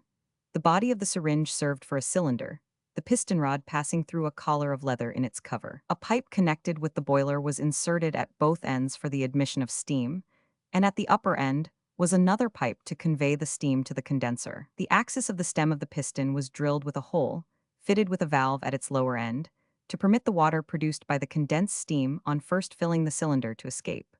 The first condenser made use of was an improvised cistern of tinned plate, provided with a pump to get rid of the water formed by the condensation of the steam, both the condensing pipes and the air pump being placed in a reservoir of cold water. The steam pipe, says Watt, was adjusted to a small boiler. When the steam was produced, it was admitted into the cylinder, and soon issued through the perforation of the rod and at the valve of the condenser. When it was judged that the air was expelled, the steam cock was shut and the air pump piston rod was drawn up, which leaving the small pipes of the condenser in a state of vacuum, the steam entered them and was condensed. The piston of the cylinder immediately rose and lifted a weight of about 18 pounds, which was hung to the lower end of the piston rod. The exhaustion cock was shut. The steam was PG 164 readmitted into the cylinder, and the operation was repeated. The quantity of steam consumed and the weights it could raise were observed, and accepting the non-application of the steam case and external covering, the invention was complete in so far as regarded the savings of steam and fuel. Completing the invention. But although the invention was complete in Watt's mind, it took him many long and laborious years to work out the details of the engine. His friend Robison, with whom his intimacy was maintained during these interesting experiments, has given a graphic account of the difficulties which he successively encountered and overcame. He relates that on his return from the country, after the college vacation in 1765, he went to have a chat with Watt and communicate to him some observations he had made on de Segulier's and Belidor's account of the steam engine. He went straight into the parlor, without ceremony, and found Watt sitting before the fire looking at a little tin cistern which he had on his knee. Robison immediately started the conversation about steam, his mind, like Watt's, being occupied with the means of avoiding the excessive waste of heat in the Newcomen engine. Watt all the while kept looking into the fire, and after a time laid down the cistern at the foot of his chair, saying nothing. It seems that Watt felt rather nettled that Robison had communicated to a mechanic of the town a contrivance which he had hit upon for turning the cocks of his engine. When Robison therefore pressed his inquiry, Watt at length looked at him and said briskly, "You need not fash PG 165 yourself any more about that, man. I have now made an engine that shall not waste a particle of steam. It shall all be boiling hot, aye, and hot water injected, if I please." He then pushed the little tin cistern with his foot under the table. Robison could learn no more of the new contrivance from Watt at that time, but on the same evening he accidentally met a mutual acquaintance, who, supposing he knew as usual the progress of Watt's experiments, observed to him, "Well, have you seen Jamie Watt?" "Yes. He will be in fine spirits now with his engine?" "Yes," said Robison, "very fine spirits." "Gad," said the other, "the separate condenser's the thing. Keep it but cold enough, and you may have a perfect vacuum, whatever be the heat of the cylinder." This was Watt's secret, and the nature of the contrivance was clear to Robison at once. It will be observed that Watt had not made a secret of it to his other friends. Indeed, Robison himself admitted that one of Watt's greatest delights was to communicate the results of his experiments to others, and set them upon the same road to knowledge with himself, and that no one could display less of the small jealousy of the tradesman than he 999. To his intimate friend Dr. Black, he communicated the progress made by him at every stage. The doctor kindly encouraged him in his struggles, cheered him in his encounter with difficulty, and, what was of still more practical value at the time, helped him with money to enable him to prosecute his invention. Communicative though Watt was disposed to be, he learnt reticence when he found himself exposed to the depredations of the smaller fry of inventors. Robison says that had he lived in Birmingham or London at the time, the PG 166 probability is that some one or other of the numerous harpies who live by sucking other people's brains would have secured patents for his more important inventions, and thereby deprived him of the benefits of his skill, science, and labor. As yet, however, there were but few mechanics in Glasgow capable of understanding or appreciating the steam engine, and the intimate friends to whom he freely spoke of his discovery were too honorable to take advantage of his confidence. Shortly after Watt communicated to Robison the different stages of his invention, and the results at which he had arrived, much to the delight of his friend. It will be remembered that in the Newcomen engine, the steam was only employed for the purpose of producing a vacuum, and that its working power was in the downstroke, which was affected by the pressure of the air upon the piston. Hence, it is now usual to call it the atmospheric engine. Watt perceived that the air which followed the piston down the cylinder would cool the latter, and that steam would be wasted by reheating it. In order, therefore, to avoid this loss of heat, he resolved to put an airtight cover upon the cylinder, with a hole and stuffing box for the piston rod to slide through, and to admit steam above the piston, to act upon it instead of the atmosphere. When the steam had done its duty in driving down the piston, a communication was opened between the upper and lower part of the cylinder, and the same steam, distributing itself equally in both compartments, sufficed to restore equilibrium. The piston was now drawn up by the weight of the pump gear. The steam beneath it was then condensed in the separate vessel so as to produce a vacuum, and a fresh jet of steam from the boiler was let in above the piston, which forced PG 167 it again to the bottom of the cylinder. From an atmospheric engine, it had thus become a true steam engine, and with much greater economy of steam than when the air did half the duty. But it was not only important to keep the air from flowing down the inside of the cylinder. The air which circulated within cooled the metal and condensed a portion of the steam within, and this Watt proposed to remedy by a second cylinder, surrounding the first, with an interval between the two which was to be kept full of steam. One by one, these various contrivances were struck out, modified, settled, and reduced to definite plans. The separate condenser, the air and water pumps, the use of fat and oil instead of water, as in the Newcomen engine to keep the piston working in the cylinder airtight, and the enclosing of the cylinder itself within another to prevent the loss of heat. These were all emanations from the first idea of inventing an engine working by a piston, in which the cylinder should be continually hot and perfectly dry. When once, says Watt, the idea of separate condensation was started, all these improvements followed as corollaries in quick succession, so that in the course of 1 or 2 days, the invention was thus far complete in my mind. Watt makes his model. The next step was to construct a model engine for the purpose of embodying the invention in a working form. With this object, Watt hired an old cellar, situated in the first wide entry to the north of the Beef Market in King Street, and then proceeded with his model. He found it PG 168 much easier, however, to prepare his plan than to execute it. Like most ingenious and inventive men, Watt was extremely fastidious, and this occasioned considerable delay in the execution of the work. His very inventiveness to some extent proved a hindrance, for new expedients were perpetually occurring to him, which he thought would be improvements, and which he, by turns, endeavored to introduce. Some of these expedients he admits proved fruitless, and all of them occasioned delay. Another of his chief difficulties was in finding competent workmen to execute his plans. He himself had been accustomed only to small metal work, with comparatively delicate tools, and had very little experience in the practice of mechanics in great, as he termed it. He was therefore under the necessity of depending, in a great measure, upon the handiwork of others. But mechanics capable of working out Watt's designs in metal were then with difficulty to be found. The beautiful self-action and workmanship which have since been called into being, principally by his own invention, did not then exist. The only available hands in Glasgow were the blacksmiths and tinners, little capable of constructing articles out of their ordinary walks, and even in these they were often found clumsy, blundering, and incompetent. The result was that in consequence of the malconstruction of the larger parts, Watt's first model was only partially successful. The experiments made with it, however, served to verify the expectations he had formed, and to place the advantages of the invention beyond the reach of doubt. On the exhausting cock being turned, the piston, when loaded with 18 pounds, ascended as quickly as the blow of a hammer, and the moment the steamcock was opened, it descended with like rapidity, though PG 169 the steam was weak, and the machine sniffed it at many openings. Satisfied that he had laid hold of the right principle of a working steam engine, Watt felt impelled to follow it to an issue. He could give his mind to no other business in peace until this was done. He wrote to a friend that he was quite barren on every other subject. "My whole thoughts," said he, "are bent on this machine.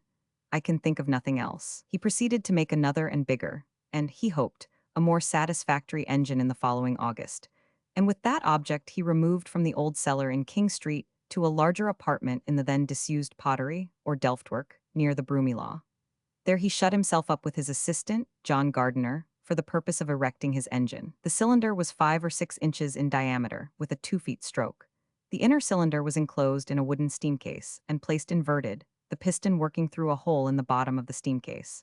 After 2 months' continuous application and labor, it was finished and set to work, but it leaked in all directions, and the piston was far from airtight. The condenser also was in a bad way and needed many alterations. Nevertheless, the engine readily worked with 10.5 pounds pressure on the inch, and the piston lifted a weight of 14 pounds. The improvement of the cylinder and piston continued Watt's chief difficulty, and taxed his ingenuity to the utmost. At so low an ebb was the art of making cylinders that the one he used was not bored, but hammered, the collective mechanical skill of Glasgow being then unequal to the boring of a cylinder of the simplest kind. Nor, indeed, did the necessary appliances for the purpose then exist anywhere else. In the Newcomen PG 170 engine, a little water was found upon the upper surface of the piston, and sufficiently filled up the interstices between the piston and the cylinder.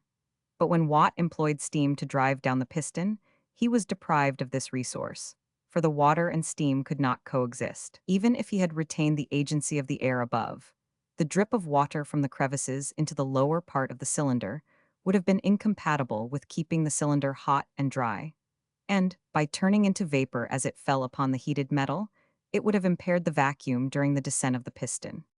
While he was occupied with this difficulty, and striving to overcome it by the adoption of new expedients, such as leather collars and improved workmanship, he wrote to a friend, "My old white-turned man is dead." The old white-turned man, or tinner, being his leading mechanic. Unhappily, also, just as he seemed to have got the engine into working order, the beam broke, and having great difficulty in replacing the damaged part, the accident threatened, together with the loss of his best workman, to bring the experiment to an end.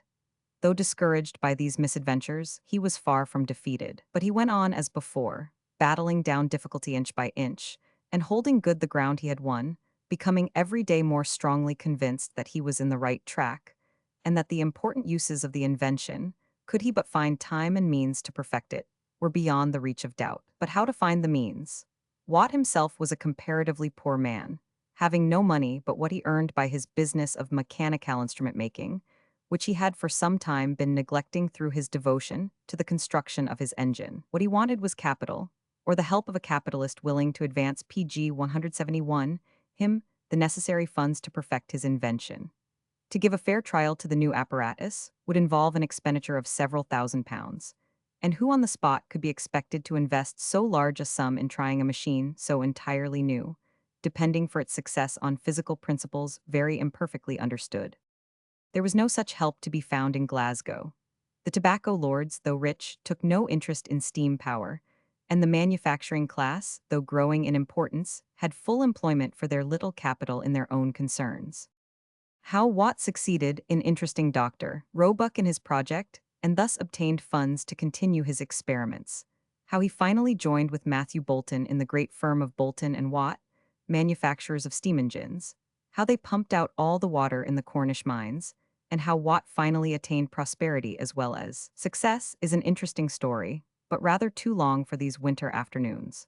And as the story of the invention of the steam engine is substantially told in the foregoing pages, we must stop our reading here, more especially as it seems to be tea time, and I hear Ellen ringing the bell for supper. PG 172. 9. Robert Fulton. They were to continue their talk and reading by following along the developments in the use of steam. "Uncle Fritz," said Fanchon, "these agnostics make so much fun of our dear Harry and Lucy that they will not let me quote from the Botanic Garden." Emma promised that they would laugh as little as they could.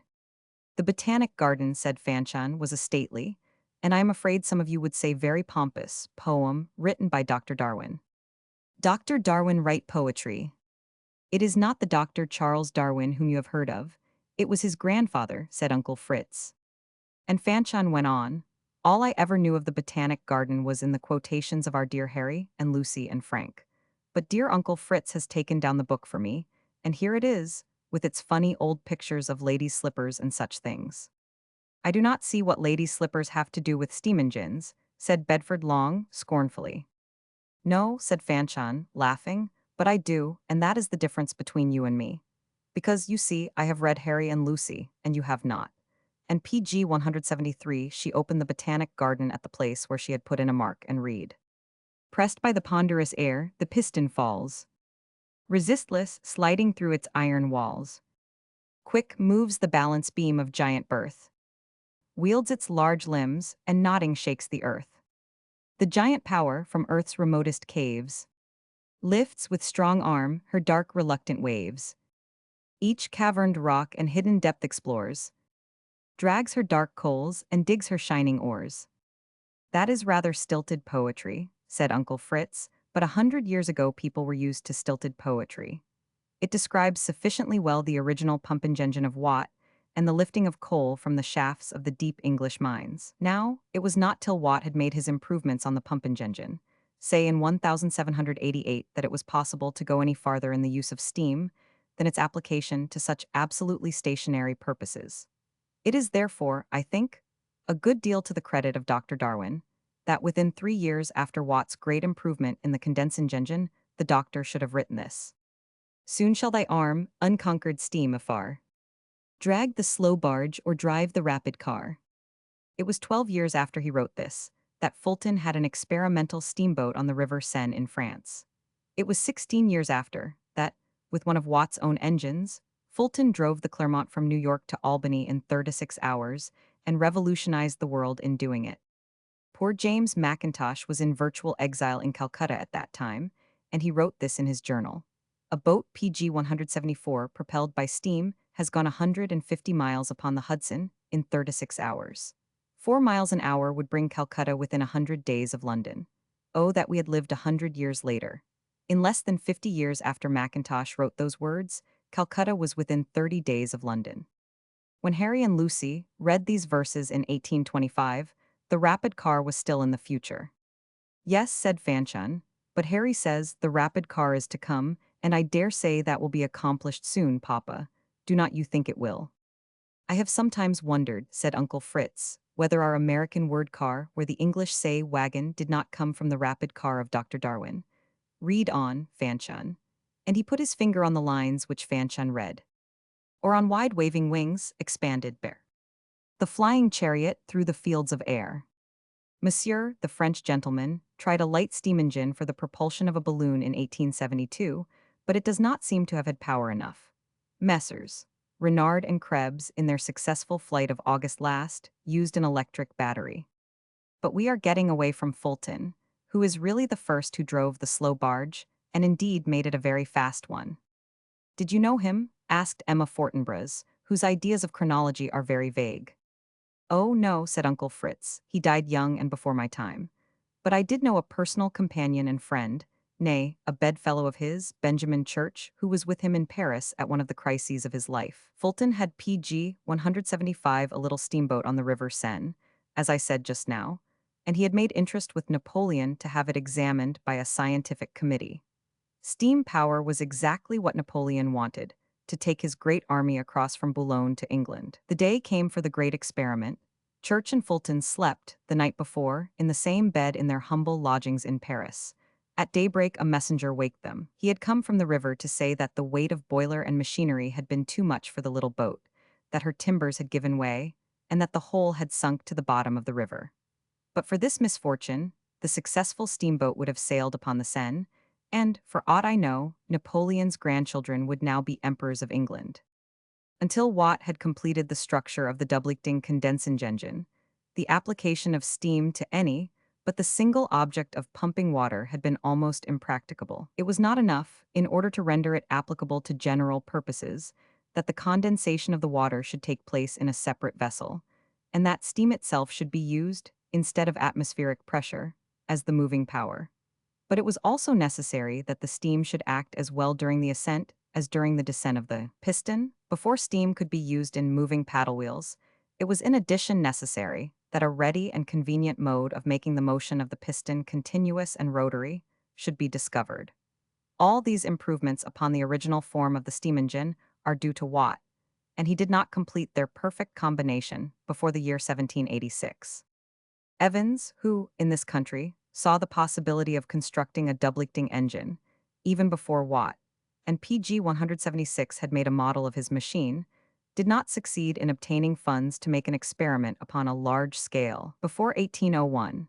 We conceive, therefore, that all those who projected the application of steam to vessels before 1786 may be excluded, without ceremony, from the list of those entitled to compete with Fulton for the honors of invention. No one, indeed, could have seen the powerful action of a pumping engine without being convinced that the energy which was applied so successfully to that single purpose might be made applicable to many others. But those who entertained a belief that the original atmospheric engine, or even the single-acting engine of Watt, could be applied to propel boats by paddle wheels, showed a total ignorance of mechanical principles. This is more particularly the case with all those whose projects bore the strongest resemblance to the plan, which Fulton afterwards carried successfully into effect. Those who approached most nearly to the attainment of success were they who were farthest removed from the plan of Fulton. His application was founded on the properties of Watt's double-acting engine, and could not have been used at all, until that instrument of universal application had received the last finish of its inventor. In this list of failures, from proposing to do what the instrument they employed was incapable of performing, we do not hesitate to include Savory, Papin, Jonathan Hulls, Perrier, the Marquis de Jouffroy, and all the other names of earlier date than 1786, whom the jealousy of the French and English nations have drawn from oblivion for the purpose of contesting the priority of Fulton's claims. The only competitor, whom they might have brought forward with some shadow of plausibility, is Watt himself. No sooner had that illustrious inventor completed his double PG 177 acting engine than he saw at a glance the vast field of its application. Navigation and locomotion were not omitted, but living in an inland town, and in a country possessing no rivers of importance, his views were limited to canals alone. In this direction he saw an immediate objection to the use of any apparatus, of which so powerful an agent as his engine should be the mover, for it was clear that the injury which would be done to the banks of the canal would prevent the possibility of its introduction. Watt, therefore, after having conceived the idea of a steamboat, laid it aside, as unlikely to be of any practical value. The idea of applying steam to navigation was not confined to Europe. Numerous Americans entertained hopes of attaining the same object, but before 1786, with the same want of any reasonable hopes of success. Their fruitless projects were, however, rebuked by Franklin, who, reasoning upon the capabilities of the engine in its original form, did not hesitate to declare all their schemes impracticable, and the correctness of his judgment is at present unquestionable. Among those who, before the completion of Watt's invention, attempted the structure of steamboats, must be named with praise Fitch and Rumsey. They, unlike those whose names have been cited, were well aware of the real difficulties which they were to overcome, and both were the authors of plans which, if the engine had been incapable of further improvement, might have had a partial and limited success. Fitch's trial was made in 1783, and Rumsey's in 1787. The latter date is subsequent to Watt's double-acting engine, but as the project consisted merely in pumping in water, to be afterwards forced out at the stern, the single-acting engine was probably employed. Evans, whose engine might have answered the purpose, PG 178 was employed in the daily business of millwright, and although he might, at any time, have driven these competitors from the field, he took no steps to apply his dormant invention. Fitch, who had watched the graceful and rapid way of the Indian canoe, saw in the oscillating motion of the old pumping engine the means of impelling paddles in a manner similar to that given them by the human arm. This idea is extremely ingenious, and was applied in a simple and beautiful manner. But the engine was yet too feeble and cumbrous to yield an adequate force, and when it received its great improvement from Watt, a more efficient mode of propulsion had become practicable, and must have superseded Fitch's paddles had they even come into general use. The experiments of Fitch and Rumsey in the United States, although generally considered unsuccessful, did not deter others from similar attempts. The great rivers and arms of the sea which intersect the Atlantic coast, and, still more, the innumerable navigable arms of the Father of Waters, appeared to call upon the ingenious machinist to contrive means for their more convenient navigation. The improvement of the engine by Watt was now familiarly known, and it was evident that it possessed sufficient powers for the purpose. The only difficulty which existed was in the mode of applying it. The first person who entered into the inquiry was John Stevens, of Hoboken, who commenced his researches in 1791. In these he was steadily engaged for 9 years, when he became the associate of Chancellor Livingston and Nicholas Roosevelt. Among the persons employed by this association was Brunel, who has since become distinguished in Europe as the inventor of the block machinery used in the British PG 179 navyards, and as the engineer of the tunnel beneath the Thames. Even with the aid of such talent, the efforts of this association were unsuccessful, as we now know from no error in principle, but from defects in the boat to which it was applied. The appointment of Livingston as ambassador to France broke up this joint effort, and like all previous schemes, it was considered abortive and contributed to throw discredit upon all undertakings of the kind. A grant of exclusive privileges on the waters of the state of New York was made to this association without any difficulty, it being believed that the scheme was little short of madness. Livingston, on his arrival in France, found Fulton domiciliated with Joel Barlow. The conformity in their pursuits led to intimacy, and Fulton speedily communicated to Livingston the scheme which he had laid before Earl Stanhope in 1793. Livingston was so well pleased with it that he at once offered to provide the funds necessary for an experiment, and to enter into a contract for Fulton's aid in introducing the method into the United States, provided the experiment were successful. Fulton had, in his early discussion with Lord Stanhope, repudiated the idea of an apparatus acting on the principle of the foot of an aquatic bird, and had proposed paddle wheels in its stead. On resuming his inquiries after his arrangements with Livingston, it occurred to him to compose wheels with a set of paddles revolving upon an PG 180 endless chain, extending from the stem to the stern of the boat. It is probable that the apparent want of success, which had attended the experiments of Symington, led him to doubt the correctness of his original views. That such doubt should be entirely removed, he had recourse to a series of experiments upon a small scale. These were performed at Plombières, a French watering place, where he spent the summer of 1802. In these experiments, the superiority of the paddle wheel over every other method of propulsion that had yet been proposed was fully established. His original impressions being thus confirmed, he proceeded, late in the year 1803, to construct a working model of his intended boat, which model was deposited with a commission of French savants. He at the same time began building a vessel 6 to 6 feet in length and 8 feet in width. To this an engine was adapted, and the experiment made with it was so satisfactory as to leave little doubt of final success. Measures were therefore immediately taken, preparatory to constructing a steamboat on a larger scale in the United States. For this purpose, as the workshops of neither France nor America could at that time furnish an engine of good quality, it became necessary to resort to England for that purpose.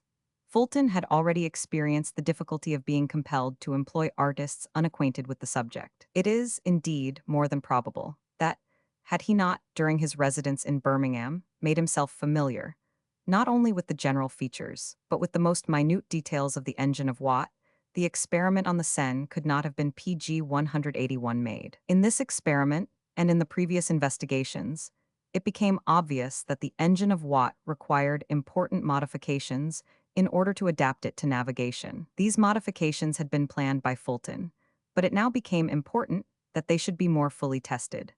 An engine was therefore ordered from Watt and Bolton, without any specification of the object to which it was to be applied, and its form was directed to be varied from their usual models, in conformity to sketches furnished by Fulton.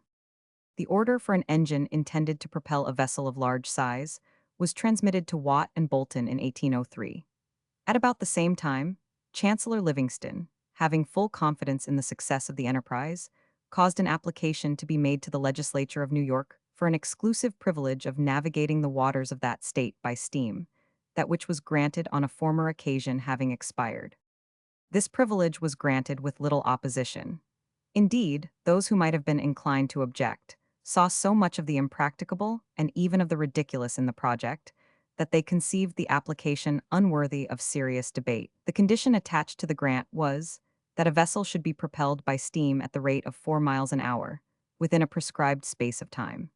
This reliance upon the reserved rights of the states proved a fruitful source of vexation to Livingston and Fulton, and embittered the close of the life of the latter, and reduced his family to penury. It can hardly be doubted that, had an expectation been entertained, that the grant of a state was ineffectual, and that the jurisdiction was vested in the general government, a similar grant might have been obtained from Congress. The influence of Livingston, with PG 182, the administration was deservedly high, and that administration was supported by a powerful majority. Nor would it have been consistent with the principles of the opposition to vote against any act of liberality to the introducer of a valuable application of science.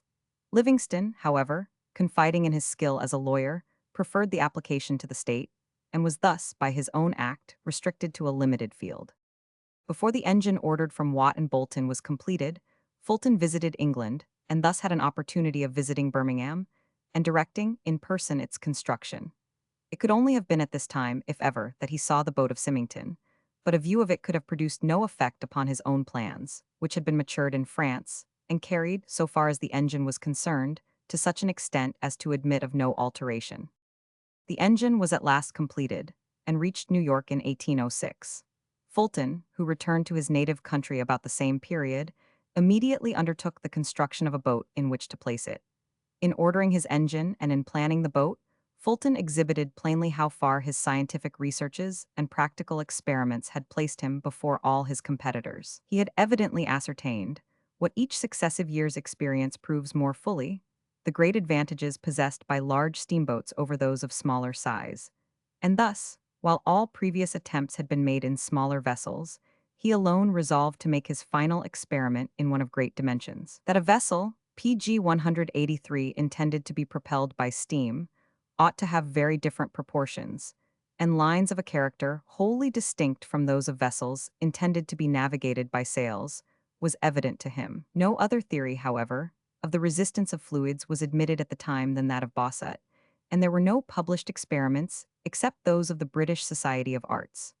Judged in reference to these, the model chosen by Fulton was faultless, although it will not stand the test of an examination founded upon a better theory and more accurate experiments. The vessel was finished and fitted with her machinery in August 1807. An experimental excursion was forthwith made, at which a number of gentlemen of science and intelligence were present. Many of these were either skeptical or absolute unbelievers. But a few minutes served to convert the whole party and satisfy the most obstinate doubters that the long-desired object was at last accomplished. Only a few weeks before, the cost of constructing and finishing the vessel threatening to exceed the funds with which he had been provided by Livingston, Fulton had attempted to obtain a supply by the sale of one-third of the exclusive right granted by the state of New York. No person was found possessed of the faith requisite to induce him to embark in the project. Those who had rejected this opportunity of investment were now the witnesses of the completion of the scheme, which they had considered as an inadequate security for the desired funds. Within a few days from the time of the first experiment with the steamboat, a voyage was undertaken in it to Albany. This city, situated at the natural head of the navigation of the Hudson, is distant, by the line of the PG 184 channel of the river, rather less than 150 miles from New York. By the old post road, the distance is 160 miles, at which that by water is usually estimated. Although the greater part of the channel of the Hudson is both deep and wide, yet for about 14 miles below Albany, this character is not preserved, and the stream, confined within comparatively small limits, is obstructed by bars of sand or spreads itself over shallows. In a few remarkable instances, the sloops, which then exclusively navigated the Hudson, had effected a passage in about 16 hours, but a whole week was not unfrequently employed in the voyage, and the average time of passage was not less than 4 entire days. In Fulton's first attempt to navigate this stream, the passage to Albany was performed in 32 hours, and the return in 30. Up to this time, although the exclusive grant had been sought and obtained from the state of New York, it does not appear that either he or his associate had been fully aware of the vast opening which the navigation of the Hudson presented for the use of steam. They looked to the rapid Mississippi and its branches as the place where their triumph was to be achieved, and the original boat, modeled for shallow waters, was announced as intended for the navigation of that river. But even in the very first attempt, numbers, called by business or pleasure to the northern or western parts of the state of New York, crowded into the yet untried vessel. And when the success of the attempt was beyond question, no little anxiety was manifested that the steamboat should be established as a regular packet between New York and Albany. With these indications of public feeling, Fulton immediately complied, and regular voyages were made at stated PG 185 times until the end of the season. These voyages were not, however, unattended with inconvenience. The boat, designed for a mere experiment, was incommodious, and many of the minor arrangements by which facility of working and safety from accident to the machinery were to be ensured were yet wanting. Fulton continued a close and attentive observer of the performance of the vessel. Every difficulty, as it manifested itself, was met and removed by the most masterly as well as simple contrivances. Some of these were at once adopted, while others remained to be applied while the boat should be laid up for the winter. He thus gradually formed in his mind the idea of a complete and perfect vessel, and in his plan, no one part which has since been found to be essential to the ease of maneuver or security was omitted. But the eyes of the whole community were now fixed upon the steamboat, and as all those of competent mechanical knowledge were, like Fulton himself, alive to the defects of the original vessel, his right to priority of invention of various important accessories has been disputed. The winter of 18,078 was occupied in remodeling and rebuilding the vessel, to which the name Clermont was now given. The guards and housings for the wheels, which had been but temporary structures, applied as their value was pointed out by experience, became solid and essential parts of the boat. For a rudder of the ordinary form, one of surface much more extended in its horizontal dimensions was substituted. This, instead of being moved by a tiller, was acted upon by ropes applied to its extremity, and these ropes were adapted to a steering wheel, which was raised aloft towards the bow of the vessel. It had been shown by the numbers who were transported during the first summer that at the same price for PG 186 passage, many were willing to undergo all the inconveniences of the original rude accommodations, in preference to encountering the delays and uncertainty to which the passage in sloops was exposed. Fulton did not, however, take advantage of his monopoly, but with the most liberal spirit provided such accommodations for passengers as in convenience and even splendor had not before been approached in vessels intended for the transportation of travelers. This was, on his part, an exercise of almost improvident liberality. By his contract with Chancellor Livingston, the latter undertook to defray the whole cost of the engine and vessel until the experiment should result in success. But from that hour, each was to furnish an equal share of all investments.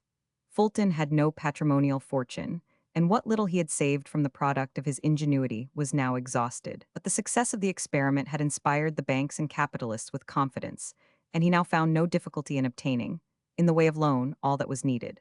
Still, however, a debt was thus contracted which the continued demands made upon him for new investments never permitted him to discharge.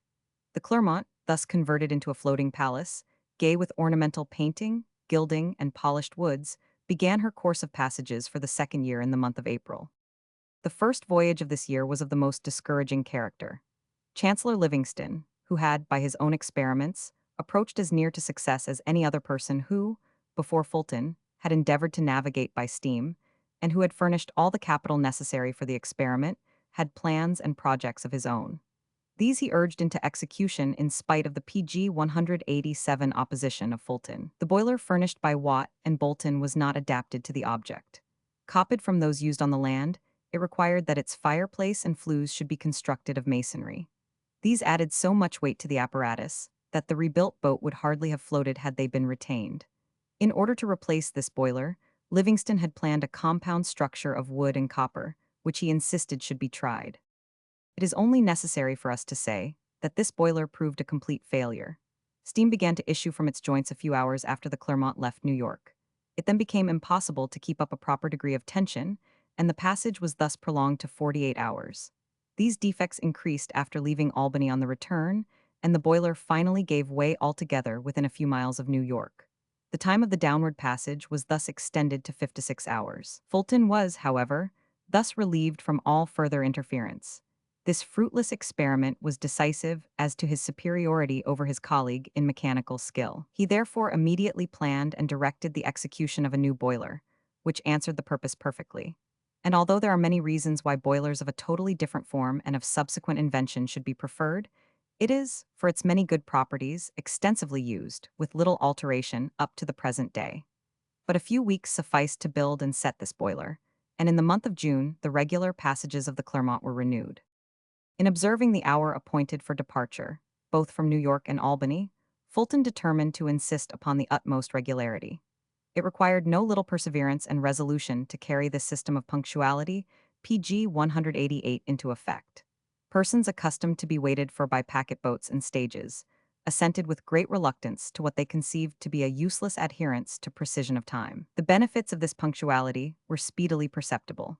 The whole system of internal communication of the state of New York was soon regulated by the hours of arrival and departure of Fulton's steamboats, and the same system of precision was copied in all other steamboat lines. The certainty of conveyance at stated times being thus secured, the number of travelers was instantly augmented, and before the end of the second summer, the boat became far too small for the passengers, who crowded to avail themselves of this novel, punctual, and unprecedentedly rapid method of transport.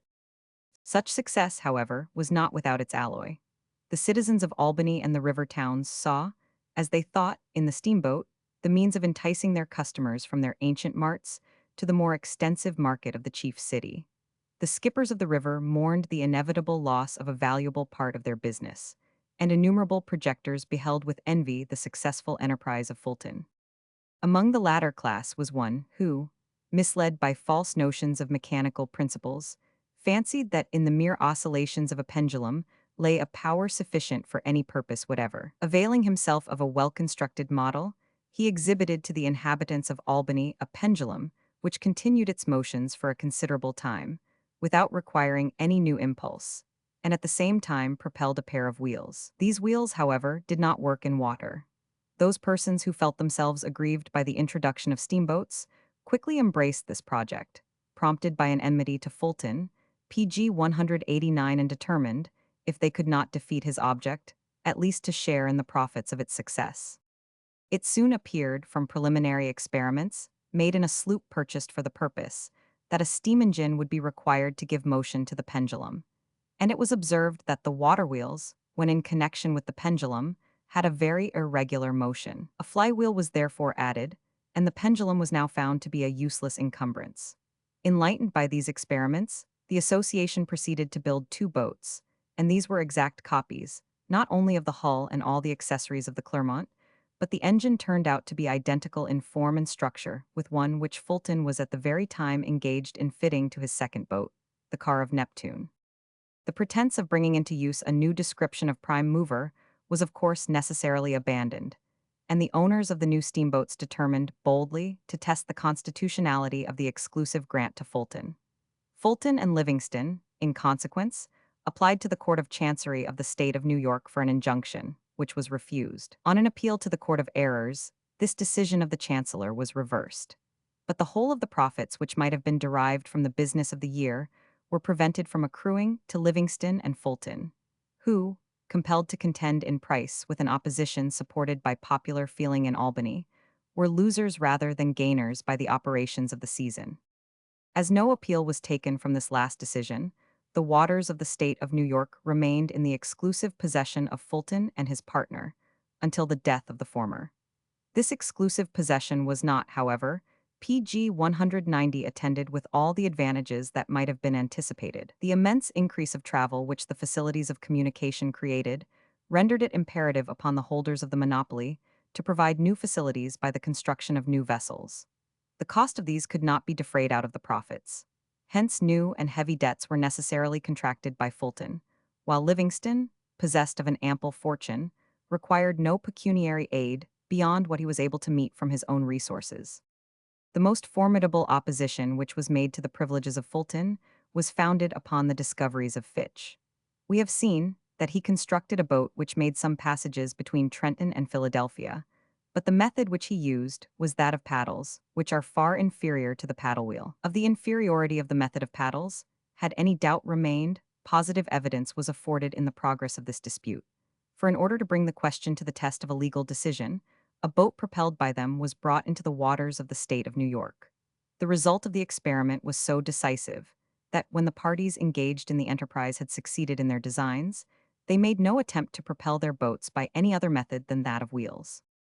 Fulton, assailed in his exclusive privileges derived from state grants, took, for his further protection, a patent from the general government.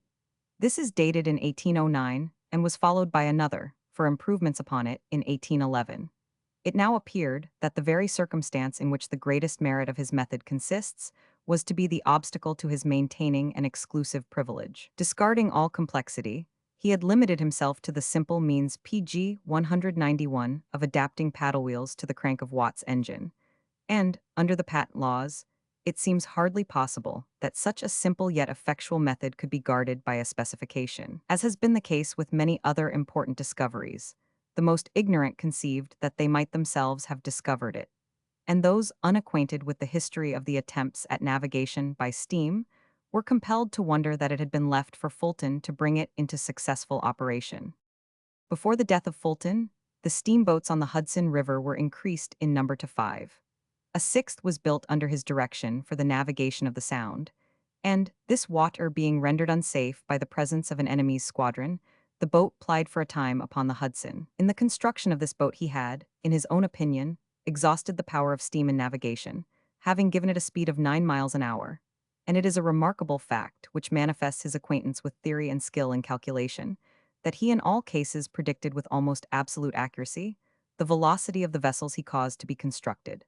The engineers of Great Britain came, long after, to a similar conclusion in respect to the maximum of speed.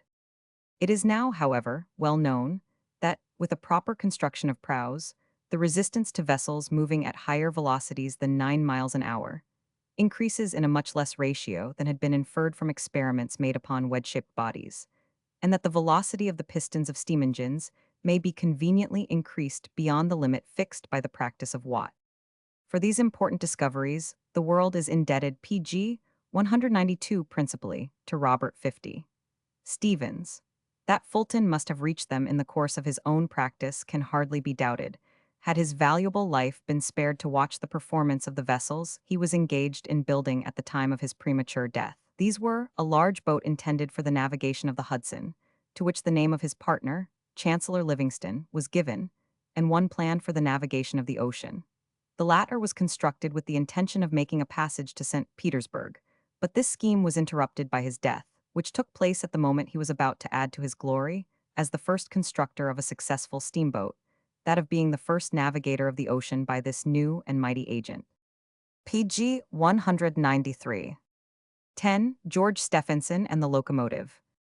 What I say is this, said Nahum, that all your Vesuvius dividends, and all your pickers and slobbers and shirtings at 4 cents, and all the rest of your great cotton victory, depend on railroads. If your father could not go to Lewiston and see his foreman and people, and come back before you can say Jack Robinson, there would be no mills at Lewiston such as there are. There might be a poor little sawmill making shingles, as you free traders want. This with scorn at Fergus, perhaps, or someone else suspected of views unfavorable to protection. Then Nahum shook hands with Uncle Fritz and apologized for his zeal, adding, I am telling the boys why I want to go to Altoona and to become a railroad man. I say that the new plant in India might knock cotton higher than a kite, and that people might learn to live without novels or magazines, but that they must have transportation all the same. And I am going into the railroad business. I am going to hew down the mountains and fill up the valleys. The boy was fairly eloquent in his enthusiasm. It is in your blood, my brave fellow, said Uncle Fritz. People thought your grandfather was crazy when PG 194 he said it, 60 years ago, but it proved he was the seer and the prophet, and they were the fools. And who invented railroads? Asked Blanche. As to that, the man invented a railroad, who first put 2 boards down over 2 ruts to make a cart run easier. Almost as soon as there were mines, there must have been some sort of rail for the use of the wagons which brought out the ore. These rails became so useful that they were continued from the mine to the highroad, whatever it was. But it was not till the first quarter of this century that rails were laid for general use. The earliest railroad in the United States was laid at the quarries in Quincy, in Massachusetts, in 1825. Uncle Fritz was so well pleased at their eagerness that he brought out for them some of the old books, and some of the new. In especial, he bade them all read Smiles's Life of Stephenson before they came to him again. For to George Stephenson, as they soon learned, more than to any one man, the world owes the step forward which it made when locomotives were generally used on railroads. Since that time the improvements in both have gone on together. Before they met again, at Uncle Fritz's suggestion, Fergus and Hester prepared this sketch of the details of Stephenson's earlier invention, purposely that Uncle Fritz might use it when these papers should be printed together. George Stephenson. An efficient and economical working locomotive engine still remained to be invented, and to accomplish this object Stephenson now applied himself. Profiting by what his predecessors had done, warned by their failures, and PG 195 encouraged by their partial successes, he began his labors. There was still wanting the man who should accomplish for the locomotive what James Watt had done for the steam engine, and combine in a complete form the best points in the separate plans of others, embodying with them such original inventions and adaptations of his own, as to entitle him to the merit of inventing the working locomotive, as James Watt is to be regarded as the inventor of the working condensing engine. This was the great work upon which George Stephenson now entered, though probably without any adequate idea of the ultimate importance of his work to society and civilization.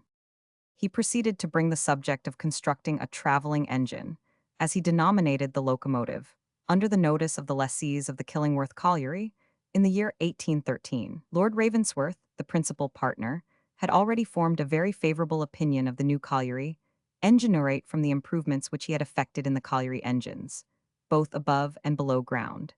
And after considering the matter, and hearing Stephenson's explanations, he authorized him to proceed with the construction of a locomotive, though his lordship was by some called a fool for advancing money for such a purpose. The first locomotive that I made, said Stephenson, many years after, when speaking of his early career at a public meeting in Newcastle, was at Kill PG 196 Lingworth Colliery, and with Lord Ravensworth's money.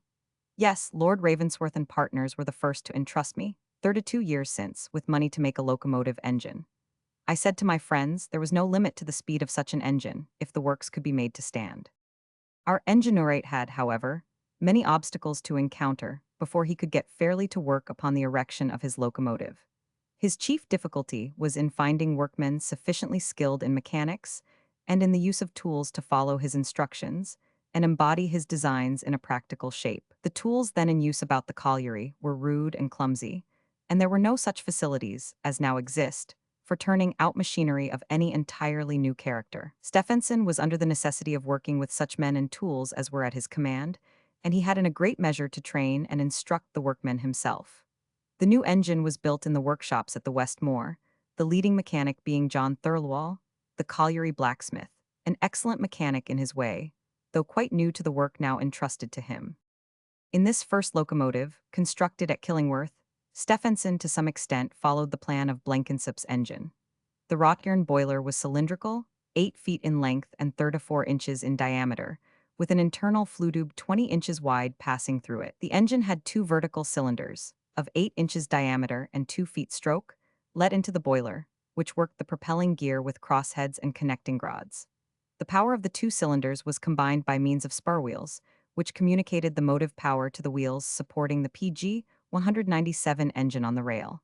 The engine thus worked upon what is termed the second motion. The chimney was of wrought iron, round, which was a chamber extending back to the feed pumps, for the purpose of heating the water previous to its injection into the boiler. The engine had no springs and was mounted on a wooden frame supported on 4 wheels. In order to neutralize as much as possible the jolts and shocks which such an engine would necessarily encounter, from the obstacles and inequalities of the then very imperfect plateway, the water barrel, which served for a tender, was fixed to the end of a lever and weighted, the other end of the lever being connected with the frame of the locomotive carriage. By this means, the weight of the two was more equally distributed, though the contrivance did not by any means compensate for the total absence of springs. The wheels of the locomotive were all smooth, Stephenson having satisfied himself by experiment that the adhesion between the wheels of a loaded engine and the rail would be sufficient for the purposes of traction. The engine was, after much labor and anxiety, and frequent alterations of parts, at length brought to completion, having been about 10 months in hand. It was placed upon the Killingworth Railway on the 25th of July, 1814, and its powers were tried on the same day. On an ascending gradient of 1 in 450, the engine succeeded in drawing after it 8 loaded carriages, of 30 tons weight, at about 4 miles an hour, and for some time after it continued regularly at work. Although a considerable advance upon previous loco PG 198 motives, Blutcher, as the engine was popularly called, was nevertheless a somewhat cumbrous and clumsy machine. The parts were huddled together. The boiler constituted the principal feature, and, being the foundation of the other parts, it was made to do duty not only as a generator of steam, but also as a basis for the fixings of the machinery and for the bearings of the wheels and axles. The want of springs was seriously felt, and the progress of the engine was a succession of jolts, causing considerable derangement to the working. The mode of communicating the motive power to the wheels by means of the spur gear also caused frequent jerks, each cylinder alternately propelling or becoming propelled by the other, as the pressure of the one upon the wheels became greater or less than the pressure of the other. And when the teeth of the cogwheels became at all worn, a rattling noise was produced during the traveling of the engine. As the principal test of the success of the locomotive was its economy as compared with horsepower, careful calculations were made with the view of ascertaining this important point. The result was that it was found the working of the engine was at first barely economical, and at the end of the year, the steam-power and the horsepower were ascertained to be as nearly as possible upon a par in point of cost. We give the remainder of the history of George Stephenson's efforts to produce an economical working locomotive in the words of his son Robert, as communicated to Mr. Smiles in 1856, for the purposes of his father's life. A few months of experience and careful observation upon the operation of this, his first engine convinced my father that the complication arising out of the action, PG 199 of the 2 cylinders being combined by spur wheels, would prevent their coming into practical application. He then directed his attention to an entire change in the construction and mechanical arrangements, and in the following year took out a patent, dated Feb. 28, 1815, for an engine which combined in a remarkable degree the essential requisites of an economical locomotive. That is to say, few parts, simplicity in their action, and great simplicity in the mode by which power was communicated to the wheels supporting the engine. This second engine consisted, as before, of two vertical cylinders, which communicated directly with each pair of the four wheels that supported the engine by a crosshead and a pair of connecting rods. But in attempting to establish a direct communication between the cylinders and the wheels that rolled upon the rails, considerable difficulties presented themselves. The ordinary joints could not be employed to unite the engine, which was a rigid mass, with the wheels rolling upon the irregular surface of the rails. For it was evident that the two rails of the line of railway could not always be maintained at the same level with respect to each other, that one wheel at the end of the axle might be depressed into a part of the line which had subsided, while the other would be elevated. In such a position of the axle and wheels, it was clear that a rigid communication between the crosshead and the wheels was impracticable. Hence it became necessary to form a joint at the top of the piston rod, where it united with the crosshead, so as to permit the crosshead always to preserve complete parallelism with the axle of the wheels with which it was in communication. In order to obtain the flexibility combined with direct action, which was essential for ensuring power and PG 200, avoiding needless friction and jars from irregularities in the rail, my father employed the ball and socket joint for effecting a union between the ends of the crossheads, where they were united with the crankpins attached to each driving wheel. By this arrangement, the parallelism between the crosshead and the axle was at all times maintained, it being permitted to take place without producing jar or friction upon any part of the machine. The next important point was to combine each pair of wheels by some simple mechanism, instead of the cogwheels which had formerly been used. My father began by inserting each axle into two cranks, at right angles to each other, with rods communicating horizontally between them.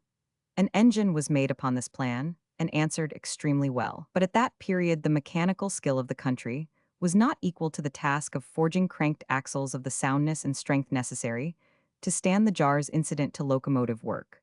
So my father was compelled to fall back upon a substitute which, though less simple and less efficient, was within the mechanical capabilities of the workmen of that day, either for construction or repair. He adopted a chain, which rolled over indented wheels placed on the center of each axle, and so arranged that the two pairs of wheels were effectually coupled and made to keep pace with each other.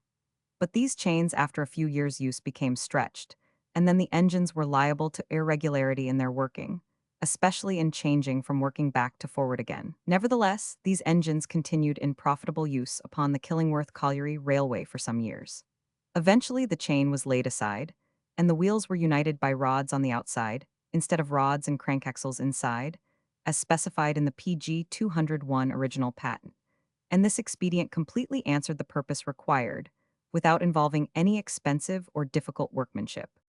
Another important improvement was introduced in this engine. The eduction steam had hitherto been allowed to escape direct into the open atmosphere. But my father, having observed the great velocity with which the smoke issued from the chimney of the same engine, thought that by conveying the eduction steam into the chimney, and there allowing it to escape in a vertical direction, its velocity would be imparted to the smoke from the engine or to the ascending current of air in the chimney. The experiment was no sooner made than the power of the engine became more than doubled. Combustion was stimulated, as it were, by a blast. Consequently, the power of the boiler for generating steam was increased, and in the same proportion, the useful duty of the engine was augmented. Thus, in 1815, my father had succeeded in manufacturing an engine, which included the following important improvements on all previous attempts in the same direction. Simple and direct communication between the cylinder and the wheels rolling upon the rails. Joint adhesion of all the wheels, attained by the use of horizontal connecting rods. And, finally, a beautiful method of exciting the combustion of fuel by employing the waste steam which had formerly been allowed to escape uselessly. It is perhaps not too much to say that this engine, as a mechanical contrivance, contained the germ of all that has since been effected. It may be regarded, in fact, as a type of the present locomotive engine. In describing my father's application of the waste steam, for the purpose of increasing the intensity of COM PG 202 bustion in the boiler, and thus increasing the power of the engine without adding to its weight, and while claiming for this engine the merit of being a type of all those which have been successfully devised since the commencement of the Liverpool and Manchester Railway, it is necessary to observe that the next great improvement in the same direction, the multitubular boiler, which took place some years later, could never have been used without the help of that simple expedient, the steam blast, by which power only, the burning of coke was rendered possible.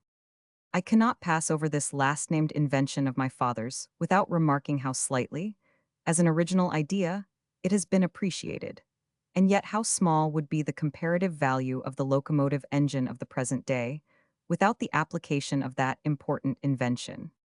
Engines constructed by my father in the year 1818, upon the principles just described, are in use on the Killingworth Colliery Railway to this very day, conveying, at the speed of perhaps 5 or 6 miles an hour, heavy coal trains, probably as economically as any of the more perfect engines now in use. The invention of the steam blast by George Stephenson in 1815 was fraught with the most important consequences to railway locomotion, and it is not saying too much to aver that the success of the locomotive has been in a great measure the result of its adoption. Without the steam blast, by means of which the intensity of combustion is maintained at its highest point, producing a correspondingly rapid evolution of steam, high rates of speed could not have been kept up. The advantages of the multitubular boiler afterward invented could never have PG 203 been fully tested, and locomotives might still have been dragging themselves unwieldily along at a rate of a little more than 5 or 6 miles an hour. As the period drew near for the opening of the line, the question of the tractive power to be employed was anxiously discussed. At the Brusselton decline, fixed engines must necessarily be made use of, but with respect to the mode of working the railway generally, it was decided that horses were to be largely employed, and arrangements were made for their purchase. Although locomotives had been regularly employed in hauling coal wagons on the Middleton Colliery Railway, near Leeds, for more than 12 years, and on the Wylam and Killingworth Railways, near Newcastle, for more than 10 years, great skepticism still prevailed as to the economy of employing them for the purpose in lieu of horses. In this case, it would appear that seeing was not believing. The popular skepticism was as great at Newcastle, where the opportunities for accurate observation were the greatest, as anywhere else. In 1824, the scheme of a canal between that town and Carlisle again came up, and although a few timid voices were raised on behalf of a railway, the general opinion was still in favor of a canal. The example of the Hetton Railway, which had been successfully worked by Stephenson's locomotives for 2 years past, was pointed to in proof of the practicability of a locomotive line between the two places. But the voice of the press, as well as of the public, was decidedly against the newfangled roads. When such was the state of public opinion as to railway locomotion, some idea may be formed of the clear-sightedness and moral courage of the Stockton and Darlington directors in ordering 3 of Stephenson's locomotive PG 204 engines, at a cost of several £1,000s, against the opening of the railway. These were constructed after Stephenson's most matured designs and embodied all the improvements which he had contrived up to that time. Number 1 engine, the locomotion, which was first delivered, weighed about 8 tons. It had one large flue, or tube, through the boiler, by which the heated air passed direct from the furnace at the one end, lined with fire bricks, to the chimney at the other. The combustion in the furnace was quickened by the adoption of the steam blast in the chimney.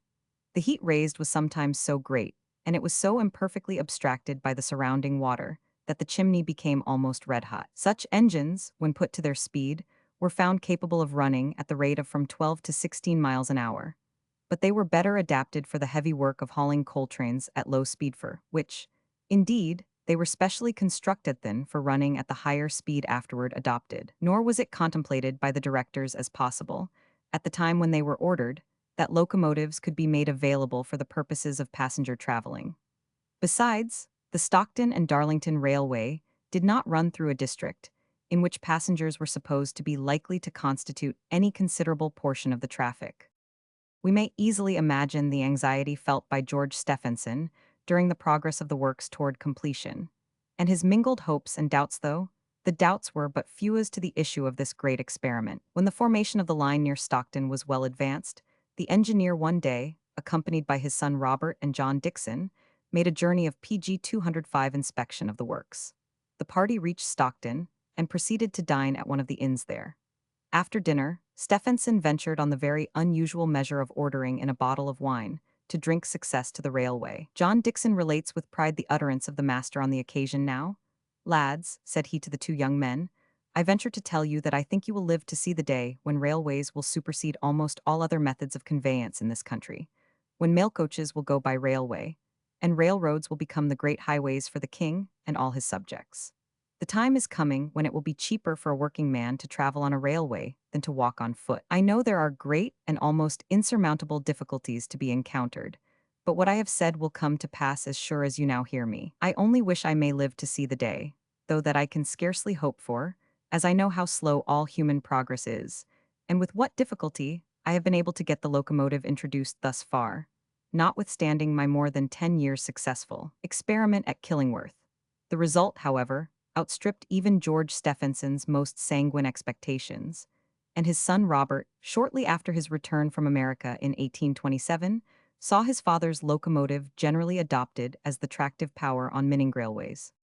Tuesday, the 27th of September, 1825, was a great day for Darlington. The railway, after having been under construction for more than 3 years, was at length about to be opened. The project had been the talk of the neighborhood for so long that there were few people within a range of 20 miles who did not feel more or less interested about it. Was it to be a failure or a success? Opinions were pretty equally divided as to the rail PG 206 way, but as regarded the locomotive, the general belief was that it would never answer. However, there was the locomotive number 1 delivered upon the line, and ready to draw the first train of wagons on the opening day. A great concourse of people assembled on the occasion. Some came from Newcastle and Durham, many from the Aucklands, while Darlington held a general holiday and turned out all its population. To give eclat to the opening, the directors of the company issued a program of the proceedings, intimating the times at which the procession of wagons would pass certain points along the line. The proprietors assembled as early as 6 in the morning at the Brusselton fixed engine, where the working of the inclined planes was successfully rehearsed. A train of wagons laden with coals and merchandise was drawn up the western incline by the fixed engine, a length of 1,960 yards in 7.5 minutes, and then lowered down the incline on the eastern side of the hill, 880 yards in 5 minutes. At the foot of the incline, the procession of vehicles was formed, consisting of the locomotive engine number 1, driven by George Stephenson himself. After it, 6 wagons loaded with coals and flour, then a covered coach containing directors and proprietors. Next, 21 coal wagons fitted up for passengers with which they were crammed, and lastly, 6 more wagons loaded with coals. Strange to say, a man on a horse, carrying a flag with the motto of the company inscribed on it, Periculum Privatum Utilitas Publica, headed the procession. A lithographic view of the great event, published shortly after, duly exhibits the horseman and his flag. It was not PG 207 thought so dangerous a place, after all. The locomotive was only supposed to be able to go at the rate of from 4 to 6 miles an hour, and an ordinary horse could easily keep ahead of that. Off started the procession, with the horseman at its head. A great concourse of people stood along the line. Many of them tried to accompany it by running, and some gentlemen on horseback galloped across the fields to keep up with the train. The railway descending with a gentle decline toward Darlington, the rate of speed was consequently variable. At a favorable part of the road, Stephenson determined to try the speed of the engine, and he called upon the horseman with the flag to get out of his way. Most probably, deeming it unnecessary to carry his periculum privatum farther, the horseman turned aside, and Stephenson put on the steam. The speed was at once raised to 12 miles an hour, and, at a favorable part of the road, to 15. The runners on foot, the gentlemen on horseback, and the horseman with the flag were consequently soon left far behind. When the train reached Darlington, it was found that 450 passengers occupied the wagons, and that the load of men, coals, and merchandise amounted to about 90 tons. At Darlington, the procession was rearranged. The 6 loaded coal wagons were left behind, and other wagons were taken on with 150 more passengers, together with a band of music. The train then started for Stockton, a distance of only 12 miles, which was reached in about 3 hours. The day was kept throughout the district as a holiday, and horses, gigs, carts, and other vehicles filled with people stood along the railway, as well as crowds of persons on foot, waiting PG 208 to see the train pass. The whole population of Stockton turned out to receive the procession, and after a walk through the streets, the inevitable dinner in the town hall wound up the day's proceedings. The principal circumstances connected with the construction of the rocket, as described by Robert Stephenson to Mr. Smiles, may be briefly stated. The tubular principle was adopted in a more complete manner than had yet been attempted. 25 copper tubes, each 3 inches in diameter, extended from one end of the boiler to the other, the heated air passing through them on its way to the chimney, and the tubes being surrounded by the water of the boiler. It will be obvious that a large extension of the heating surface was thus effectually secured. The principal difficulty was in fitting the copper tubes in the boiler ends so as to prevent leakage. They were manufactured by a Newcastle coppersmith and soldered to brass screws which were screwed into the boiler ends, standing out in great knobs. When the tubes were thus fitted and the boiler was filled with water, hydraulic pressure was applied, but the water squirted out at every joint and the factory floor was soon flooded. Robert went home in despair, and in the first moment of grief, he wrote to his father that the whole thing was a failure. By return of post came a letter from his father, telling him that despair was not to be thought of, that he must try again, and he suggested a mode of overcoming the difficulty, which his son had already anticipated and proceeded to adopt. It was to bore clean holes in the boiler ends, fit in the smooth copper tubes as tightly as possible, solder up, and then raise the steam. This plan succeeded perfectly. The expansion PG 209 of the copper completely filling up all interstices and producing a perfectly watertight boiler, capable of standing extreme external pressure. The mode of employing the steam blast for the purpose of increasing the draft in the chimney was also the subject of numerous experiments.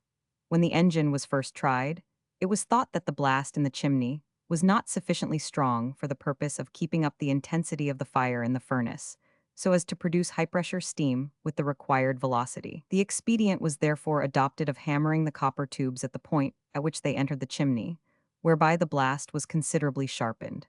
And on a farther trial, it was found that the draft was increased to such an extent as to enable abundance of steam to be raised. The rationale of the blast may be simply explained by referring to the effect of contracting the pipe of a water hose, by which the force of the jet of water is proportionately increased. Widen the nozzle of the pipe, and the jet is, in like manner, diminished. So is it with the steam blast in the chimney of the locomotive.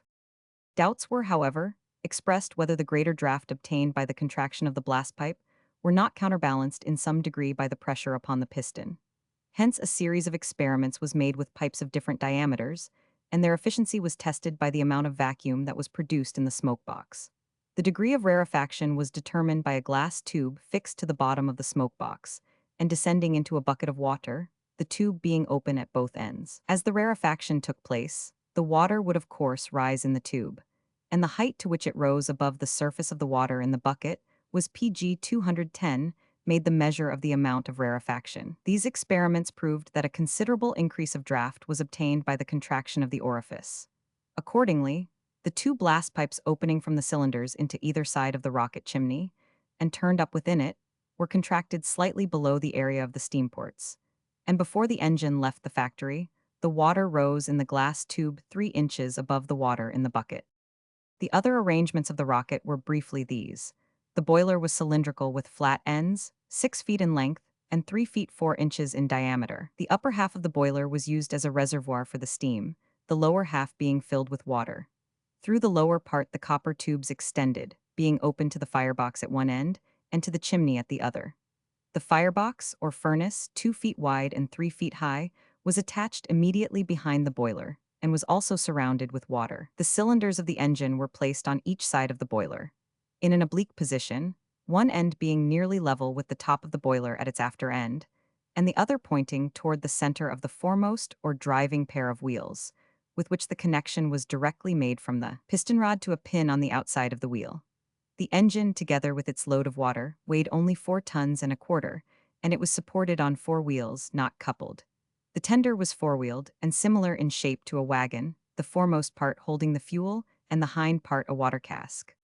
When the rocket was finished, it was placed upon the Killingworth Railway for the purpose of experiment. The new boiler arrangement was found perfectly success PG 211 fall. The steam was raised rapidly and continuously, and in a quantity which then appeared marvelous. The same evening Robert dispatched a letter to his father at Liverpool, informing him to his great joy that the rocket was all right and would be in complete working trim by the day of trial. The engine was shortly after sent by wagon to Carlisle and thence shipped for Liverpool. The time so much longed for by George Stephenson had now arrived, when the merits of the passenger locomotive were about to be put to the test. He had fought the battle for it until now, almost single-handed. Engrossed by his daily labors and anxieties, and harassed by difficulties and discouragements which would have crushed the spirit of a less resolute man, he had held firmly to his purpose through good and through evil report. The hostility which he had experienced from some of the directors opposed to the adoption of the locomotive was the circumstance that caused him the greatest grief of all, for where he had looked for encouragement, he found only carping and opposition. But his pluck never failed him, and now the rocket was upon the ground to prove, to use his own words, whether he was a man of his word or not. Great interest was felt at Liverpool, as well as throughout the country, in the approaching competition. Engineers, scientific men, and mechanics arrived from all quarters to witness the novel display of mechanical ingenuity on which such great results depended. The public generally were no indifferent spectators, either. The populations of Liverpool, Manchester, and the adjacent towns felt that the successful issue of the experiment would confer upon them individual benefits and local advantages, PG 212, almost incalculable, while populations at a distance waited for the result with almost equal interest. On the day appointed for the great competition of locomotives at Rainhill, the following engines were entered for the prize. Messrs. Braithwaite and Ericsson's Novelty. Mr. Timothy Hackworth's Sandsparill. Messrs. R. Stephenson Co. S. Rocket. Mr. Burstall's Perseverance. Another engine was entered by Mr. Brandreth, of Liverpool, the Cyclopt, weighing 3 tons, worked by a horse in a frame, but it could not be admitted to the competition. The above were the only 4 exhibited, out of a considerable number of engines constructed in different parts of the country in anticipation of this contest, many of which could not be satisfactorily completed by the day of trial. The day fixed for the competition was the 1st of October, but to allow sufficient time to get the locomotives into good working order, the directors extended it to the 6th. On the morning of the 6th, the ground at Rainhill presented a lively appearance, and there was as much excitement as if the St. Leger were about to be run. Many thousand spectators looked on, among whom were some of the first engineers and mechanicians of the day. A stand was provided for the ladies, the beauty and fashion of the neighborhood were present, and the side of the railroad was lined with carriages of all descriptions. It was quite characteristic of the Stephensons that, although their engine did not stand first on the list for trial, it was the first that was ready, and it was accordingly ordered out by the judges for an experimental trip.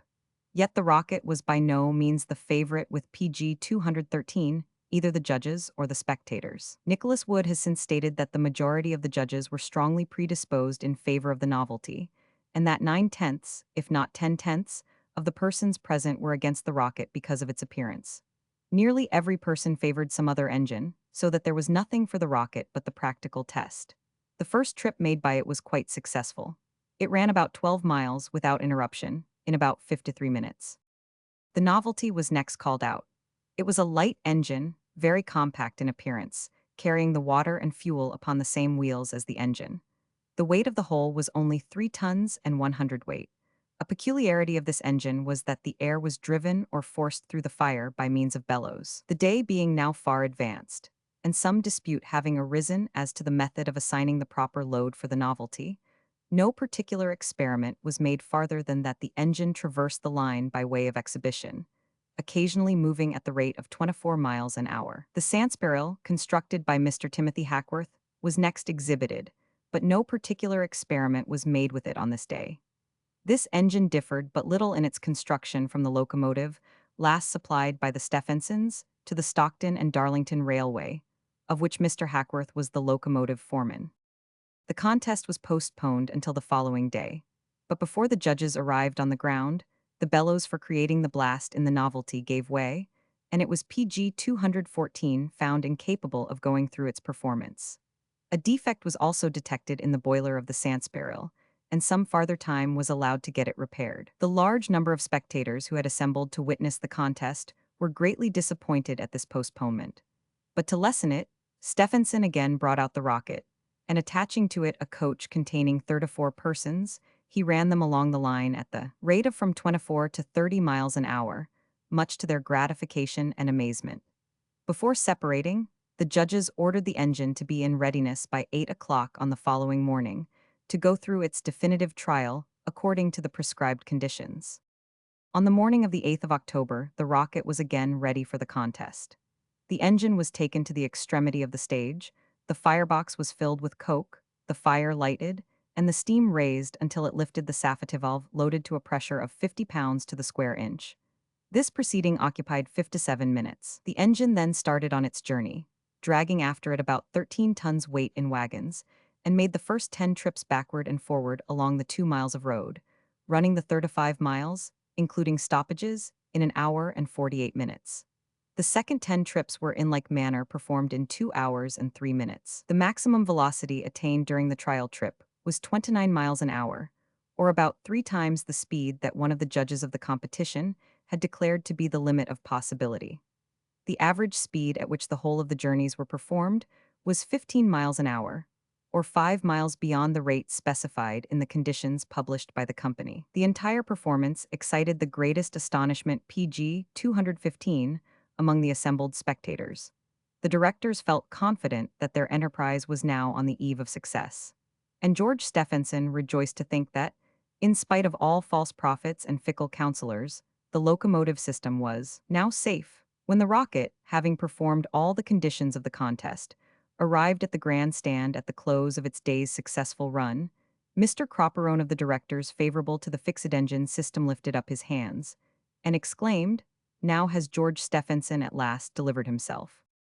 Neither the Novelty nor the Sandspiral was ready for trial until the 10th, on the morning of which day an advertisement appeared, stating that the former engine was to be tried on that day, when it would perform more work than any engine on the ground. The weight of the carriages attached to it was only 7 tons. The engine passed the first post in good style, but in returning, the pipe from the forcing pump burst and put an end to the trial. The pipe was afterward repaired, and the engine made several trips by itself, in which it was said to have gone at the rate of from 24 to 28 miles an hour. The Sandspiral was not ready until the 13th, and when its boiler and tender were filled with water, it was found to weigh 400 weight beyond the weight specified in the published conditions as the limit of four-wheeled engines. Nevertheless, the judges allowed it to run on the same footing as the other engines to enable them to ascertain whether its merits entitled it to favorable consideration. It traveled at the average speed of about 14 miles an hour with its load attached, but at the 8th trip the cold water pump got wrong, and the engine could proceed no farther. PG 216. It was determined to award the premium to the successful engine on the following day, the 14th, on which occasion there was an unusual assemblage of spectators. The owners of the Novelty pleaded for another trial, and it was conceded. But again, it broke down. Then Mr. Hackworth requested the opportunity for making another trial of his Sandspiral, but the judges had now had enough of failures, and they declined, on the ground that not only was the engine above the stipulated weight, but that it was constructed on a plan which they could not recommend for adoption by the directors of the company. One of the principal practical objections to this locomotive was the enormous quantity of coke consumed or wasted by it, about 692 pounds per hour when traveling, caused by the sharpness of the steam blast in the chimney, which blew a large proportion of the burning coke into the air. The perseverance of Mr. Burstall was found unable to move at more than 5 or 6 miles an hour, and it was withdrawn from the contest at an early period. The rocket was thus the only engine that had performed, and more than performed, all the stipulated conditions, and it was declared to be entitled to the prize of 500, which was awarded to the Messrs. Stephenson and Booth accordingly. And farther to show that the engine had been working quite within its powers, George Stephenson ordered it to be brought upon the ground and detached from all encumbrances, when, in making 2 trips, it was found to travel at the astonishing rate of 35 miles an hour. The rocket had thus eclipsed the performances of PG 217, all locomotive engines that had yet been constructed, and outstripped even the sanguine expectations of its constructors. It satisfactorily answered the report of Messrs. Walker and Rastrick, and established the efficiency of the locomotive for working the Liverpool and Manchester Railway, and indeed all future railways. The rocket showed that a new power had been born into the world, full of activity and strength, with boundless capability of work. It was the simple but admirable contrivance of the steam blast, and its combination with the multitubular boiler, that at once gave locomotion a vigorous life, and secured the triumph of the railway system. As has been well observed, this wonderful ability to increase and multiply its powers of performance with the emergency that demands them has made this giant engine the noblest creation of human wit, the very lion among machines. The success of the Rainhill experiment, as judged by the public, may be inferred from the fact that the shares of the company immediately rose 10%, and nothing farther was heard of the proposed 21 fixed engines, engine houses, ropes, etc. All this cumbersome apparatus was thenceforth effectually disposed of. When the reading was over, Bedford said, "When I heard you were going to have George Stephenson this afternoon, I wrote to my cousin Prentice Armstrong, who has been at the locomotive works at Altoona for several years, and asked him about locomotives nowadays, that I might be able to compare them with the locomotives of George Stephenson's time. This is his letter, which I will read, if there be no objection. Dear Bedford, speaking roughly, a freight engine of the consolidation type 8 driving wheels and 2 PG 218 truck wheels weighs from 4 to 7 to 48 tons of 2,000 pounds. On a road with no grades over 20 feet to the mile 1 in 250, it will haul over 1,000 tons at 15 miles an hour. If the train is of merchandise, it will be of, say, 50 cars, each weighing 10 tons and carrying 10 tons. If it is of coal or ore, the cars will each carry 20 or 25 tons. The rocket, said Bedford, which was the successful engine at the Rainhill competition, weighed a little over 4 tons and had 4 wheels. Dragging a weight of 13 tons in wagons, it made 35 miles in about 2 hours. Our engine number 2, continued the letter, made a mile on a level in 4 to 3 seconds with no train, but there are very few such records. 2 of our fast trains, 4 cars each, weighing 25 tons, make a schedule in one place level of 9 miles in 8 minutes. I have seen a record of a run on the Bound Brook route of 4 cars, 10 miles in 8 minutes. I think this must have been downhill. I hope these facts will answer your views. If there's anything else that I can get up for you, I shall be glad to do it. Yours truly, Prentice Armstrong, PG 219. 11. Eli Whitney. The young people all came in laughing. And what is it? Said Uncle Fritz good-naturedly. It is this, said Alice, that I say that all this is very entertaining about Palissy, the potter, and Benvenuto Cellini, and I have been boasting that I know as much of the steam engine as Lucy did, who was sister to Harry. But I do not see that this is going to profit Blanche when she shall make her celebrated visit to Mr. Bright, and when he asks her, what is the last sweet thing in creels or in fly-frames? Is it certain that Blanche is to go? Said Uncle Fritz doubtfully. Oh dear Uncle Fritz, do you know? Said Blanche in mock heroics. Are you in the sacred circle which decides? Will the Vesuvius pass its dividend, or will it scatter its blessings right and left so that we can go to Paris and all the world be happy? I wish I knew, said Colonel Ingham. For on that same dividend depends the question whether I build 4 new rooms at Little Crasty's for the accommodation of my young friends when they visit me there. Could you tell us, said Fergus, what is the cause of the depression in the cotton manufacture? Do not tell him, Uncle Fritz, said Fanshawe, for the 2 best of reasons. First, that half of us will not un-PG 220 durstand if you do, and second, that none of us will remember. Colonel Ingham laughed.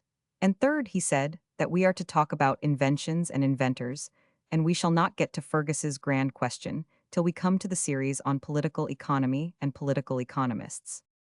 You are all quite right in all your suggestions and criticisms. It is quite time that you girls should know something of the industry which is important not only to all the southern states, but to all the manufacturing states. Cotton is the cheapest article for clothing in the world, and the use of it goes farther and farther every year. The manufacture is also improving steadily. 30 men, women, and children will make as much cotton cloth today as 100 could make the year you were born, Hester. I saw cottons for sale today at 4 cents a yard, which would have cost nearly 3 times that money 30 years ago. So I have laid out for you these sketches of the life of Eli Whitney, on whose simple invention, as you remember, all this wealth of production may be said to depend. You college boys ought to be pleased to know that within a year after this man graduated from Yale College, he had made an invention and set it a-going, which entirely changed the face of things in his own country. At that moment there was so little cotton raised in America that Whitney himself had never seen cotton wool or cotton seed, when he was first asked if he could make a machine which would separate one from the other. It was so little known, indeed, that when John Jay of New York negotiated a treaty of commerce with England in 1794, the year after Whitney's invention, He did not know that any cotton was produced in the United States. The treaty did not provide for our cotton and had to be PG 221 changed after it was brought back to America. With this invention by Whitney, it was possible to clean cotton from the seed. The southern states, which before had no staple of importance, had in that moment an immense addition to their resources. Alabama, Mississippi, Louisiana, and Tennessee, besides the states in the Old 13, were settled almost wholly to call into being new lands for raising cotton. To these were afterwards added Arkansas, Florida, and Texas. With this new industry, slave labor became vastly more profitable, and the institution of slavery, which would else have died out probably, received an immense stimulus. Fortunately for the country and the world, the Constitution had fixed the year 1808 as the end of the African slave trade. But up to that date, slaves were pushed in with a constantly increasing rapidity, so that the new states were peopled very largely with absolute barbarians. There is hardly another instance in history where it is so easy to trace in a very few years results so tremendous following from a single invention by a single man. Fortunately for us, Miss Lamb has just published a portrait of Eli Whitney in the Magazine of History. Here it is, in the October number of the Magazine of History. As to processes of manufacture, of course we can learn little or nothing about them here. But you had better read carefully this article in Yours Dictionary of Arts, though it is a little old-fashioned, and then you will be prepared to make up parties to go out to the Hecla, or up to Lowell or Lawrence, where you can see with your own eyes. And now I will read you a little sketch of the life of Eli Whitney. Page 222. Eli Whitney. Eli Whitney was born at Westborough, Worcester County, Massachusetts, Dec. 8, 1765. His parents belonged to the middle class in society, who, by the labors of husbandry, managed by uniform industry and strict frugality to provide well for a rising family. The paternal ancestors of Mr. Whitney emigrated from England among the early settlers of Massachusetts, and their descendants were among the most respectable farmers of Worcester County. His maternal ancestors, of the name of Fay, were also English emigrants, and ranked among the substantial yeomanry of Massachusetts. A family tradition respecting the occasion of their coming to this country may serve to illustrate the history of the times. The story is that about 200 years ago, the father of the family, who resided in England, a man of large property and great respectability, called together his sons and addressed them thus: America is to be a great country. I am too old to emigrate myself, but if any one of you will go, I will give him a double share of my property. The youngest son instantly declared his willingness to go, and his brothers gave their consent. He soon set off for the New World, and landed in Boston, in the neighborhood of which place he purchased a large tract of land, where he enjoyed the satisfaction of receiving 2 visits from his venerable father. His son John Fay, from whom the subject of this memoir is immediately descended, removed from Boston to Westborough, where he became the proprietor of a large tract of land, since known by the name of the Fay Farm. From the sister of Mr. Whitney, we have derived some particulars respecting his childhood and youth, and we PG 223 shall present the anecdotes to our readers in the artless style in which they are related by our correspondent, believing that they would be more acceptable in this simple dress than if, according to the modest suggestion of the writer, they should be invested with a more labored diction. The following incident, though trivial in itself, will serve to show at how early a period certain qualities of strong feeling, tempered by prudence, for which Mr. Whitney afterward became distinguished, began to display themselves. When he was 6 or 7 years old, he had overheard the kitchen maid, in a fit of passion, calling his mother, who was in a delicate state of health, hard names, at which he expressed great displeasure to his sister. She thought, said he, that I was not big enough to hear her talk so about my mother. I think she ought to have a flogging, and if I knew how to bring it about, she should have one. His sister advised him to tell their father. No, he replied, it will hurt his feelings and mother's too, and besides, it is likely the girl will say she never said so, and that would make a quarrel. It is best to say nothing about it. Indications of his mechanical genius were likewise developed at a very early age. Of his early passion for such employments, his sister gives the following account. Our father had a workshop, and sometimes made wheels of different kinds and chairs. He had a variety of tools, and a lathe for turning chair posts. This gave my brother an opportunity of learning the use of tools when very young. He lost no time, but as soon as he could handle tools, he was always making something in the shop, and seemed not to like working on the farm. On a time, after the death of our mother, when our father had been absent from home 2 or 3 days, On his return, he inquired of PG 224, the housekeeper, what the boys had been doing. She told him what B and J had been about. "But what has Eli been doing?" said he. She replied he had been making a fiddle. "Ah," said he, despondingly, "I fear Eli will have to take his portion in fiddles." He was at this time about 12 years old. His sister adds that this fiddle was finished throughout, like a common violin, and made tolerably good music. It was examined by many persons, and all pronounced it to be a remarkable piece of work for such a boy to perform. From this time he was employed to repair violins, and had many nice jobs, which were always executed to the entire satisfaction, and often to the astonishment, of his customers. His father's watch being the greatest piece of mechanism that had yet presented itself to his observation, he was extremely desirous of examining its interior construction, but was not permitted to do so. One Sunday morning, observing that his father was going to meeting, and would leave at home the wonderful little machine, he immediately feigned illness as an apology for not going to church. As soon as the family were out of sight, he flew to the room where the watch hung, and taking it down, he was so delighted with its motions that he took it all to pieces before he thought of the consequences of his rash deed. For his father was a stern parent, and punishment would have been the reward of his idle curiosity, had the mischief been detected. He, however, put all the work so neatly together that his father never discovered his audacity until he himself told him, many years afterwards. Whitney lost his mother at an early age, and when he was 13 years old, his father married a second time. His stepmother, among her articles of furniture, had a handsome set of table knives that she valued very highly. PG 225 Whitney could not but see this, and said to her, "I could make as good ones if I had tools, and I could make the necessary tools if I had a few common tools to make them with." His stepmother thought he was deriding her, and was much displeased. But it so happened, not long afterwards, that one of the knives got broken, and he made one exactly like it in every respect except the stamp on the blade. This he would likewise have executed, had not the tools required been too expensive for his slender resources. When Whitney was 15 or 16 years of age, he suggested to his father an enterprise, which was an earnest of the similar undertakings in which he engaged on a far greater scale in later life. This being the time of the Revolutionary War, nails were in great demand and bore a high price. At that period nails were made chiefly by hand, with little aid from machinery. Young Whitney proposed to his father to procure him a few tools and to permit him to set up the manufacture. His father consented, and he went steadily to work and suffered nothing to divert him from his task until his day's work was completed.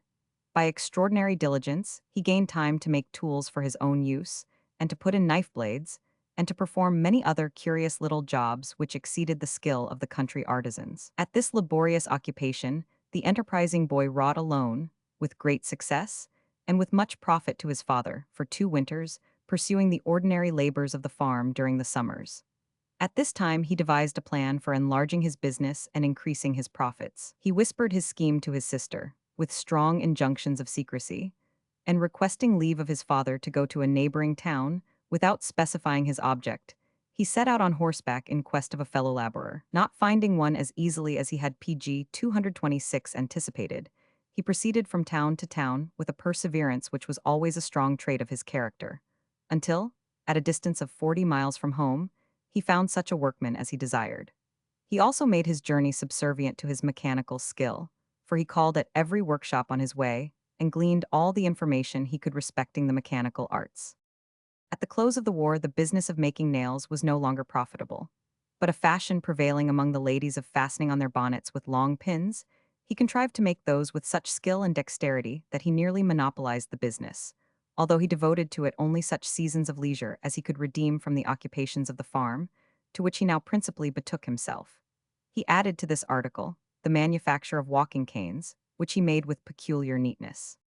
In respect to his proficiency in learning while young, we are informed that he early manifested a fondness for figures and an uncommon aptitude for arithmetical calculations, though in the other rudiments of education he was not particularly distinguished.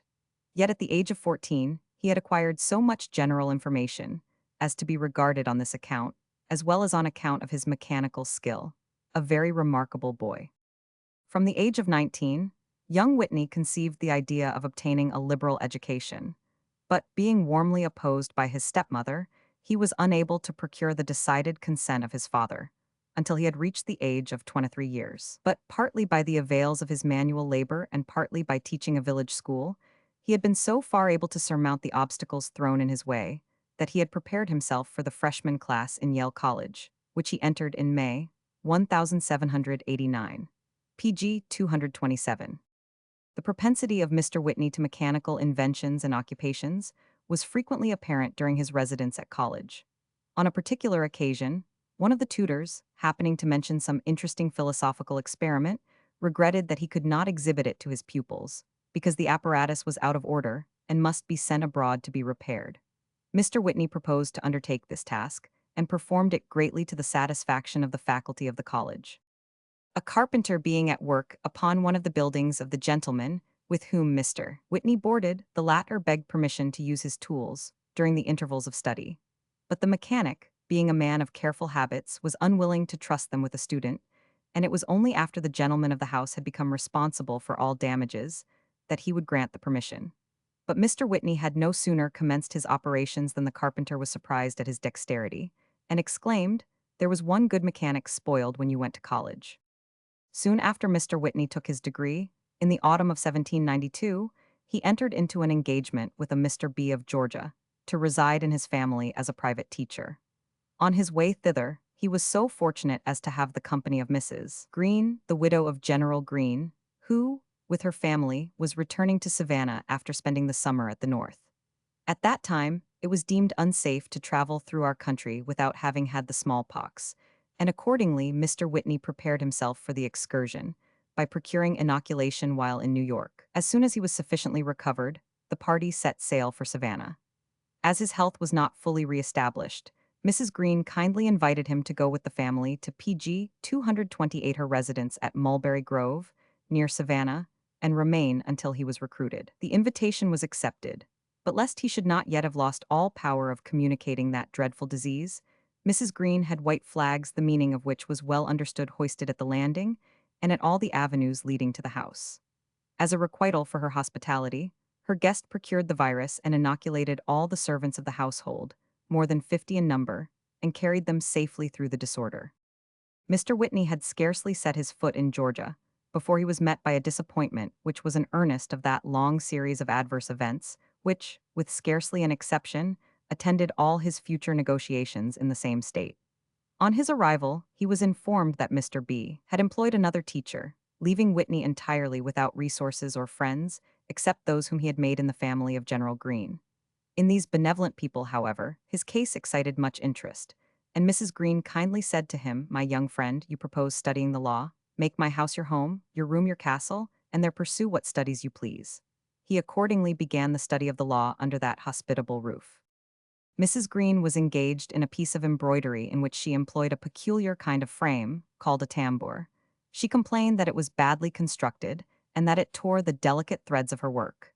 Mr. Whitney, eager for an opportunity to oblige his hostess, set himself to work and speedily produced a tambour frame, made on a plan entirely new, which he presented to her.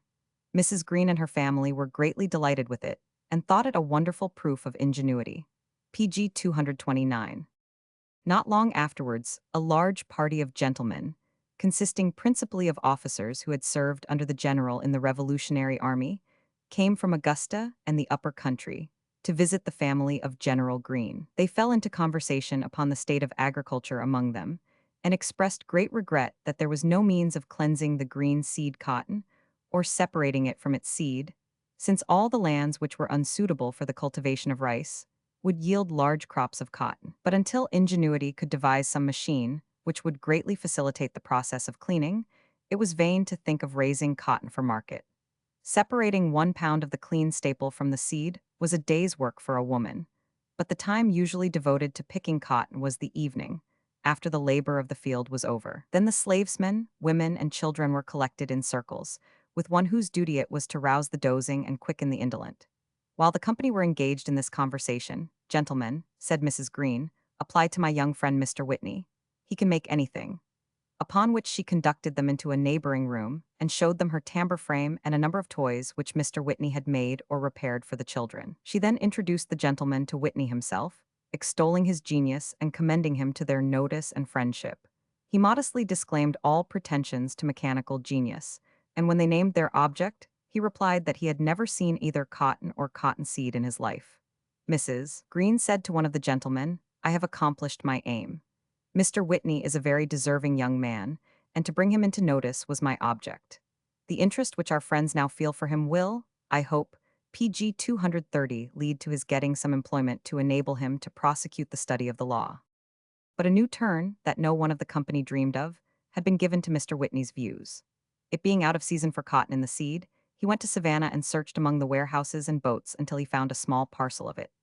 This he carried home and communicated his intentions to Mr. Miller, who warmly encouraged him and assigned him a room in the basement of the house, where he set himself to work with such rude materials and instruments as a Georgia plantation afforded. With these resources, however, he made tools better suited to his purpose, and drew his own wire of which the teeth of the earliest gins were made, an article which was not at that time to be found in the market of Savannah.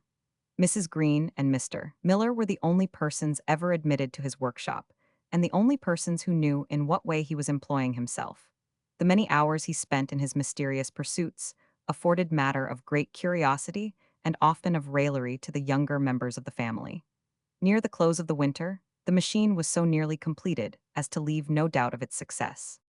Mrs. Green was eager to communicate to her numerous friends the knowledge of this important invention, peculiarly important at that time, because then the market was glutted with all those articles which were suited to the climate and soil of Georgia, and nothing could be found to give occupation to the Negroes and support to the white inhabitants. This opened suddenly to the planters boundless resources of wealth, and rendered the occupations of the slaves less unhealthy and laborious than they had been before. Mrs. Green, therefore, invited to her house gentlemen PG 231 from different parts of the state, and on the first day after they had assembled, she conducted them to a temporary building which had been erected for the machine, and they saw with astonishment and delight that more cotton could be separated from the seed in one day, by the labor of a single hand, than could be done in the usual manner in the space of many months.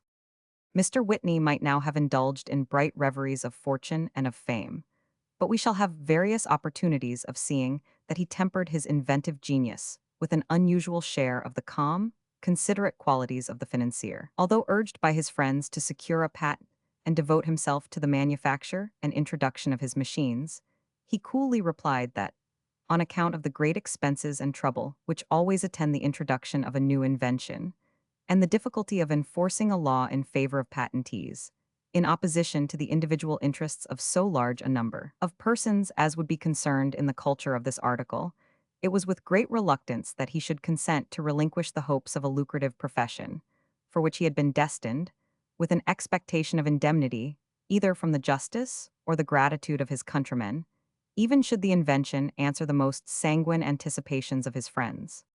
The individual who contributed most to incite him to persevere in the undertaking was Phineas Miller. Mr. Miller was a native of Connecticut and a graduate of Yale College.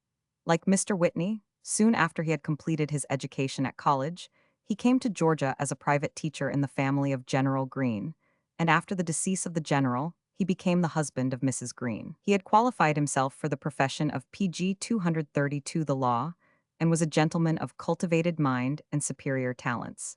But he was of an ardent temperament, and therefore well fitted to enter with zeal into the views which the genius of his friend had laid open to him. He also had considerable funds at command, and proposed to Mr. Whitney to become his joint adventurer, and to be at the whole expense of maturing the invention until it should be patented. If the machine should succeed in its intended operation, the parties agreed, under legal formalities, that the profits and advantages arising therefrom, as well as all privileges and emoluments to be derived from patenting, making, vending, and working the same, should be mutually and equally shared between them. This instrument bears date May 27, 1793, and immediately afterward they commenced business under the firm of Miller and Whitney. An invention so important to the agricultural interest, and, as it has proved, to every department of human industry, could not long remain a secret. The knowledge of it soon spread through the state, and so great was the excitement on the subject, that multitudes of persons came from all quarters of the state to see the machine. But it was not deemed safe to gratify their curiosity until the patent right had been secured. So determined were some of the populace to possess this treasure, that neither law nor justice could restrain them. They broke open the building by night and carried off the machine. In this way, the public became possessed of the invention, and before Mr. Whitney could complete his model and secure his patent, a number of machines were in successful operation, constructed with some slight deviation from the original, with the hope of escaping the penalty for evading the patent right. PG 233. As soon as the co-partnership of Miller and Whitney was formed, Mr. Whitney repaired to Connecticut, where, as far as possible, he was to perfect the machine, obtain a patent, and manufacture and ship to Georgia such a number of machines as would supply the demand. Within 3 days after the conclusion of the co-partnership, Mr. Whitney having set out for the North, Mr. Miller commenced his long correspondence relative to the cotton gin. The first letter announces that encroachments upon their rights had already begun. It will be necessary, says Mr. Miller, to have a considerable number of gins made, to be in readiness to send out as soon as the patent is obtained, in order to satisfy the absolute demands, and make people's heads easy on the subject. For I am informed of 2 other claimants for the honor of the invention of cotton gins, in addition to those we knew before.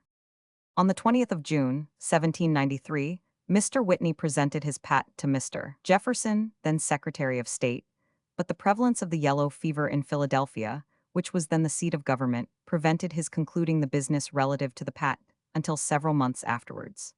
To prevent being anticipated, he took, however, the precaution to make oath to the invention before the notary public of the city of New Haven, which he did on the 28th of October of the same year.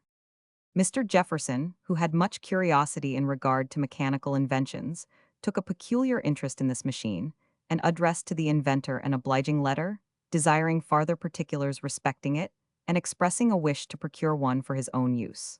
Mr. Whitney accordingly sketched the history of the invention, and of the PG 234 construction and performances of the machine.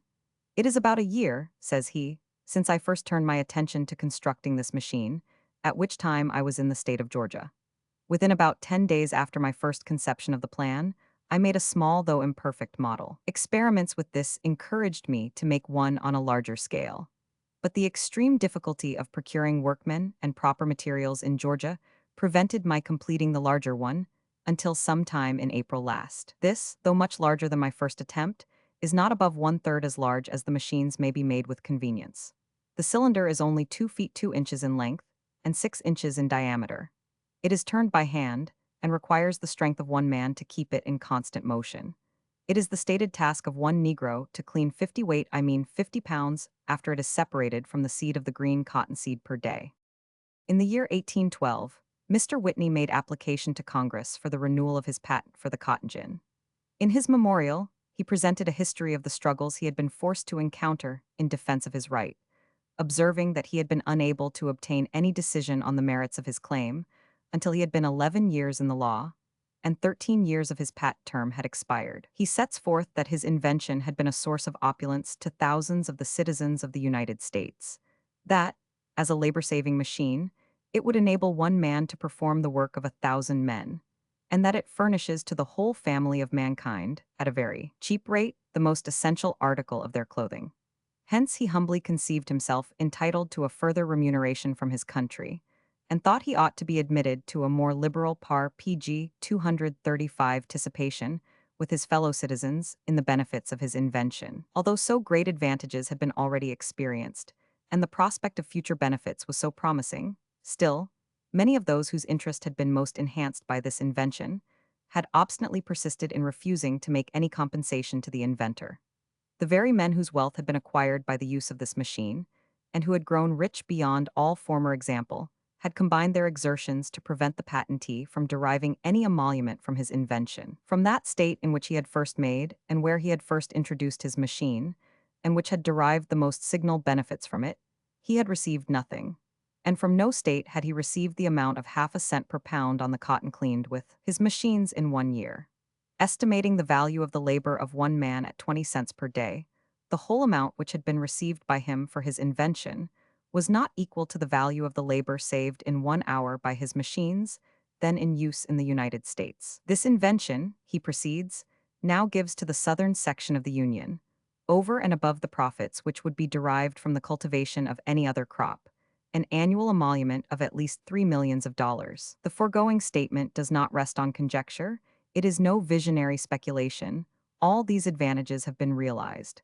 the planters of the southern states have counted the cash, felt the weight of it in their pockets, and heard the exhilarating sound of its collision.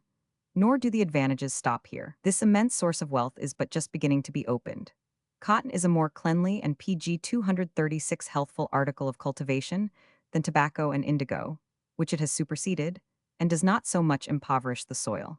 This invention has already trebled the value of the land through a large extent of territory, and the degree to which the cultivation of cotton may be still augmented is altogether incalculable. This species of cotton has been known in all countries where cotton has been raised, from time immemorial, but was never known as an article of commerce until since this method of cleaning it was discovered. In short, to quote the language of Judge Johnson, if we should assert that the benefits of this invention exceed 100 millions of dollars, we could prove the assertion by correct calculation. It is objected that if the patentee succeeds in procuring the renewal of his patent, he will be too rich. There is no probability that the patentee, if the term of his patent were extended for 20 years, would ever obtain for his invention one half as much as many an individual will gain by use of it. Up to the present time, the whole amount of what he has acquired from this source, after deducting his expenses, does not exceed one half the sum which a single individual has gained by the use of the machine in 1 year. It is true that considerable sums have been obtained from some of the states where the machine is used, but no small portion of these sums has been expended in prosecuting his claim in a state where nothing has been obtained, and where his machine has been used to the greatest advantage. There was much more which was curious, laid out in different books, but the call came for supper, and the young people obeyed. PG 237. 12. James Nasmyth. The Steam Hammer. My dear Uncle Fritz, I have found something very precious. I hope it is a pearl necklace, my dear, was his reply, though I see no one who needs such ornaments less. Hester waltzed round the room and dropped a very low courtesy before Uncle Fritz in acknowledgment of his compliment, and all the others clapped their hands. They asked her, more clamorously than Uncle Fritz, what she had found. I have found a man. That is more than Diogenes could. Horace, I shall send you out of the room, or back on first principles. Do you not know that it is not nice to interrupt? I have found a man, Uncle Fritz, who is an inventor, a great inventor. And he is very nice, and he likes people and people like him, and he always succeeds. His things turn out well, like Dr. Franklin's, and he says the world has always been grateful to him. He never sulks or complains. He knows all about the moon, and makes wonderful pictures of it. And he's enormously rich, I believe, too, but that's not so much matter. The best of all is that he began just as we begin. He had a nice father, and PG 238 a nice mother and a good happy home, and was brought up like good decent children. Now really, Uncle Fritz, you must not laugh. But do you not think that most of the people whose lives we read have to begin horridly? They have to be beaten when they are apprentices, or their fathers and mothers have to die, or they have to walk through Philadelphia with loaves of bread under their arms, or to be brought up in poorhouses or something. Now, nothing of that sort happened to my inventor, and I am very much encouraged. For my father never beat me, and my mother never scolded me half as much as I deserved, and I never was in a poorhouse, and I never carried a loaf of bread under my arm, and so I really was afraid I should come to no good. But now I have found my new moonman, I am very much encouraged. The others laughed heartily at Hester's zeal, and Blanche asked what Hester's hero had invented, and what was his name. The others turned to Uncle Fritz half incredulously, but Uncle Fritz came to Hester's relief. Hester is quite right, he said, and his name it is James Nasmyth. He has invented a great many things, quite necessary in the gigantic system of modern machine building. He has chosen the steam hammer for his device. Here is a picture of it on the outside of his life. You see, I was ready for you, Hester. The children looked with interest on the device, and Fergus said that it was making heraldry do as it should, and speak in the language of the present time. Then Uncle Fritz bade Hester find for them a passage in the biography, where Mr. Nasmyth tells how he changed the old motto of the family. Oddly enough, the legend says that the first Nasmyth took his name PG 239 after a romantic escape, when one of his pursuers, finding him disguised as a blacksmith, cried out, "Year nae Smythe." It is a little queer that this name should have been given to the family of a man, who, in his time, forged heavier pieces of iron than had ever been forged before, and indeed invented the machinery by which this should be done. The old Scotch family had for a motto the words, "Non art sed mart." With a very just pride, James Nasmyth has changed the motto and made it, Non mart, said art. That is, while they said, not by art but by war, this man, who has done more work for the world, directly or indirectly, than any of Aladdin's genii, says, not by war but by art. Hester was well pleased that their old friend justified her enthusiasm so entirely. He and she began dipping into her copy and his copy of the biography, which is one of the most interesting books of our time. James Nasmyth.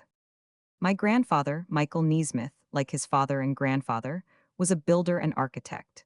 The buildings he designed and erected for the Scotch nobility and gentry were well arranged, carefully executed, and thoroughly substantial. I remember my father pointing out to me the extreme care and attention with which he finished his buildings. He inserted small fragments of basalt into the mortar of the external joints of the stones, PG 240 at close and regular distances, in order to protect the mortar from the adverse action of the weather. And to this day, they give proof of their efficiency. The excellence of my grandfather's workmanship was a thing that my own father impressed upon me when a boy. It stimulated in me the desire to aim at excellence in everything that I undertook, and in all practical matters to arrive at the highest degree of good workmanship. I believe that these early lessons had a great influence upon my future career. My father, Alexander Nasmyth, was the second son of Michael Nasmyth. He was born in his father's house in the Grassmarket on the 9th of September, 1758. I have not much to say about my father's education. For the most part, he was his own schoolmaster. I have heard him say that his mother taught him his ABC and that he afterward learned to read at Mammy Smith's. This old lady kept a school for boys and girls at the top of a house in the Grassmarket. There my father was taught to read his Bible and to learn his carriage, the shorter catechism. My father's profession was that of a portrait painter to begin with, but later he devoted himself to landscape painting. But he did not confine himself to this pursuit. He was an all-round man with something of the universal about him. He was a painter, an architect, and a mechanic. Above all, he was an incessantly industrious man. I was born on the morning of the 19th of August, 1808, at my father's house in Edinburgh. I was named James Hall, after a dear friend of my father. My mother afterward told me that I must have been a very noticing bairn, as she observed me, when I was only a few PG 241 days old, following with my little eyes anyone who happened to be in the room, as if I had been thinking to my little self, who are you? When I was about 4 or 5 years old, I was observed to give a decided preference to the use of my left hand. At first, everything was done to prevent my using it in preference to the right, until my father, after viewing a little sketch I had drawn with my left hand, allowed me to go on in my own way. I used my right hand in all that was necessary, and my left in all sorts of practical manipulative affairs. My left hand has accordingly been my most willing and obedient servant, and in this way I became ambidexter.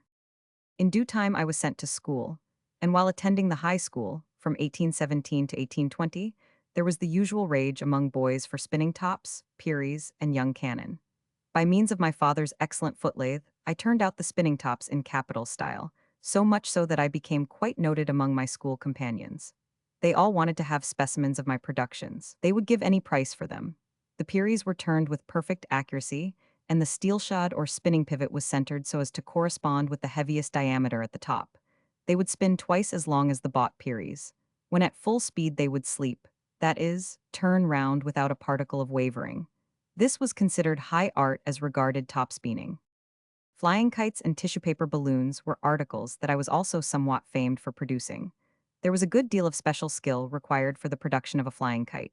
It must be perfectly still and steady when at its highest flight in the air. Paper messengers PG 242 were sent up to it along the string which held it to the ground. The top of the Calton Hill was the most favorite place for enjoying this pleasant amusement. Another article for which I became equally famous was the manufacture of small brass cannon. These I cast and bored, and mounted on their appropriate gunkrages. They proved very effective, especially in the loudness of the report when fired. I also converted large cellarkeys into a sort of hand cannon. A touch hole was bored into the barrel of the key, with a sliding brass collar that allowed the key guns to be loaded and primed, ready for firing. The principal occasion on which the brass cannon and handguns were used was on the 4th of June, King George III's birthday. This was always celebrated with exuberant and noisy loyalty. The guns of the castle were fired at noon, and the number of shots corresponded with the number of years that the king had reigned. The grand old castle was enveloped in smoke, and the discharges reverberated along the streets and among the surrounding hills. Everything was in holiday order. The coaches were hung with garlands, the shops were ornamented, the troops were reviewed on Bruntsfield links, and the citizens drank the king's health at the cross, throwing the glasses over their backs. The boys fired off gunpowder or threw squibs or crackers from morning till night. It was one of the greatest schoolboy events of the year. My little brass cannon and handguns were very busy that day. They were fired until they became quite hot. These were the Prelucifer days. The fire to light the powder at the touch hole was obtained by the use of a flint, a steel, and a tinderbox. The flint was struck PG 243 sharply on the steel, a spark of fire consequently fell into the tinderbox, and the match of hemp string, soaked in saltpeter, was readily lit and fired off the little guns. One of my attached cronies was Tom Smith. Our friendship began at the high school in 1818. A similarity of disposition bound us together. Smith was the son of an enterprising general merchant at Leith. His father had a special genius for practical chemistry. He had established an extensive color manufactory at Portobello, near Edinburgh, where he produced white lead, red lead, and a great variety of colors, in the preparation of which he required a thorough knowledge of chemistry. Tom Smith inherited his father's tastes and admitted me to share in his experiments, which were carried on in a chemical laboratory situated behind his father's house at the bottom of Leith Walk. We had a special means of communication. When anything particular was going on at the laboratory, Tom hoisted a white flag on the top of a high pole in his father's garden. Though I was more than a mile away, I kept a lookout in the direction of the laboratory with a spyglass. My father's house was at the top of Leith Walk, and Smith's house was at the bottom of it. When the flag was hoisted, I could clearly see the invitation to me to come down. I was only too glad to run down the walk and join my chum, to take part in some interesting chemical process. Mr. Smith, the father, made me heartily welcome. He was pleased to see his son so much attached to me, and he perhaps believed that I was worthy of his friendship. We took zealous part in all the chemical proceedings, and in that way Tom was fitting himself for the business of his life. Mr. Smith was a most genial-tempered man. He was PG 244 shrewd and quick-witted, like a native of York as he was. I received the greatest kindness from him as well as from his family. His house was like a museum. It was full of cabinets, in which were placed choice and interesting objects in natural history, geology, mineralogy, and metallurgy. All were represented. Many of these specimens had been brought to him from abroad by his ship captains, who transported his color manufactures and other commodities to foreign parts. My friend Tom Smith and I made it a rule, and in this we were encouraged by his father that, so far as was possible, we ourselves should actually make the acids and other substances used in our experiments. We were not to buy them ready-made, as this would have taken the zest out of our enjoyment. We should have lost the pleasure and instruction of producing them by means of our own wits and energies. To encounter and overcome a difficulty is the most interesting of all things.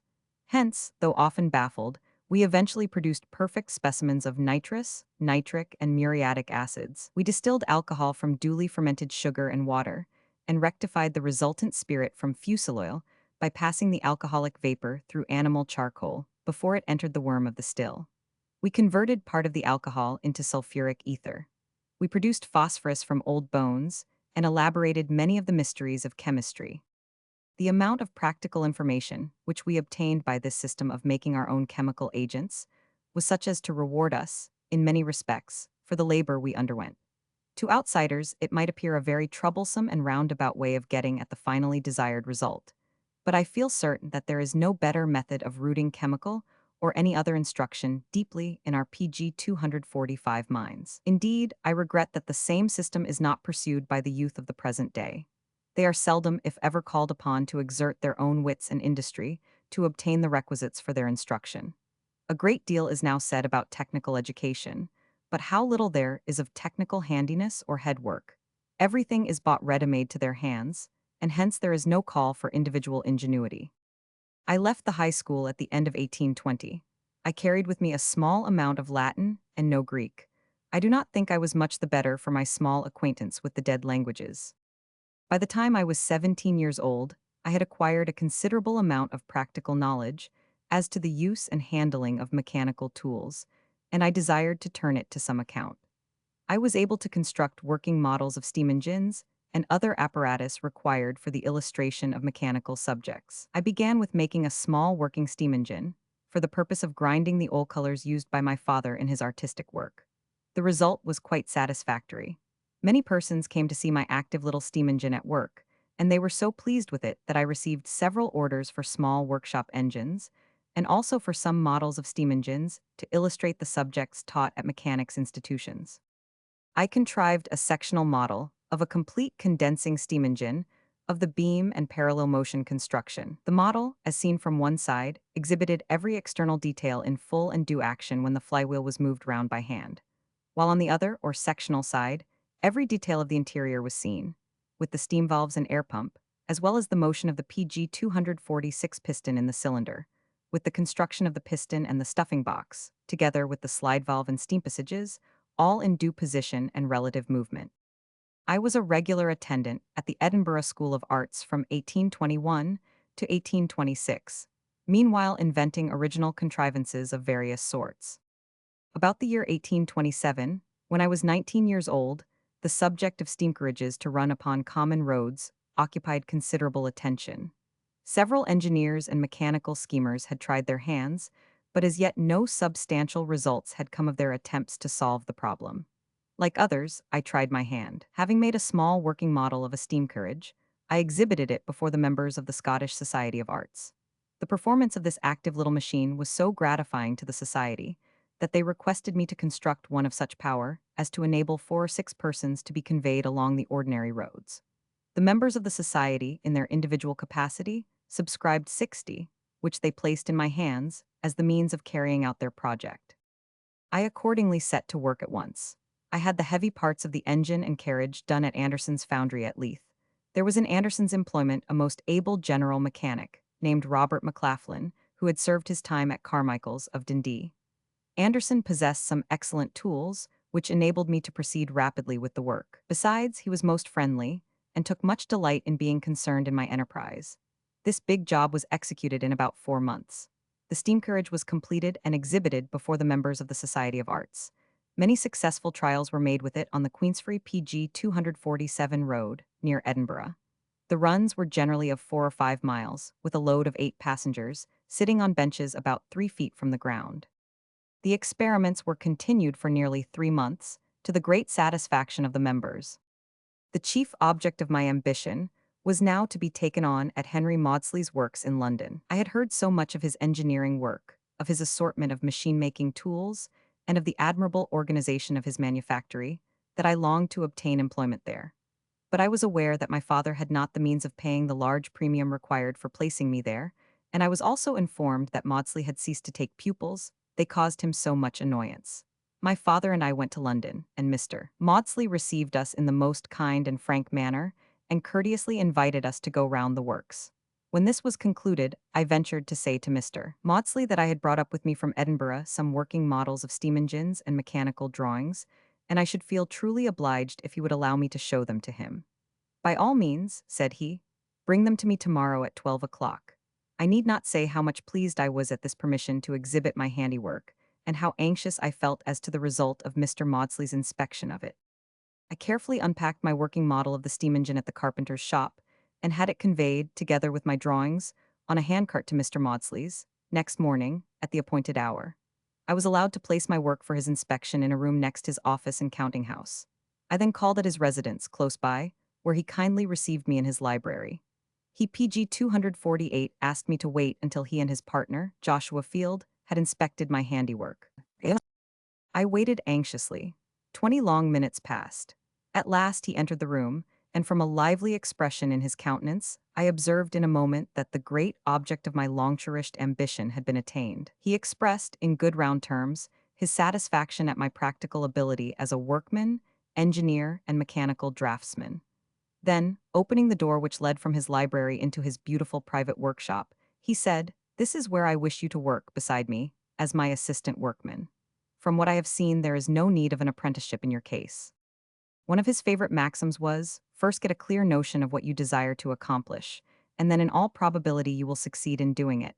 Another was, keep a sharp lookout upon your materials, get rid of every pound of material you can do without, put to yourself the question, what business has it to be there? Avoid complexities and make everything as simple as possible. Mr. Maudsley was full of quaint maxims and remarks, the result of much shrewdness, keen observation, and great experience. They were well worthy of being stored up in the mind, like a set of proverbs, full of the life and experience of men. His thoughts became compressed into pithy expressions, exhibiting his force of character and intellect.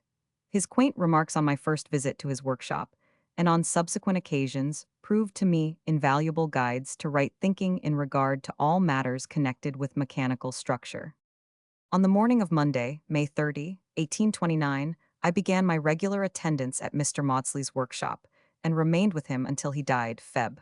14, 1831. It was PG 249, a very sad thing for me to lose my dear old master, who always treated me like a friend and companion. At his death, I passed over into the service of his worthy partner, Joshua Field, until my 23rd year, when I intended to begin business for myself. I first settled myself at Manchester, but afterwards established a large business outside of Manchester on the Bridgewater Canal. In August 1836, the Bridgewater Foundry was in complete and efficient action. The engine ordered at Londonderry was at once put in hand, and the concern was fairly started in its long career of prosperity. The wooden workshops had been erected upon the grass, but the greensward soon disappeared. The hum of the driving belts, the whirl of the machinery, the sound of the hammer upon the anvil, gave the place an air of busy activity. As work increased, workmen multiplied. The workshops were enlarged. Wood gave place to brick. Cottages for the accommodation of the workpeople sprung up in the neighborhood, and what had once been a quiet, grassy field became the center of a busy population. It was a source of vast enjoyment to me, while engaged in the anxious business connected with the establishment of the foundry, to be surrounded with so many objects of rural beauty. The site of the works being on the west side of Manchester, we had the benefit of breathing pure air during the greater part of the year. The scenery round about was very attractive. Exercise was a source of health to the mind as well as the body. As it was necessary that I should reside as near as possible to the works, I had plenty of opportunities for enjoying the rural scenery of the neighborhood. I had the good fortune to become the tenant of a small cottage in the ancient village PG 250 of Barton, in Cheshire, at the very moderate rental of £15 a year. The cottage was situated on the banks of the River Irwell, and was only about 6 minutes' walk from the works at Patricroft. It suited my moderate domestic arrangements admirably. On June 16, 1840, a day of happy memory, I was married to Miss Anne Hartop. I was present at the opening of the Liverpool and Manchester Railway on Sept. 15, 1830. Every one knows the success of the undertaking. Railways became the rage. They were projected in every possible direction, and when made, locomotives were required to work them. When George Stephenson was engaged in building his first locomotive, at Killingworth, he was greatly hampered, not only by the want of handy mechanics, but by the want of efficient tools. But he did the best that he could. His genius overcame difficulties. It was immensely to his credit that he should have so successfully completed his engines for the Stockton and Darlington, and afterward for the Liverpool and Manchester Railway. Only a few years had passed, and self-acting tools were now enabled to complete, with precision and uniformity, machines that before had been deemed almost impracticable. In proportion to the rapid extension of railways, the demand for locomotives became very great. As our machine tools were peculiarly adapted for turning out a large amount of first-class work, we directed our attention to this class of business. In the course of about 10 years after the opening of the Liverpool and Manchester Railway, we executed considerable orders for locomotives for the London and Southampton, the Manchester and Leeds, and the Gloucester Railway Companies. The Great Western Railway Company invited us to PG 251 tender for 20 of their very ponderous engines. They proposed a very tempting condition of the contract. It was that if, after a month's trial of the locomotives, their working proved satisfactory, a premium of 100 was to be added to the price of each engine and tender. The locomotives were made and delivered. They ran the stipulated number of test miles between London and Bristol in a perfectly satisfactory manner. And we not only received the premium, but, what was much more encouraging, we received a special letter from the board of directors stating their entire satisfaction with the performance of our engines and desiring us to refer other contractors to them with respect to the excellence of our workmanship. This testimonial was altogether spontaneous and proved extremely valuable in other quarters. The date of the first sketch of my steam hammer was Nov. 24, 1839.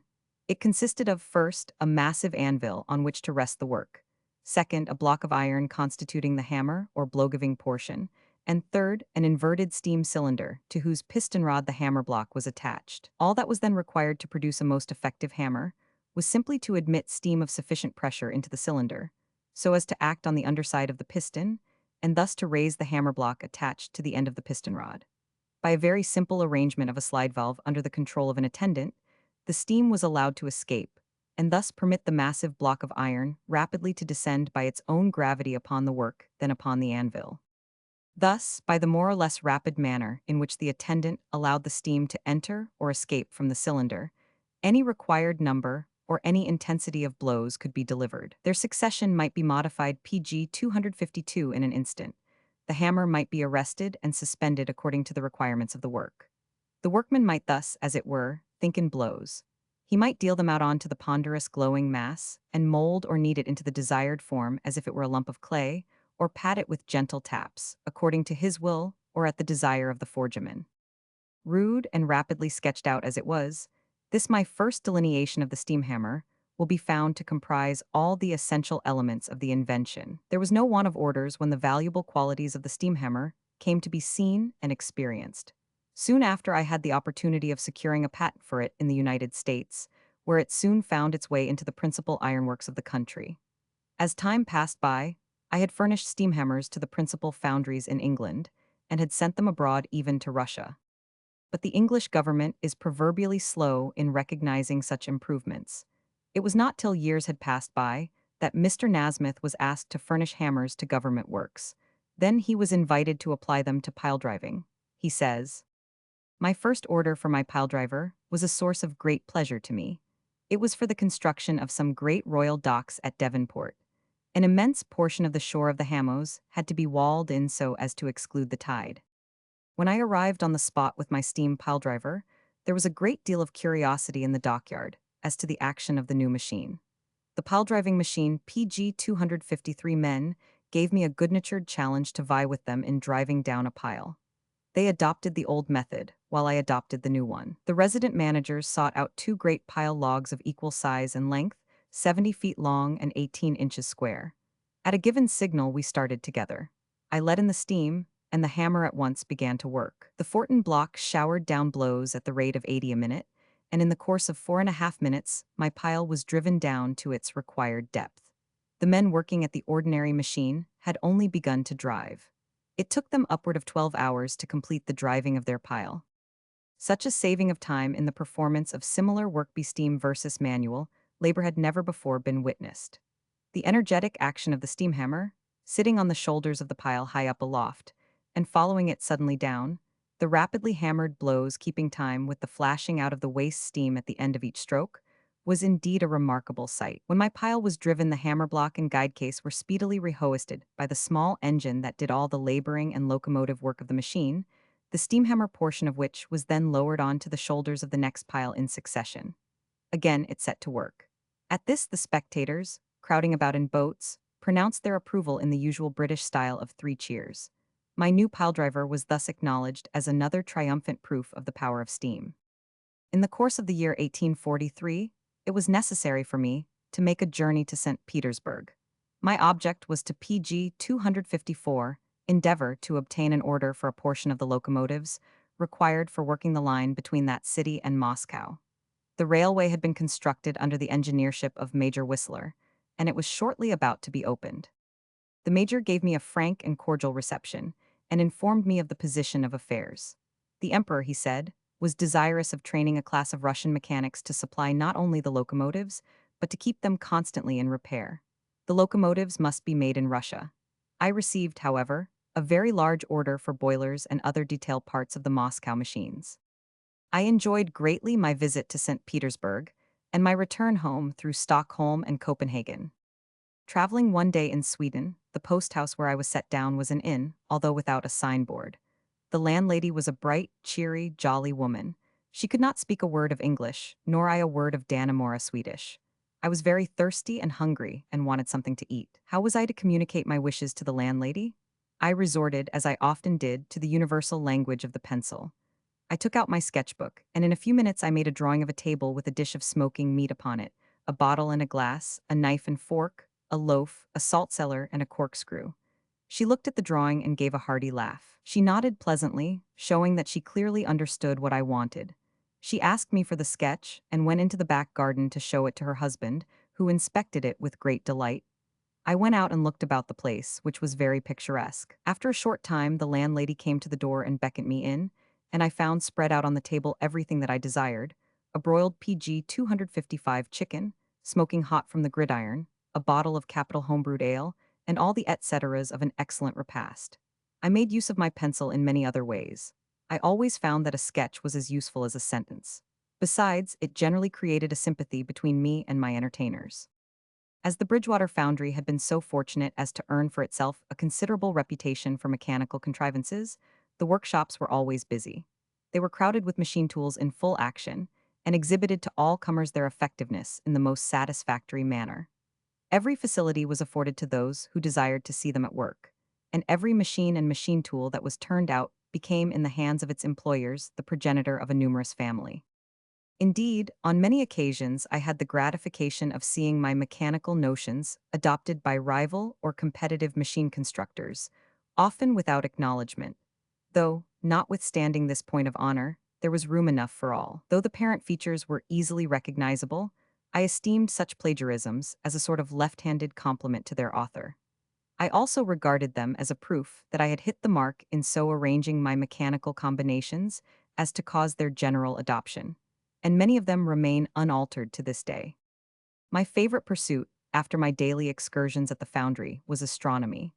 I constructed for myself a telescope of considerable power, and, mounting my 10-inch instrument, I began my survey of the heavens. I began as a learner, and my learning grew with experience. There were the prominent stars, the planets, the Milky Way, with thousands of far-off suns to be seen. My PG 256 observations were at first merely general. By degrees they became particular. I was not satisfied with enjoying these sights myself.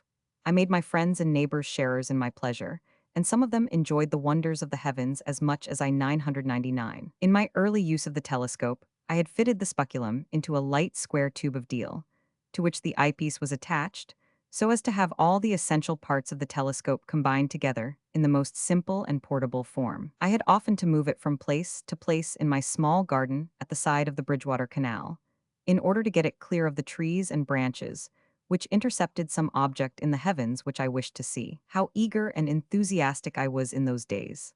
Sometimes I got out of bed in the clear small hours of the morning and went down to the garden in my nightshirt. I would take the telescope in my arms and plant it in some suitable spot where I might take a peep at some special planet or star, then above the horizon. It became bruited about that a ghost was seen at Patricroft. A barge was silently gliding along the canal near midnight when the boatman suddenly saw a figure in white. It moved among the trees, with a coffin in its arms. The apparition was so sudden and strange that he immediately concluded that it was a ghost. The weird sight was reported all along the canal, and also at Wolverhampton, which was the boatman's headquarters. He told the people at Patricroft, on his return journey, what he had seen, and great was the excitement produced. The place was haunted, there was no doubt about it. After all, the rumor was founded on fact, for the ghost was merely myself in my nightshirt, and the coffin was my telescope, which I was quietly shifting from one place to another, PG 257, in order to get a clearer sight of the heavens at midnight. I had been for some time contemplating the possibility of retiring altogether from business. I had got enough of the world's goods and was willing to make way for younger men. Many long years of pleasant toil and exertion had done their work. A full momentum of prosperity had been given to my engineering business at Patricroft. My share in the financial results accumulated, with accelerated rapidity, to an amount far beyond my most sanguine hopes. But finding, from long-continued and incessant mental efforts, that my nervous system was beginning to become shaken, especially in regard to an affection of the eyes, which in some respects damaged my sight, I thought the time had arrived for me to retire from commercial life. Behold us, then, settled down at Hammerfield for life. We had plenty to do. My workshop was fully equipped. My hobbies were there, and I could work them to my heart's content. The walls of our various rooms were soon hung with pictures and other works of art, suggestive of many pleasant associations of former days. Our library bookcase was crowded with old friends in the shape of books that had been read and reread many times, until they had almost become part of ourselves. Old Lancashire friends made their way to us when up in town, and expressed themselves delighted with our pleasant house and its beautiful surroundings. I was only 48 years old, which may be considered the prime of life. But I had plenty of hobbies, perhaps the chief of which was astronomy. No sooner had I settled at Hammerfield than I had my telescopes brought out and mounted. The fine, clear skies with which we PG 258 were favored furnished me with abundant opportunities for the use of my instruments.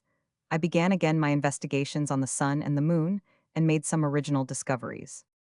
It is time to come to an end of my recollections. I have endeavored to give a brief resume of my life and labors. I hope they may prove interesting as well as useful to others. Thanks to a good constitution and a frame invigorated by work, I continue to lead, with my dear wife, a happy life. PG 259.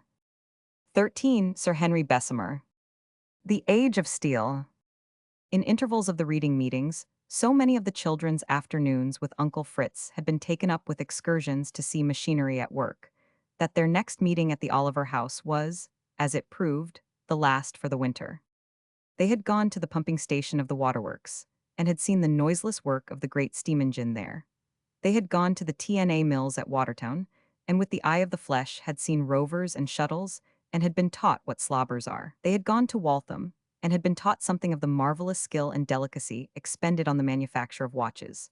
They had gone to Rand and Avery's printing house, and here they not only saw the processes of printing, but they saw steam power converted into electricity. They had gone to the locomotive factory in Albany Street, and understood, much better than before, the inventions of George Stephenson, under the lead of the foreman in the shops, who had been very kind to them. On their last meeting, Uncle Fritz reminded them of something which one of these gentlemen had taught PG 260 them about the qualities of steel and iron, and again of what they had seen of steel springs at Waltham, when they saw how the balances of watches are arranged. Some bright person has called our time the age of steel, he said. You know Ovid's division was the age of gold, the age of silver, the age of brass, the age of iron. And Ovid, who was in low spirits, thought the age of iron was the worst of all. Now we begin to improve if we have entered the age of steel, for steel is, poetically speaking, glorified iron. Now the person to whom we owe it, that, in practice, we can build steel ships today where we once built iron ships, and lay steel rails today where even Stephenson was satisfied with iron, is Sir Henry Bessemer. The Queen knighted him in recognition of the service he had rendered to the world by his improvements in the processes of turning iron into steel. It is impossible to estimate the addition which these improvements have made to the physical power of the world. I have not the most recent figures, but look at this, said Uncle Fritz, and he gave to John to read from a life of Sir Henry Bessemer. Prior to this invention, the entire production of cast steel in Great Britain was only about 50,000 tons annually, and its average price, which ranged from 50 to 600, prohibited its use for many of the purposes to which it is now universally applied. After the invention, in the year 1877, the Bessemer steel produced in Great Britain alone amounted to 750,000 tons, or 15 times the total of the former method of manufacture, while the selling price averaged only 10 per ton, and the coal consumed in producing. It was less by 3,500,000 tons than would have been required in order to make the same PG 261 quality of steel by the old or Sheffield process. The total reduction of cost is equal to about 30 million sterling upon the quantity manufactured in England during the year. The same book goes on to show that in other nations, 20 million worth of Bessemer steel was produced in the same year. You see, said Uncle Fritz, that here is an addition to the real wealth of the world, such as makes any average fairy story about diamonds and rubies rather cheap and contemptible. You will like Sir Henry Bessemer, Hester, because he was happily trained and had good chances when he was a boy. And you will be amused to see how his bright wife was brighter than all the Internal Revenue people. She was so bright that she lost him the appointment which had enabled him to marry her. But I think he says somewhere, with a good deal of pride, that but for that misfortune and the injustice which accompanied it, he should have probably never made his great inventions. It is one more piece of partial evil, universal good. Then the children, with Uncle Fritz's aid, began picking out what they called the plums from the accounts he showed them of Sir Henry Bessemer's life. Bessemer's family.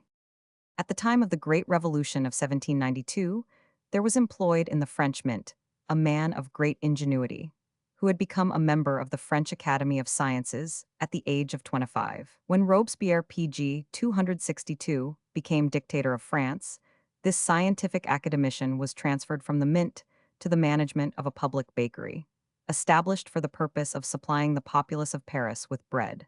In that position, he soon became the object of revolutionary frenzy. One day, a rumor was set afloat that the loaves supplied were light in weight, and spreading like wildfire, it was made the occasion of a fearful tumult. The manager of the bakery was instantly seized and cast into prison. He succeeded in escaping, but it was at the peril of his life.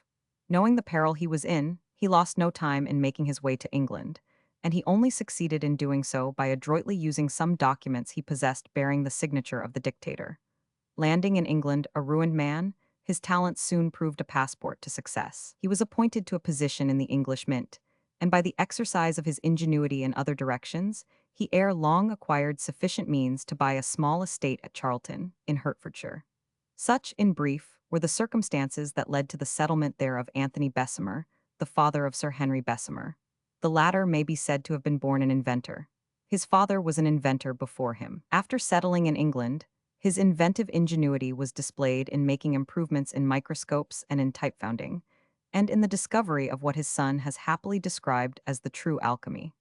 The latter discovery, which he made about the beginning of the present century, was a source of considerable profit to him. It is generally known that when gold articles are made by the jewelers, there are various discolorations left on their surface by the process of manufacture, and in order to clear their surface, they are put into a solution of alum, salt, and saltpeter, which dissolves a large quantity Pg 263 of the copper that is used as an alloy. Anthony Bessemer discovered that this powerful acid not only dissolved the copper, but also dissolved a quantity of gold. He accordingly began to buy up this liquor, and as he was the only one who knew that it contained gold in solution, he had no difficulty in arranging for the purchase of it from all the manufacturers in London. From that liquor he succeeded in extracting gold in considerable quantities for many years. By some means that he kept secret and the secret died with him, he deposited the particles of gold on the shavings of another metal, which, being afterwards melted, left the pure gold in small quantities. 30 years afterward the Messrs. Elkington invented the electrotype process, which had the same effect. Anthony Bessemer was also eminently successful as a type founder.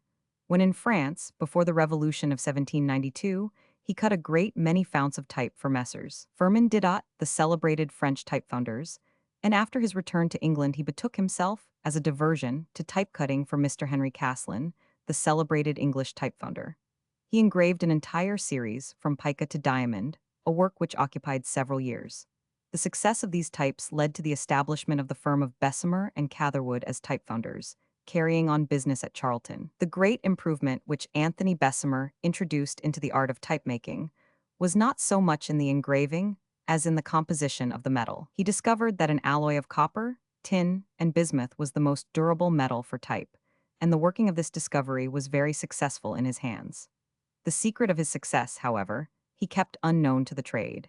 He knew that if it were suspected that the superiority of his type consisted in the composition of the Pg 264 metal, analysis would reveal it, and others would then be able to compete with him. So, to divert attention from the real cause, he pointed out to the trade that the shape of his type was different, as the angle at which all the lines were produced from the surface was more obtuse in his type than in those of other manufacturers, at the same time contending that his type would wear longer. Other manufacturers ridiculed this account of Bessemer's type, but experience showed that it lasted nearly twice as long as other type.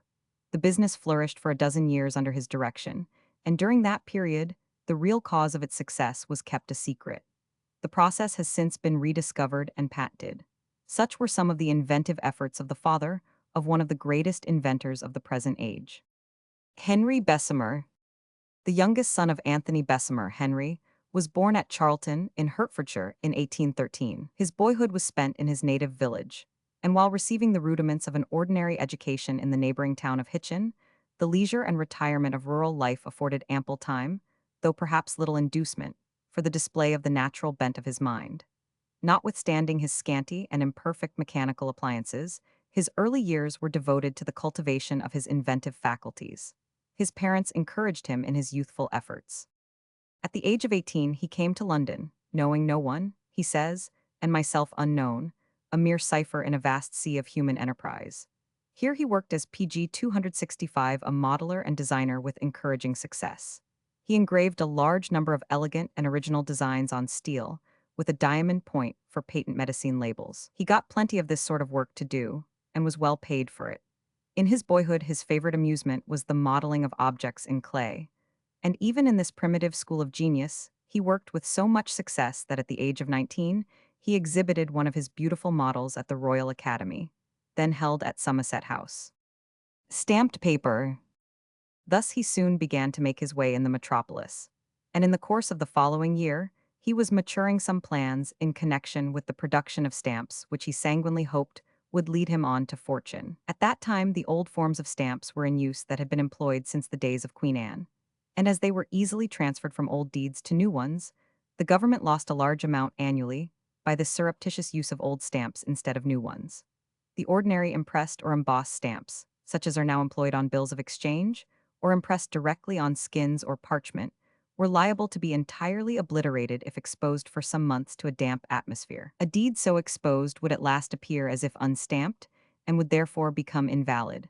Special precautions were therefore observed in order to prevent this occurrence. It was the practice to gum small pieces of blue paper on the parchment, and, to render it still more secure, a strip of metal foil was passed through it, and another small piece of paper with the printed initials of PG 266, the sovereign was gummed over the loose end of the foil at the back. The stamp was then impressed on the blue paper, which, unlike parchment, is incapable of losing the impression by exposure to a damp atmosphere.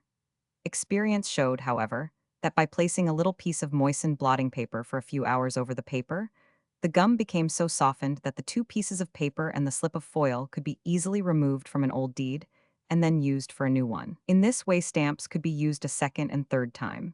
And by thus utilizing the expensive stamps on old deeds of partnerships that were dissolved or leases that were expired, the public revenue lost thousands of pounds every year. Sir Charles Pursley, of the Stamp Office, told Sir Henry Bessemer that the government were probably defrauded of 100,000 per annum in that way.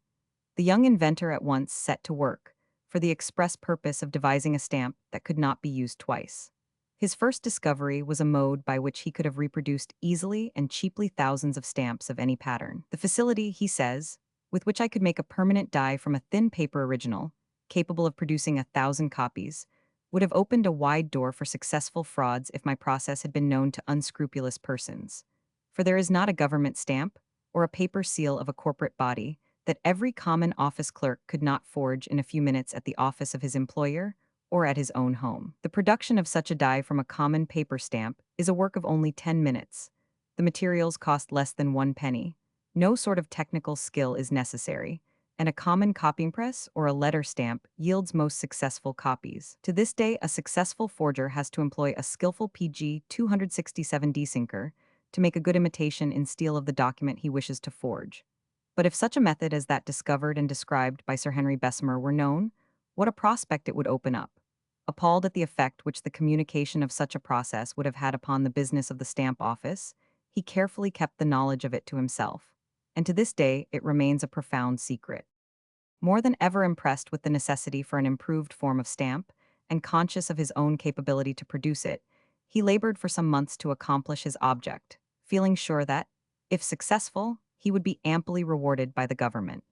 To ensure the secrecy of his experiments, he worked at them during the night, after his ordinary business of the day was over. He succeeded at last in making a stamp which obviated the great objection to the then existing form, inasmuch as it would be impossible to transfer it from one deed to another, to obliterate it by moisture, or to take an impression from it capable of producing a duplicate. Flushed with success and confident of the reward of his labors, he waited upon Sir Charles Pursley at Somerset House, and showed him, by numerous proofs, how easily all the then existing stamps could be forged, and his new invention to prevent forgery. Sir Charles, who was much astonished at the one invention and pleased with the other, asked Bessemer to call again in a few days.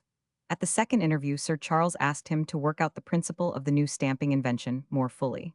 Accordingly, Bessemer devoted 5 or 6 weeks more labor to the perfecting of his stamp, with which the Stamp Office authorities were now well pleased. The design, as described by the inventor, was PG 268 circular, about 2.5 inches in diameter, and consisted of a garter with a motto in capital letters, surmounted by a crown. Within the garter was a shield, and the garter was filled with network in imitation of lace. The die was executed in steel, which pierced the parchment with more than 400 holes, and these holes formed the stamp. It is by a similar process that valentine makers have since learned to make the perforated paper used in their trade. Such a stamp removed all the objections to the old one.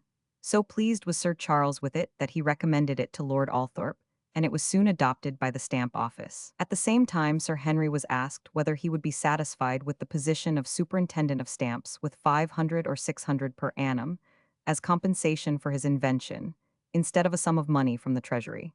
This appointment he gladly agreed to accept, for, being engaged to be married at the time, he thought his future position in life was settled. Shortly afterwards, he called on the young lady to whom he was engaged, and communicated the glad tidings to her, at the same time showing her the design of his new stamp. On explaining to her that its chief virtue was that the new stamps thus produced could not, like the old ones, be fraudulently used twice or thrice, she instantly suggested that if all stamps had a date put upon them, they could not be used at a future time without detection. The idea was new to him, and, impressed with its practical character, he at once conceived a plan for the insertion of movable dates in the die of his stamp. The method by which this is now done is too well known to require description here, but in 1833 it was a new invention. Having worked out the details of a stamp with movable dates, he saw that it was PG 269 more simple and more easily worked than his elaborate die for perforating stamps. But he also saw that if he disclosed his latest invention, it might interfere with his settled prospects in connection with the carrying out of his first one. It was not without regret, too, that he saw the results of many months of toil and the experiments of many lonely nights at once superseded. But his conviction of the superiority of his latest design was so strong, and his own sense of honor and his confidence in that of the government was so unsuspecting, that he boldly went and placed the whole matter before Sir Charles Percy. Of course, the new design was preferred. Sir Charles truly observed that with this new plan, all the old dies, old presses, and old workmen could be employed. Among the other advantages it presented to the government, it did not fail to strike Sir Charles that no superintendent of stamps would now be necessary, a recommendation which the perforated die did not possess. The Stamp Office therefore abandoned the ingenious and ingenious inventor. The old stamps were called in, and the new ones issued in a few weeks. The revenue from stamps grew enormously, and forged or feloniously used stamps are now almost unheard of. The Stamp Office reaped a benefit which it is scarcely possible to estimate fully, while Bessemer did not receive a farthing. Shortly after the new stamp was adopted by Act of Parliament, Lord Althorp resigned, and his successors disclaimed all liability. When the disappointed inventor pressed his claim, he was met by all sorts of half-promises and excuses, which ended in nothing. The disappointment was all the more galling because, if Bessemer had stuck to his first adopted plan, his services would have been indispensable to its execution, and it was therefore through his putting a better PG 270 and more easily worked plan before them that his services were coolly ignored. I had no pat to fall back upon, he says, in describing the incident afterward. I could not go to law, even if I wished to do so, for I was reminded, when pressing for mere money out of pocket, that I had done all the work voluntarily and of my own accord. Wearied and disgusted, I at last ceased to waste time in calling at the Stamp Office, for time was precious to me in those days, and I felt that nothing but increased exertions could make up for the loss of some 9 months of toil and expenditure. Thus sad and dispirited, and with a burning sense of injustice overpowering all other feelings, I went my way from the Stamp Office, too proud to ask as a favor that which was indubitably my right. Gold paint. Shortly after he had taken out his first patent for his improvement in type founding, his attention was accidentally turned to the manufacture of bronze powder, which is used in goldwork, japanning, gold printing, and similar operations. While engaged in ornamenting a vignette in his sister's album, he had to purchase a small quantity of this bronze, and was struck with the great difference between the price of the raw material and that of the manufactured article. The latter sold for 112s a pound, while the raw material only cost 11d a pound. He concluded that the difference was caused by the process of manufacture and made inquiries with the view of learning the nature of the process. He found, however, that this manufacture was hardly known in England. The article was PG 271, supplied to English dealers from Nuremberg and other towns in Germany. He did not succeed, therefore, in finding anyone who could tell him how it was produced. In these circumstances, he determined to try to make it himself, and worked for a year and a half at the solution of this task. Other men had tried it and failed, and he was on the point of failing too. After 18 months of fruitless labor, he came to the conclusion that he could not make it and gave it up. But it is the highest attribute of genius to succeed where others fail, and, impelled by this instinct, he resumed his investigations after 6 months' repose. At last, success crowned his efforts. The profits of his previous inventions now supplied him with funds sufficient to provide the mechanical appliances he had designed. Knowing very little of the patent law, and considering it so insecure that the safest way to reap the full benefit of his new invention was to keep it to himself, he determined to work his process of bronze making in strict secrecy, and every precaution was therefore adopted for this purpose. He first put up a small apparatus with his own hands and worked it entirely himself. By this means he produced the required article at fours, a pound. He then sent out a traveler with samples of it, and the first order he got was at 80s, a pound.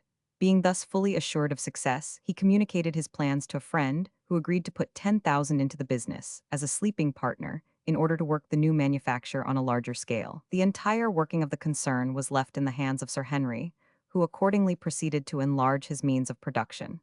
To ensure secrecy, he made plans of all the machinery required and then divided them into sections.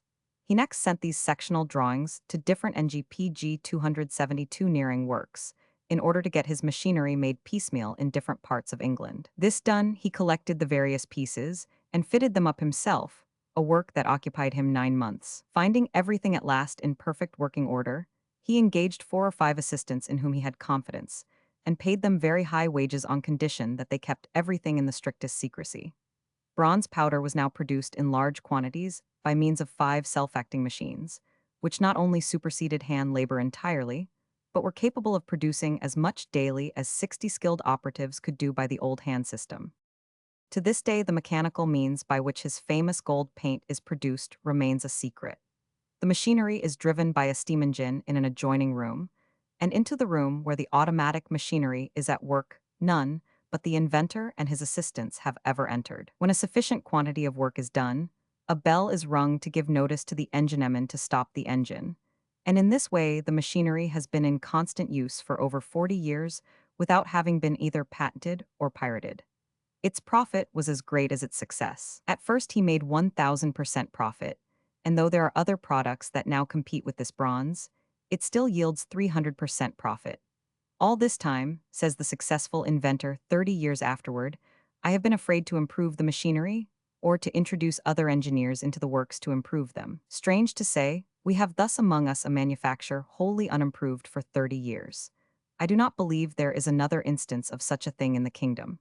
I believe that if I had patented it, the 14 years would not have run out without other people making improvements in the manufacture. Of the PG 273.5 machines I use, 3 are applicable to other processes, 1 to color making especially. So much so that notwithstanding the very excellent income which I derive from the manufacture, I had once nearly made up my mind to throw it open and make it public, for the purpose of using part of my invention for the manufacture of colors. 3 out of my 5 assistants have died, and if the other 2 were to die and myself too, no one would know what the invention is. Since this was said in 1871, Sir Henry has rewarded the faithfulness of his 2 surviving assistants by handing over to them the business and the factory. Bessemer Steel.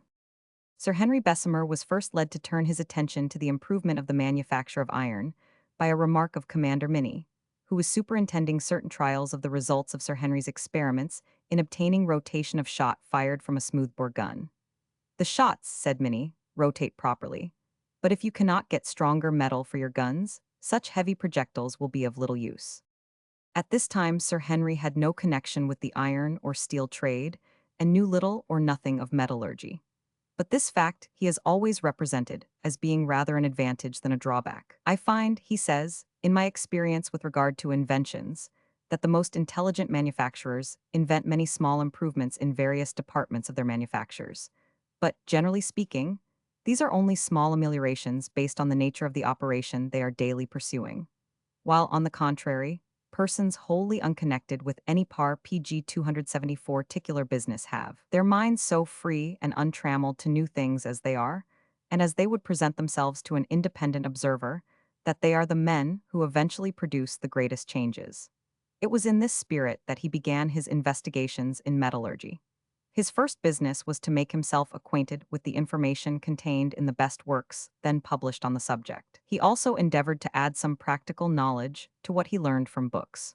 With this view, he visited the iron-making districts in the north, and there obtained an insight into the working merits and defects of the processes then in use. On his return to London, he arranged for the use of an old factory in St. Pancras, where he began his own series of experiments.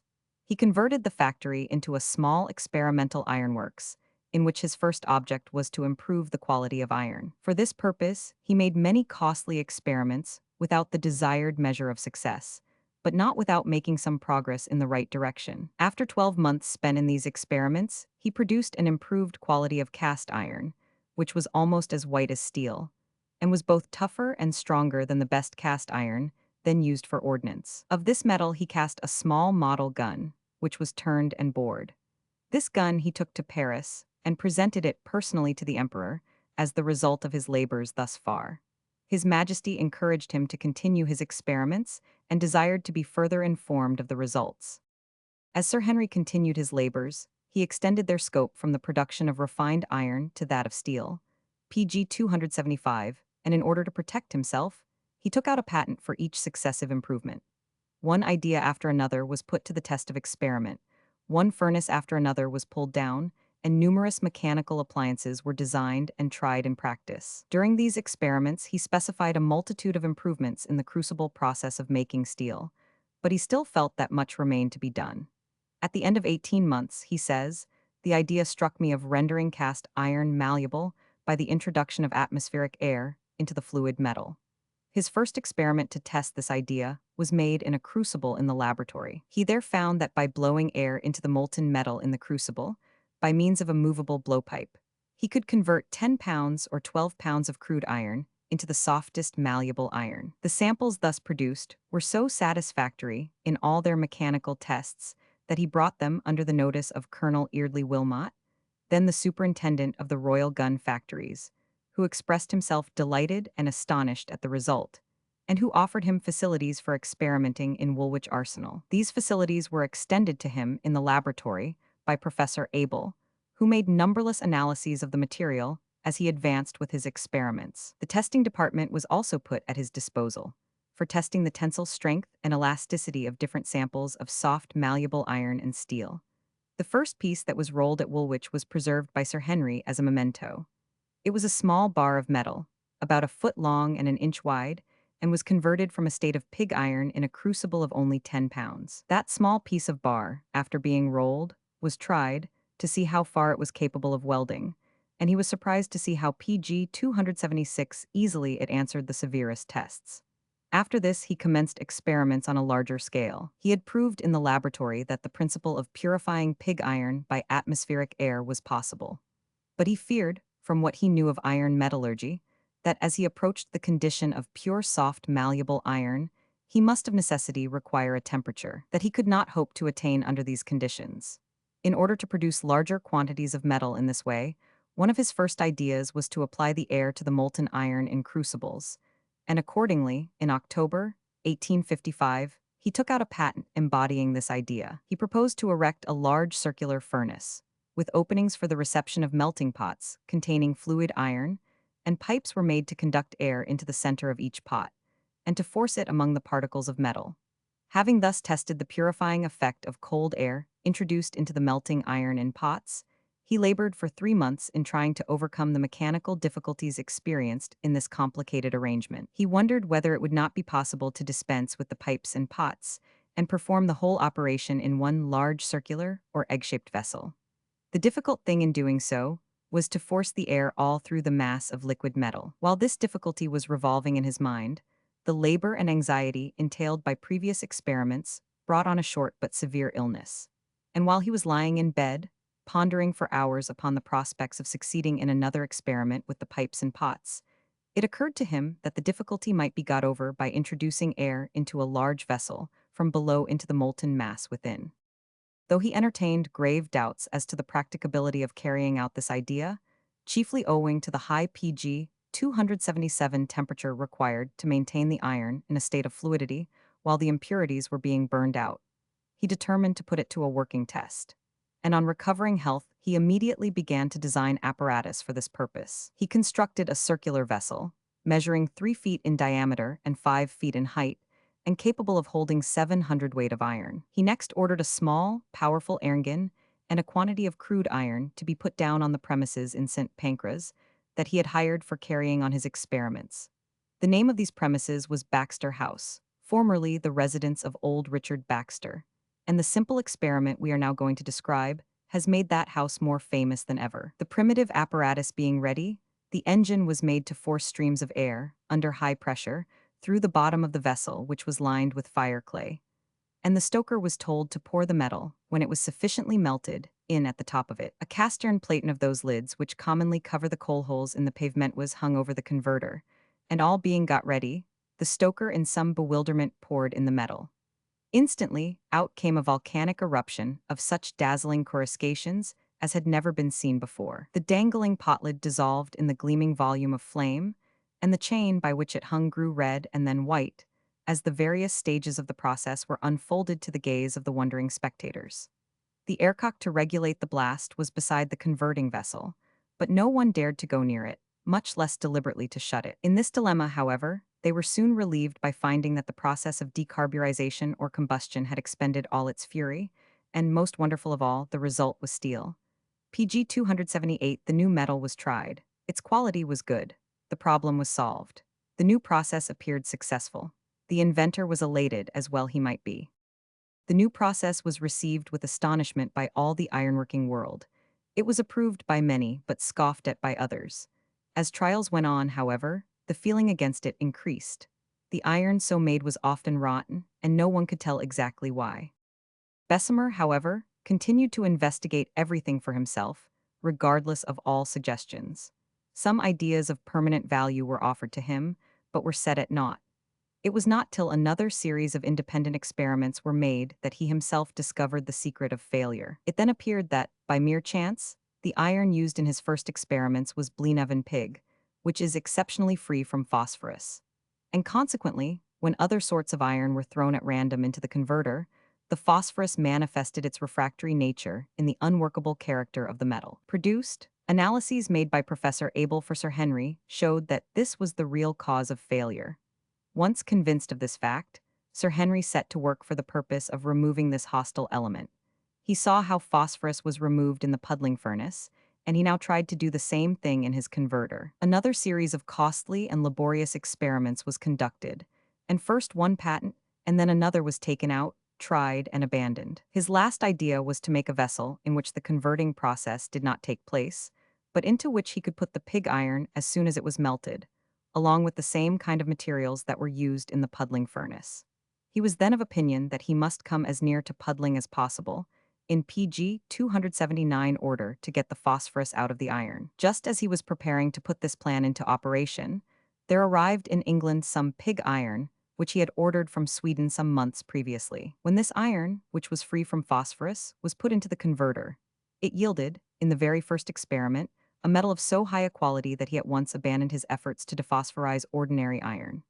The Sheffield manufacturers were then selling steel at 60 a ton, and he thought that as he could buy pig iron at 7 a ton, and by blowing it a few minutes in the converter could make it into what was being sold at such a high price, the problem was solved. But there was yet one thing wanting. He had now succeeded in producing the purest malleable iron ever made, and that, too, by a quicker and less expensive process than was ever known before. But what he wanted was to make steel. The former is iron in its greatest possible purity. The latter is pure iron, containing a small percentage of carbon to harden it.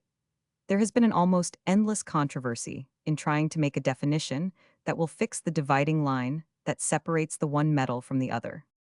For our present purpose, suffice it to quote the account given in a popular treatise on metallurgy, published at the time when Bessemer was in the midst of his experiments.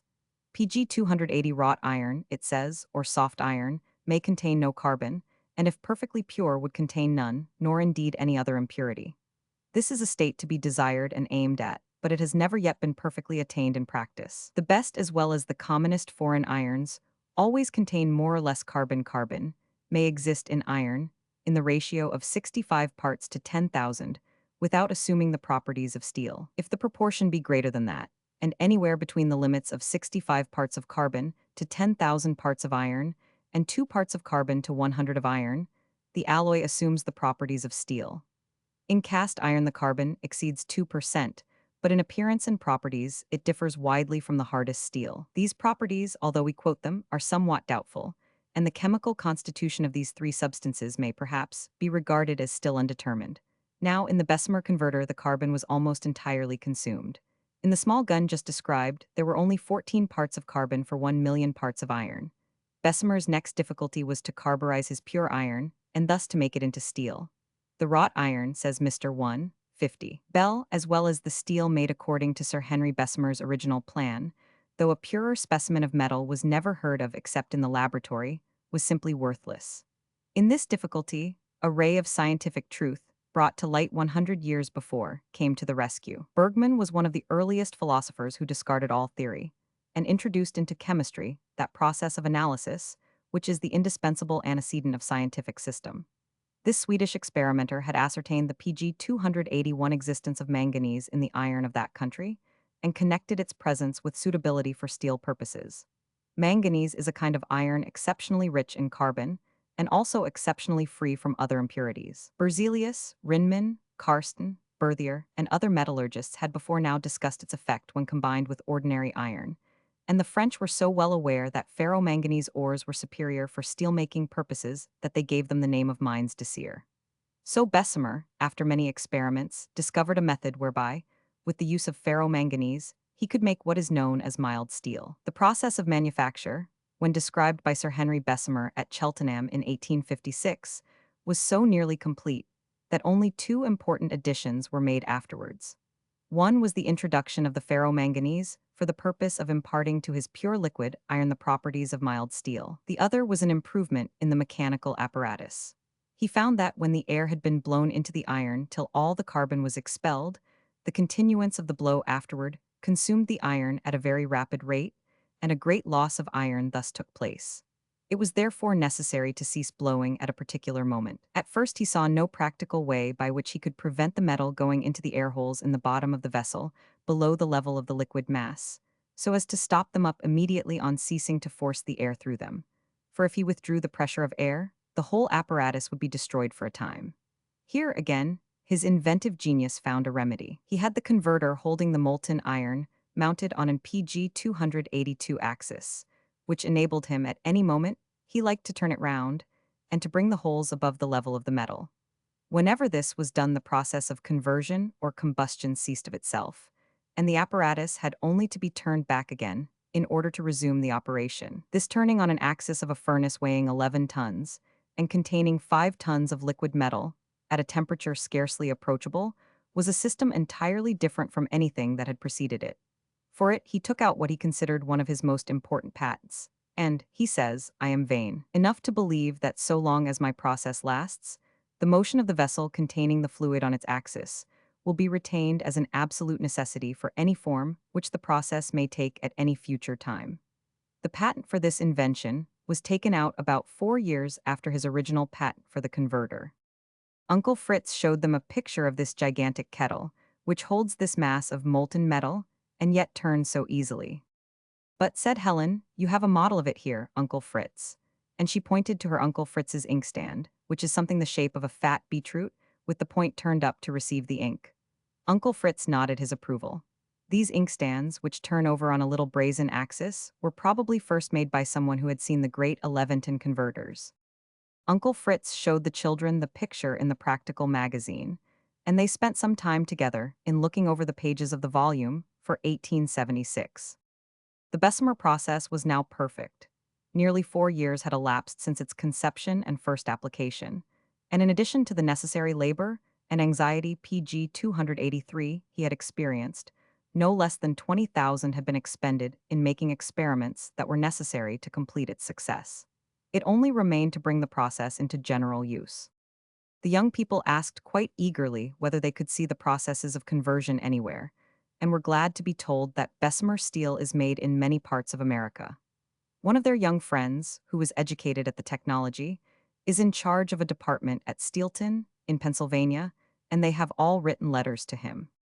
The American steelmakers have a great variety of ores to choose from, and they have found it possible, by using different ores, to avoid the difficulties which Mr. Bessemer first met in using the ores of England. And so far are the processes now simplified, that in many American establishments the molten iron is received liquid from the blast furnaces, and does not have to be reduced a second time in a cupola furnace, as was the iron used by Mr. Bessemer. There is no cooling, in such establishments, between the ore and the finished steel. PG 284.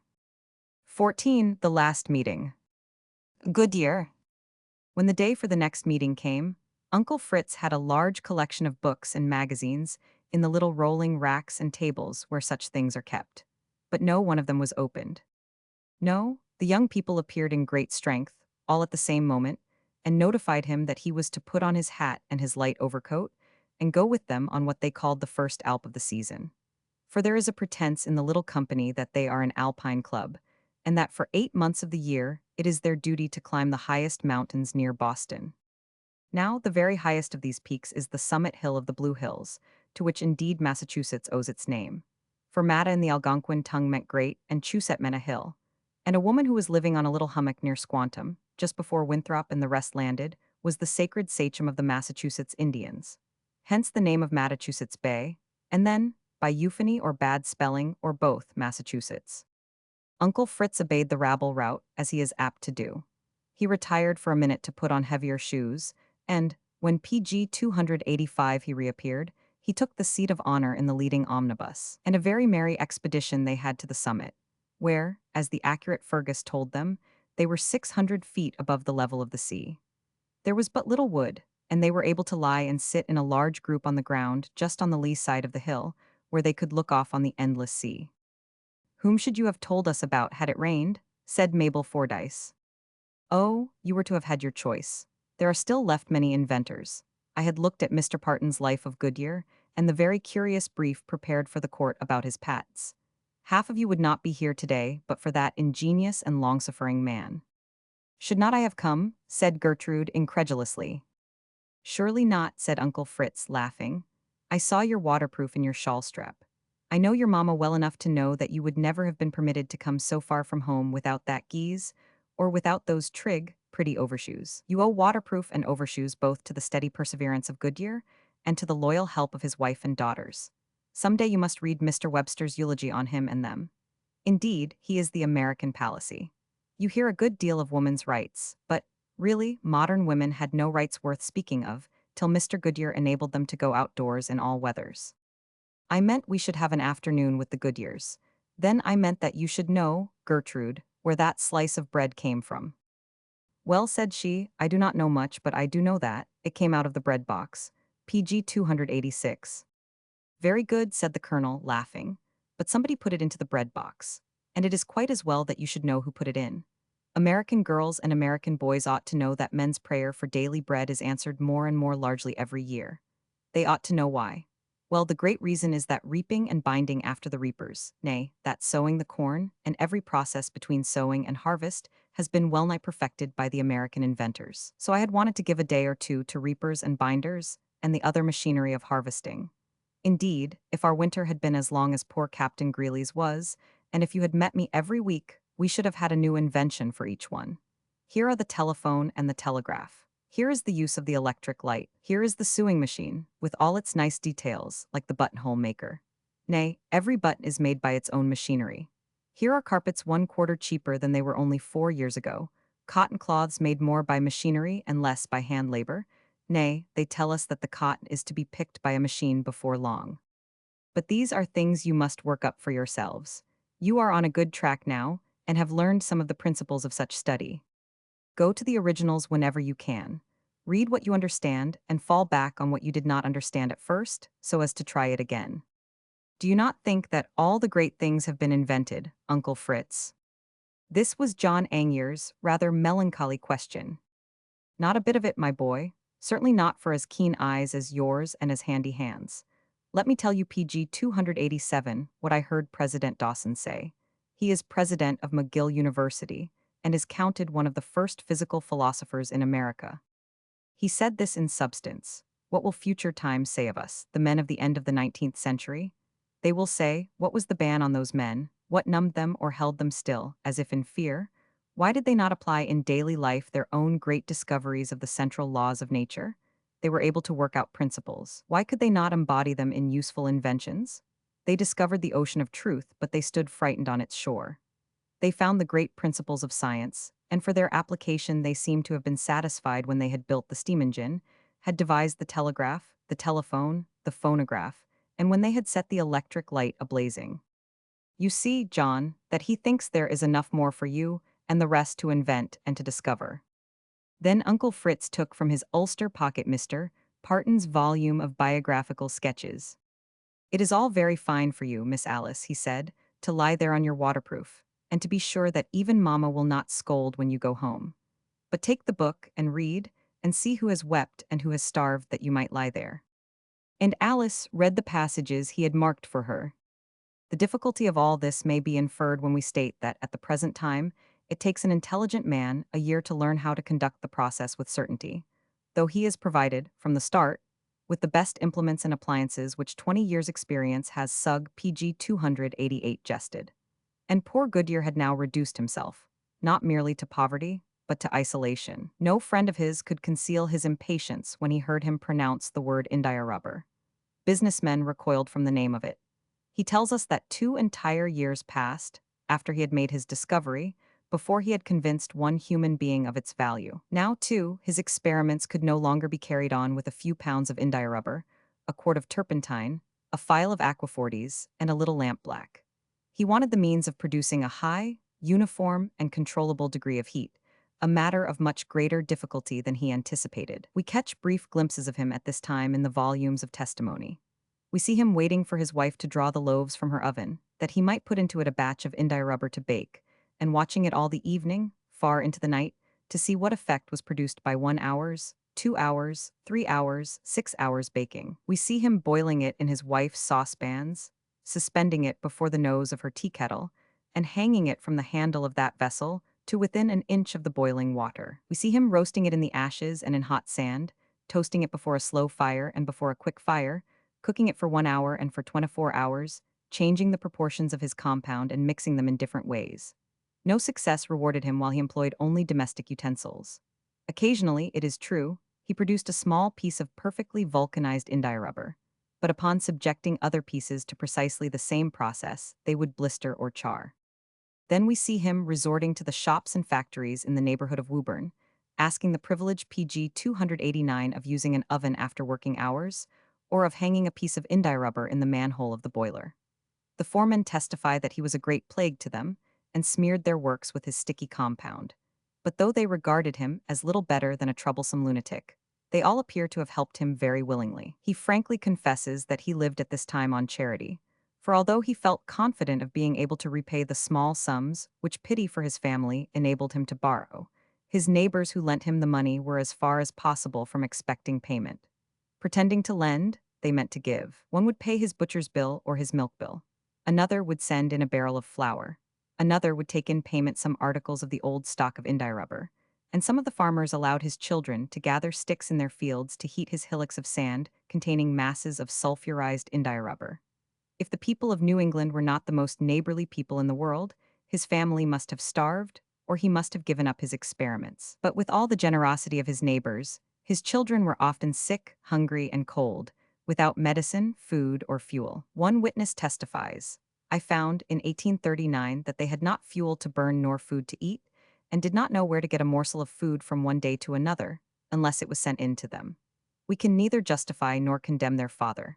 Imagine Columbus within sight of the New World, and his obstinate crew declaring it was only a mirage, and refusing to row him ashore. Never was mortal man surer that he had a fortune in his hand than Charles Goodyear was when he would take a piece of scorched and dingy india rubber from his pocket and expound its marvelous properties, PG 290, to a group of incredulous villagers.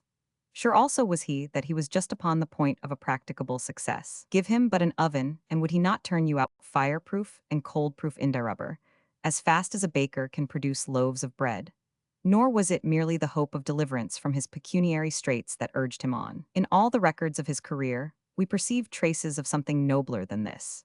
His health being always infirm, he was haunted with the dread of dying before he had reached a point in his discoveries where other men, influenced by ordinary motives, could render them available. By the time that he had exhausted the patience of the foreman of the works near Woburn, he had come to the conclusion that an oven was the proper means of applying heat to his compound. An oven he forthwith determined to build. Having obtained the use of a corner of a factory yard, his aged father, two of his brothers, his little son, and himself sallied forth with pickaxe and shovels to begin the work, and when they had done all that unskilled labor could effect towards it, he induced a mason to complete it, and paid him in bricklayers' aprons made of aquafortized india-rubber. This first oven was a tantalizing failure.